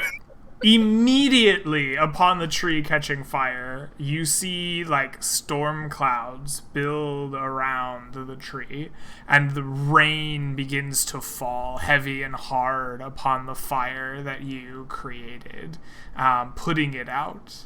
The winds begin to whip up around you, and you see the sky beginning to turn green. We're running. We're booking it at this point. We're comically running away. All right. You run, leaving the Sylph in its rage. Comically, you see Murdoch like dash, then bonus action dash, then turn around and come back and get the donkey, and then dash, and then turn around and come back and get creature. Keep going! Twice as fast as he can. But eventually, we all get ourselves out of there, as long as whatever created that storm cloud doesn't try to follow us. All right. Excellent. The green clouds roll in, and the weather turns much for the worse around you. For the rest of the day, a light rain, maybe a heavy rain even, depending. You're not going to get miles away from them in time. A heavy rain falls around you, and the skies grows this unnatural green and dark as clouds roll in. The winds whip and strain and rush at you. It seems as if like the world might end, but it keeps away any encounters. And Yeah, eventually, I was about to say. yeah. I was Eventually, like, hey. you make your way far enough that the rain begins to fall lighter, and it's just a drizzle around you, and night begins to fall. So, due to the torrential rains of the tornado that was just summoned, you are probably free to fill your water skins, I imagine. But I'd like to see if you are able to find any food. So for the first time this session, please give me foraging rolls. They will be survival wisdom unless you have some other way in which you would be foraging. You've chosen to move at a slow pace for the day, so you may do so regularly without any disadvantage.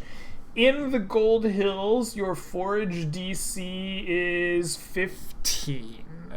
I will subtract food from my inventory. Yes. I was able to find food and feed for the animal. Yes, you were. You were able to find a feed for one animal. If there's more than one, Okay. then there'll need to be feed for I another. can subtract feed for. I inherited a lot of food. Like BWV, he packed like a lot of just resources. Is that Beam? So Is that our dude? I think so. Yeah, he played the barbarian guy with me. So I have all of his inventory. Very nice. So How much food is it to feed the donkey? Is it So like 4 pounds? feed and rations are two separate things. Rations, a person requires 2 pounds of rations in order to eat for a day, and a pack animal requires 10 pounds of feed to eat for a day. Okay. So I'm down to 23 pounds of feed then. Jesus All Christ. right. I have a lot of feed. I've got 90 pounds left. In case Nice. we end up Jesus not- Christ. I packed 10 days of feed, 10 days of rations, and found stuff almost every time. So Awesome. You are well prepared. At the nighttime, what is camp like for the two of you?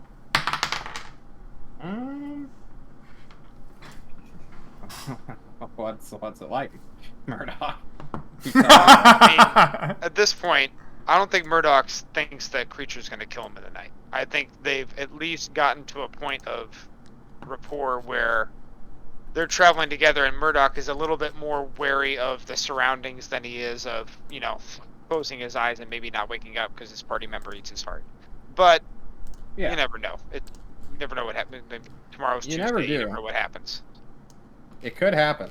Yep. Just don't die. Just don't die. Easy as that. Sorry, guys. I accidentally moved the map layer because I'm an idiot. Oof. I have to, fix my hex map or I'm going to go insane. We can buy you some Fine. time. We'll buy you. So,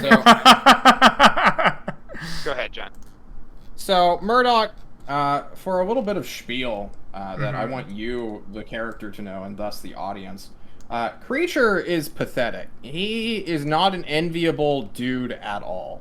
Other than being diminutive and misshapen like a weird mutant, like his arms and joints are a little bit too long. And were it not for his amulet, naked, he'd look like a freaking freak. But he just has this face of just perpetual grief and sadness that he usually hides behind the mask. But with you here, he doesn't need to. But who's he hiding from? You already know he eats hearts. Yeah. And he's just a pathetic guy who's just doing his best for the one thing that likes him, which just so happens to be a murderous, apparently primal semi-hydra deity that was killed by a deer dude. I think I don't know if Murdoch. that gets any sympathy, but I don't think pathetic. Murdoch has sympathy for Creature, but I don't think Murdoch views Creature with sympathy because he's pathetic or because he's lowly. I think he views him as with respect for what Creature can do, what Creature can offer, and the power that Creature has. He doesn't look at him as a pathetic being. He looks at him as somebody who everybody else is going to overestimate or underestimate, pardon me, if they look at him as a pathetic being, because he's seen what Creature can do. You think He it's an knows what act? Creature's about. I don't think it's an act, but I think Creature doesn't have confidence in his own ability, but he should. All right. You and sure I with- can't convince you to join the cult? And with that, the night passes peacefully. Nothing comes to molest you in the night. So, the two of you are a hard ride away from this, gold stairway. You're not sure if you are a full day's ride or not from safety. Are you making your way back home? What is the plan between the two of you? Murdoch, I'm ready to go fight that bullet if you are. 2v1 on the bullet. Mhm. I think Murdoch would still like to travel at a slow pace on the way home. If we try to rush it and get ambushed, then we might die. I would rather be stealthy and silent and take my time. We have food. I still have 2 vials of create water if we don't think we're going to find water. We can make it back slowly and safely and live to fight another day. Yeah. Plus, it seems like we have a wealth of new information to unveil, even if nobody's going to hear it but Murdoch and Creature. I want to have a chance to maybe push through and do something else. So, All right. So who is acting as the Navigator. what am I calling it? Navigator. Thank you. My brain fell out. I think I am navigating for creature. Okay. Then go ahead and give me a navigation roll at advantage for navigating for the day. It will be DC 15 in the Gold Hills. Nice. 16. 16. All right, you do it. You navigate unerringly back towards Farfield Keep, picking the best possible route through the Gold Hills, trying to stick to shallow valleys and away from sheer cliffs. It is coming upon midday when you come across something very interesting. It is Creature who notices it first. Off to the south, far to the south, in fact, you barely see it. There's a field, like the hills themselves dip down into a deep and long valley. And in the south, away from you, you see what has to be like fae or sprites or wisps dancing a small circle around what appears to be a like humanoid almost body. You're very far away from it, but you're very convinced that whatever this is that they're circling around is like the skeletal remains of someone. It looks very human. What do you do? How far away? Like hundreds of feet or like miles off? Hundreds of feet. Hundreds of feet. Hey, yo, Murdoch, we got a thing to do. All right, you ready to go? If this is hundreds of feet, then I am going to immediately cast something new, another new second level spell called Pass Without a Trace. Pass Without Trace. This gives us a flat +10 to our dexterity stealth checks. I want to creep up on these guys, Greg. All right. I'm down with that. I want both you and Murdoch to make me stealth dexterity checks at +10 as you sneak up upon these dancing things some hundreds of feet away from you. I'm just going to roll the full thing. I have a 31. So 28. A 31 and a 28. All right. Yep. Shockingly, you both succeed. Yes! As you pick your way through, the magic deadens your footsteps and hides you in shadows, and you begin to approach. What at first you thought was a humanoid body is in fact much larger. And while it has the shape of a human, it is bipedal, it is, it has the same shape in general. You come to realize that what these things are flying and dancing around is the corpse of a, wolf man.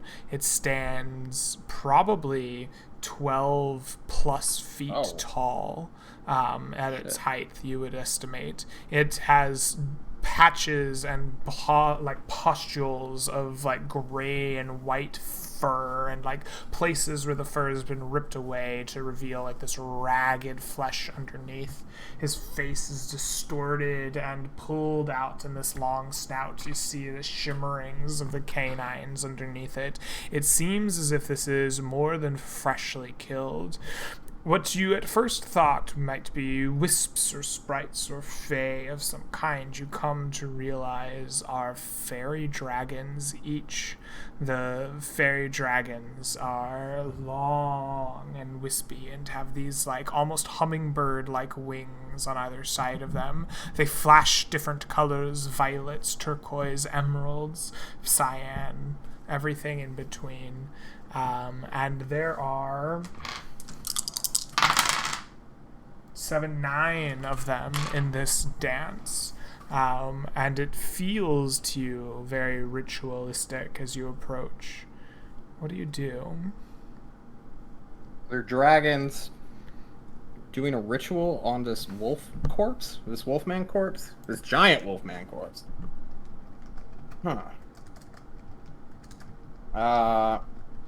Would I know anything about what they're doing? Are they saying, is this a grieving ritual of oh no, our protector, he's super dead, now we're kind of screwed?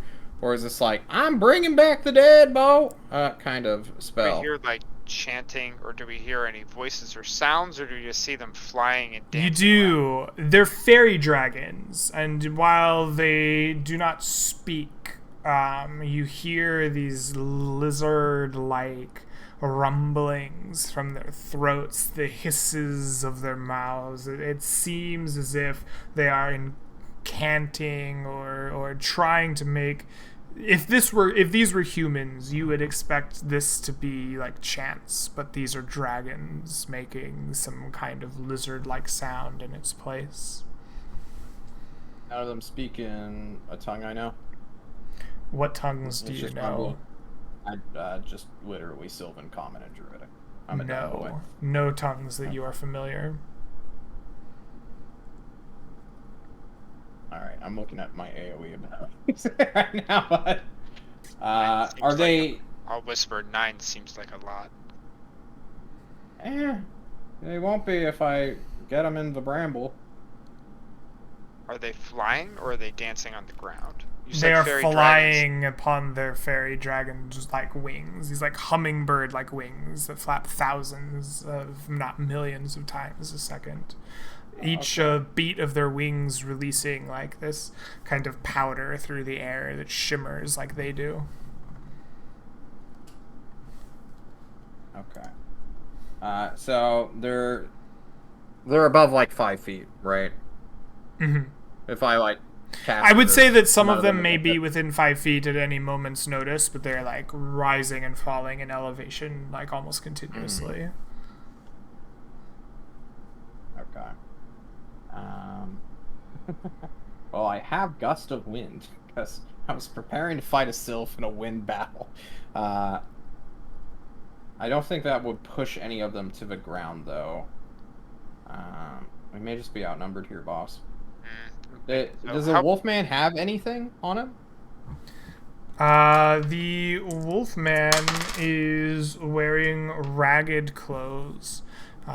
They appear to be missized for him, short, and not enough to cover his limbs, torn and ragged and stained.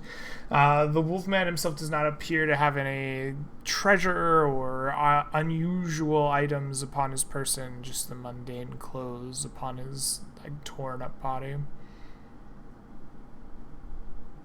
How big are these fairy dragons?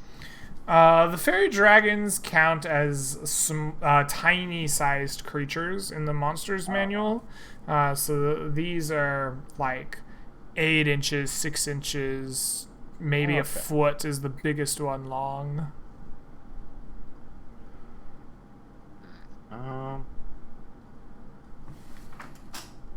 God, I wish I was a mage or like a wizard or something and just fucking fireball them. You just want to watch them and see what they do? I mean, I have an hour on Pass Without Trace, so I like think we can that's just a chill. great idea. Let's see what they do. All right. We will watch and wait and hide. You wait and you hide. You find a nice patch of juniper, and the magic helps conceal you. You watch as this dance of the fairy dragons continues. Eventually, their buzz of their wings reaches a near fever pitch. The kind of dust that they're setting off around them is thick and full, and has filled your vision with these glittering, blinding almost lights. And as it reaches its maximum potency, it all stops and goes silent, and this powder that they've been giving off begins to glow a very clear and magical way. And through this glow steps an odd figure, tall, much too tall to be a human, but not big enough to be a giant or something else. Big blue and green and red fingers and toes, much too long to be natural. His clothes are strange and unfamiliar to you, and his shape just gives you an odd feeling. This creature steps out of the light, seems to speak to these fairy dragons, and scoops up this wolf-like form, holds it for a moment, and you see the fur along it begin to drift and fade away. The wolf's body contorts and shifts, and it's small, and it becomes very human in shape. The human that you see you do not recognize, and in fact looks very different from the humans that you know today.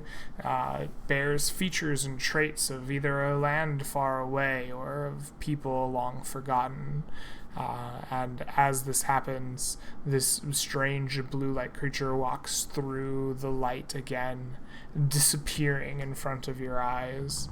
And then the dragons begin to drift apart as well, flying their separate ways out over the hills, eventually leaving the rest of you all in silence, or relative silence. The natural sounds of the hills take up the strangeness that you just saw in front of you. Hey, you want to go follow one and watch me cast sleep on it to see what happens? Murdoch? I think Murdoch rolls his eyes very much like I did in that very instant that nobody can see. Except for John, Right, because Yeah. the camera's Greg not can't working. even- Greg can't even see my camera. No. My eyes were pretty Yeah. heavily on that one. I think he strings up his longbow and follows behind Creature, whispering as he does it. First of all, Greg, the body of the wolf that morphed in, that was taken through the light, it's gone, right? Yes, it and the blue creature that carried it is gone. Did it look anything like the bodies of those ghouls that I saw at the sunken fort? Yes. As they were... It did? Yes, much Did they less ghoulish and undead, Right. and more like a too tall human, and like with features that you're unusual with. But yes, similar indeed. It probably sparks those memories in some way. Does it spark my memories from the hallucinogenic state I was in a day ago? Possibly, yes. Although Okay. that hallucinogenic state was very different. Yeah, well, yeah, that was super I dreamy. will mention to Creature as we sneak up. I think that was one of the men of old, or the men that once occupied this land. It looked very much like the ghouls, the undead creations of corpses of those deer men long ago.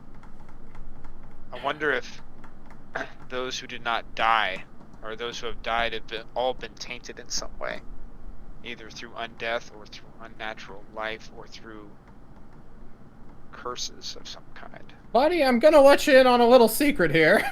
This place has quite a bit of history, and I would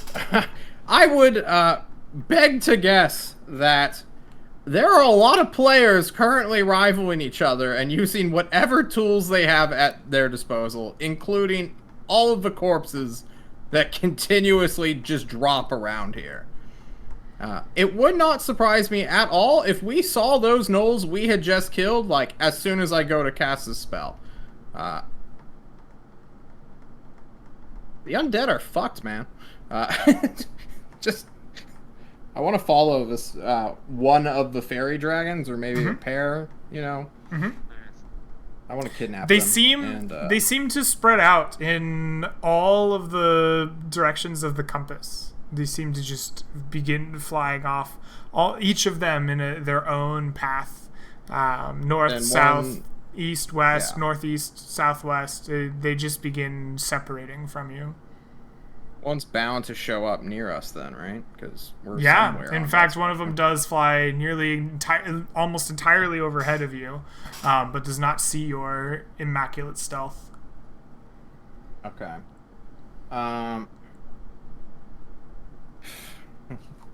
You think they're far away enough if this thing just fell out of the sky?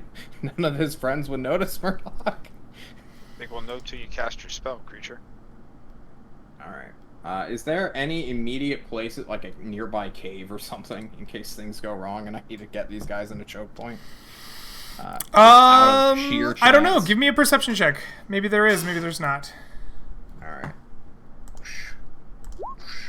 26. 26. Indeed, there is. Nearby, not too far from you, you spot an old cave entrance, covered by brambles and by juniper and long grasses. But you spy it, and you think that you could hole up there should the worst come to pass. Okay, cool.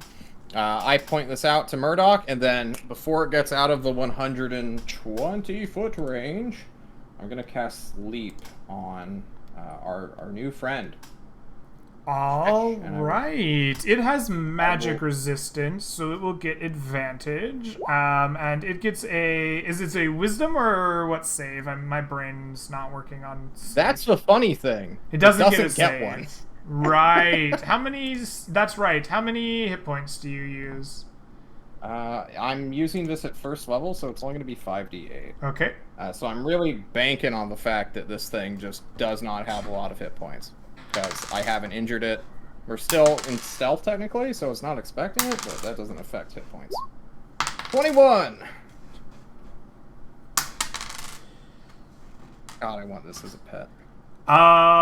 Unfortunately for you, I'm at this fairy dragon does not go to sleep. I rolled its hit dice, and it continues on, unfazed. unfazed. Well, When the spell fails, I'll put my hand on creature's shoulder and tell him to wait for a minute. Just like hold my hand up and say wait. Mhm. And then when the fairy dragons have all gone away, I'm gonna go take a look at that cave. All right. So you do. You take a look at the cave, and immediately upon inspecting it, you notice that there are lots of webs around it, as if there are spiders that have been here, visited here, used this cave. You see the traces of their passing very immediately.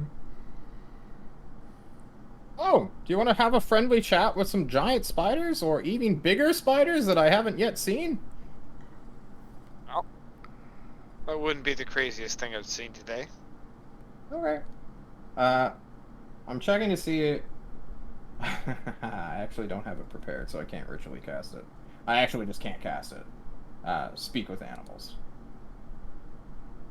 So I guess I kind of offer that and then just awkwardly stare at you, having expected you not to say yes. I'm like, oh, well, you're out of luck then. Well, are we going Unless you just want spider to hunting? fight them. Hmm. I Now, mean, we could. How big is the cave entrance, Greg? Is it like small, like maybe one of us can fit in at a time, or does it look very large? It was meant for a choke point against tiny creatures, so it's a squeeze for a man, right? Like it would, you can get through it, but it's tight quarters for one at a time. I mean, I have the produce flame cantrip. If we're worried about web, I can also wild shape into a giant spider. But it sounds like a giant spider can't even fit in this thing. So I'm not too. This seems just like we're gonna bother insects. Maybe. Murdoch will move on. Yeah, I am a glutton for experience, but it doesn't seem in character for creature. He likes Let's talking move to on. animals. At this Okay. point, let's go ahead and keep going home. I fear we're probably going to run into something for experience before too long. All right. just wanna You fight, you know? move on. Your day is near an end as you are racing. Well, not racing. You're moving slowly on your way We're cautiously. home. Yes, Cautiously exactly. And it is Murdoch this time. Sorry, hold on. My throat has decided it needs to cough really bad. You're good. Go ahead. You're good. Wow. Okay. Sorry about that. It is a Murdoch this time. You are making your way slowly home, and you see above you, on these like cliffs, as you're picking your way through the valleys, a number of large horse-like beasts with wings and beaks like an eagle. There are 3 of them, and they are stalking up above these cliffs, giving you the clear sign of creatures hunting. What do you do? We'll stop creature and pull the mules aside and point them out to him. How far away are they? They are probably 200 feet from you at this point. I'm so sorry. My brain zoned out for just a second. What are we? What's the creature? Horse-like we're looking at? creatures with large wings and eagle-like beaks. Oh. So like, okay, like a. I know what a hippogriff is, right? I think I know what it is. Yes, at this point I'm like creature.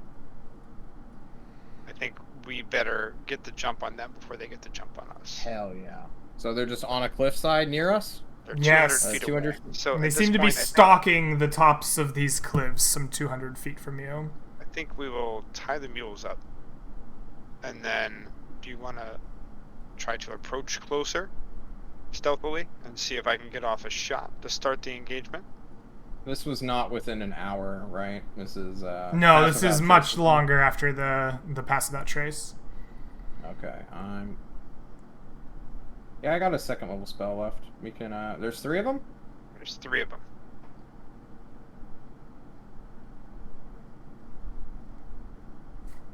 I mean, we can have them come to us if you want. I would prefer to shoot first if possible. But, Yeah.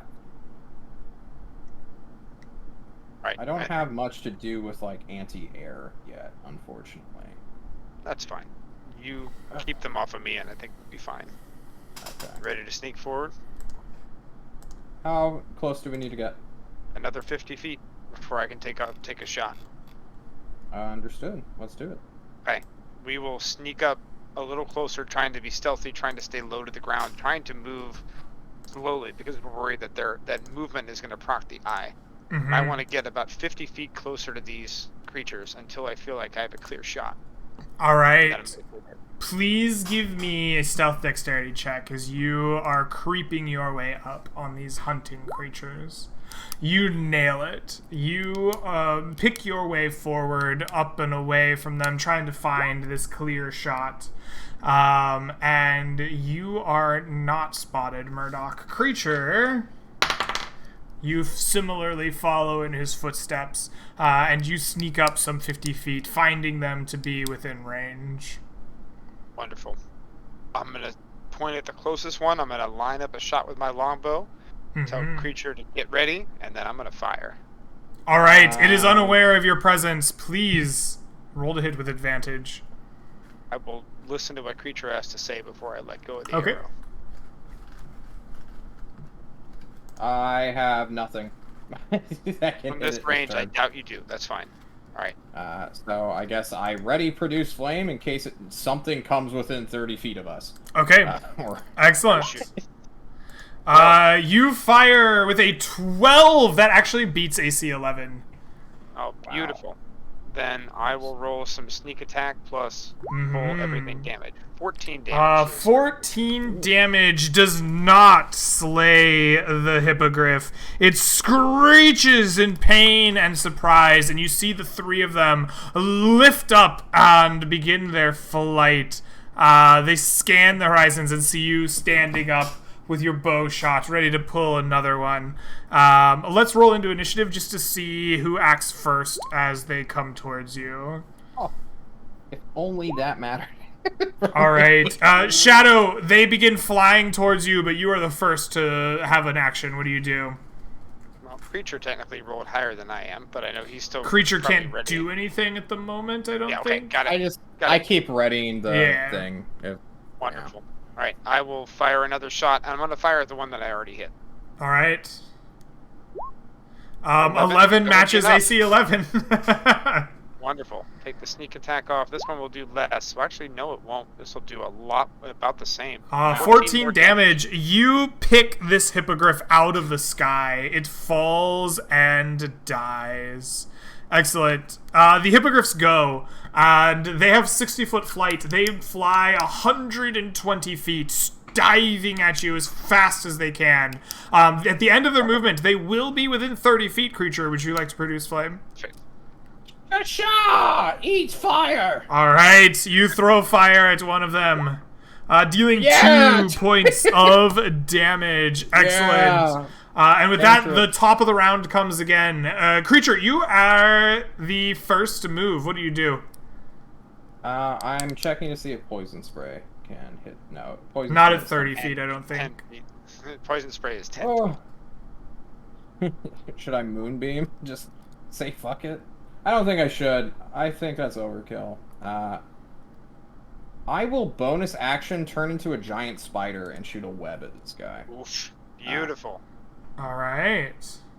I will pull up giant spider to see what I need to do to hit him. I think, yes, it's a +5 to hit ranged weapon attack. That is just within range of 30 feet. It's All 36 right. feet. Excellent. 1d20 +5. That will miss. Unfortunately, your web goes wide. The hippogriff unaffected. I position myself in front of Murdoch in a protective spider-like stance. Okay, excellent. Murdoch, you go next. What do you do? I'm going to take my shot at the one that creature clipped with fire. Mm-hmm. 25. The 25, that'll One. hit.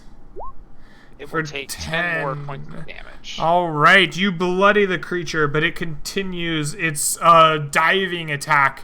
It comes flying in, a multi-attack of beaks and claws. Creature, you try to defend Murdoch from attacks, so both of them will fight you. The first one attacks you first with its beak for a 14. I believe that hits your spider. I want to say yes, but let me check. AC 14, yep. That's what I thought. For 9 piercing with the beak, and then it follows up with its claws, missing. The second hippogriff comes flying in with its beak, missing you, and then critically hitting you with the claws for 17 slashing damage. 17 minus, or 21 minus 17 is 4. 4. Hey, you're Yep. still up. I'm still up. Excellent. Creature, these hippogriffs are in melee with you. What do you do? I roll to see if my web recharges. All right. Roll me a d6. Not that it matters. Okay, comes back, but I'm gonna bite him. Okay. I just feel the. I had to roll it. I'm sorry. I understand the feeling. No, you critically miss with your bite, unable to sink don't your know. teeth in. This isn't the first time this happens. This is like consistent with the spider theme. And then I will use a. No, I won't actually. I'm gonna chill. All right, you chill. Murdoch, you are the next to go. The spider heroically tanking these hippogriffs as they dove in. What do you do? With me behind him, I'm still out of melee range, correct? Correct. Alright, then I will hold my ground and fire another shot at the one that is severely injured. Mhm. That looks like it's going to hit, and I'm That going to is. sneak attack on that one. Let's see, Absolutely. right on my ally. So he's going to take 13 more. 13 and 12 is enough. You slay one of the 2 hippogriffs. Excellent. The final one will roll to see if he wants to run away or not. And he does. He very much wants to run away. He spins, turns, takes an attack of opportunity from the creature, the spider, if you would like it. Out of curiosity, can I opportunity attack with web? No, you need to make a melee attack. Wow. Unfortunate. I will do just that then, and just. Oh. The 19 hits. Here we go. Okay. I don't know its damage. It needs to make a Constitution saving throw of DC 11, and then it will take 1d8 plus 3 piercing, and then 2d8, which is halved if it passes. Right? Am I That done? is correct. Yes. It fails, so go ahead and give me 3d8 plus 3 damage. 3d8 plus 3. 23. Wow. which is enough to kill it. Look at that max damage on 2 of those rolls. Hang on. Jeez. It's not dead. It's paralyzed. Right, the poison brought it down. It is paralyzed. It falls out of the sky paralyzed, and stable at 0 hit points. I web it up. Okay, you web up the hippogriff. And then, I turn back into creature. The hippogriff will wake Let's up fly home. in 3 hours. Well, the poison will wear off by then. You want to fly home, Murdoch, as heroes? One flight. Well, Badonkeys, we could... fuck it. He doesn't care about Badonkeys, really. But, man, can you imagine? I mean, we have this thing, dead to rights here. It's poisoned. It's stable. It's webbed up. What, are you suggesting bringing the hippogriff back to Farfield Keep? No, I'm suggesting living out here for the rest of our lives as hippogriff tamers. We've got 1 hippogriff, boys. That's all it takes. They lay eggs, right? Yeah. He doesn't know anything. I think we put it out Are of they- its misery so it can't chase us and we keep going. That seems a bit excessive. We can leave it webbed up for a while if you'd like and just keep moving on. No. Mima told me to finish any job I started. I'll I'm hand you a kind of sad dagger. at this. I don't need a dagger. I have freaking alter self. I can make my hand a dagger and just stab it in the face. I don't think Alter Self does that, actually. I think it's illusory. It is a transmutation thing. It's super cool. And if I'm big enough, I can turn myself into a lawn chair. Made out of human flesh. Oh, you can grow claws, fangs, spines, horns, or a natural weapon. Okay, never mind. Is there any magical component that I can harvest off of this still living thing other than symbolically? Let us see. the What tier do of you a know about hippogriff. hippogriffs? Are you trained I in do- oh, you're a weird witch person. Yeah, you probably Yeah, would I know monsters. Yeah, I don't you're know- a weird witch person that was born from a hag and lived in the mists. So you know that the hippogriff pelt has no immediate use, but can be crafted into a pouch or a water skin. It is watertight. You like that? And hippogriff feathers are favored tools for calligraphers and woodcarvers for arrows.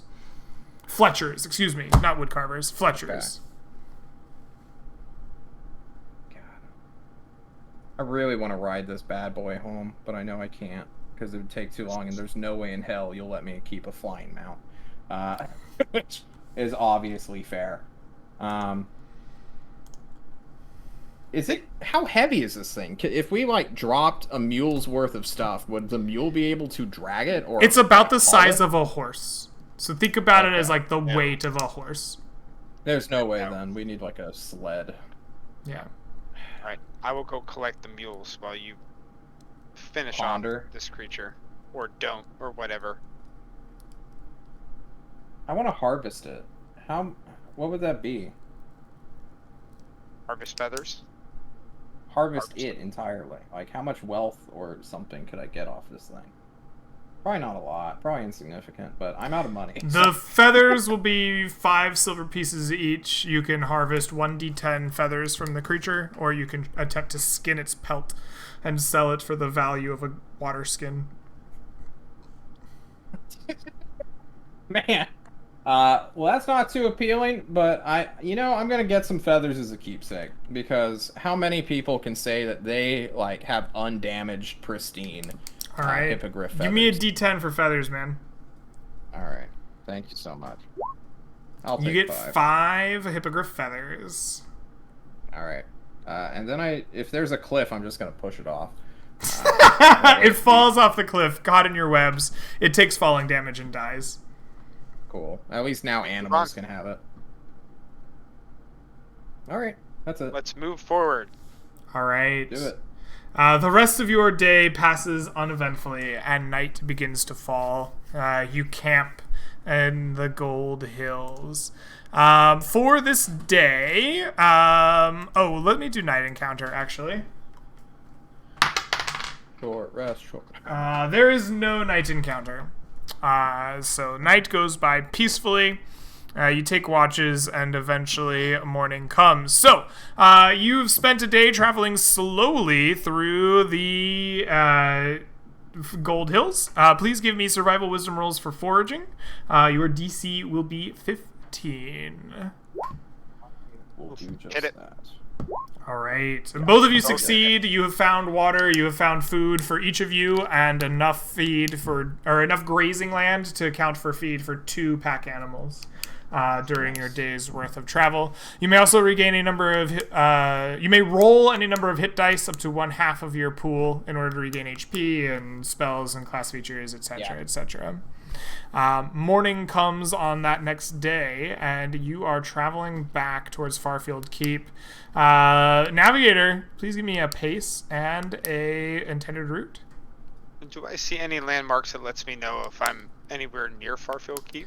Like, can I see Give the land? me an investigation check as you look at all the things you can see and try to remember them. You're not Whoa. sure. Okay. Then I think we continue at our slow pace. All right. Absolutely. Give me a navigation check, please, at advantage. Wonderful. And go. All 25. right, you begin picking your way unerringly through the cliffs once again, trying to find your way back to Farfield Keep. And eventually you do.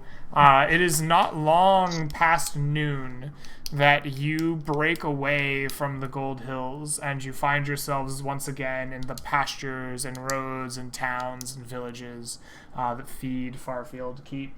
No encounters molest you along the way, and you are once again free and clear. Congratulations on making it back, you two. I thought once your party members went down, you would die for sure, but you managed to stay alive. The real question Yeah. is, creature, how do we come back? Because you know what I want to do. I want to march into Farfield Keep as a crocodile's walking next to a spider. Yeah, we can do that. Do you want to ride the spider? You've earned it at this point. Yeah, I'm gonna ride the spider. I mean, when do you Alright. get to ride a spider? Seriously. Hop on my thorax, son. We're going for a ride. Yeah, I ride a giant spider into Farfield Keep. We just pass by fucking villages and they're like, oh, let's go grazing. And then their dogs start barking. You over. terrorize the villagers and small towns along the way to Farfield Keep. But because you managed to kill off both of your companions, you're taking home a buttload of experience each. So both of you, please take home 1,475 experience each. Same amount I got last time. I want a lawyer for 200 extra, please. I don't know Nope. how, though. Alright, buddy. Secrets developing Mytha or You guys just got a shit ton of XP just between the two of you. You are fine. Each of you will also be entitled to 21 GP each. nice. Nice. You, what was the experience again? 1475. 1475. Thank you. On my gold list, I noticed that we have 10 that was left over from Culver plus the 42 from the Knolls. Does that mean we have 26? Yes, that means you'll have 26 if you're splitting Culver's gold. We are. Because Culver's an Okay. awesome guy, and he told us about it. Excellent. Soul Crusher did. Yep. My Yeah, he thanks to saved Soul our Crusher, lives. Yeah, for A, saving our lives, and B, sticking around this whole time and hanging out with us. Yeah. Yeah. dude. Thanks for playing Soul Crusher. It was fun. Same with the Yeah, Broken. I had You could have stayed longer, a lot but of he's glad he was here. Absolutely. That was just unfortunate how that went down, boys. I had plans for us, and I kind of suicided. I thought that I noticed a Knoll ambush about to like hit us, so I was just like, oh shit, I don't have time to be like, oh, are they looking at me? I was just like, oh fuck, it's gonna be Yeah. raining dogs. Sleep. you know, I am 100% empathetic with your position because that's how I met the Hydro. Like verbatim, like a massive undead 60 feet away from you. I just thought he immediately spotted us, and now I'm its slave. Woo! Look at that. That's how it works, boys. You die, I'm indentured. Alrighty. Well, thank you for playing. I had a good time. I hope to see you guys again in the Mist. It was a lot of fun for me. I'm going to sign off, and I will see most of you tomorrow, hopefully, as we have another group heading out into the Mist. If not, have a great rest of your night, day, week, whatever it may be, till I do see you again. I'll catch y'all next time. Peace, everybody. Bye, everybody. Take care. Right.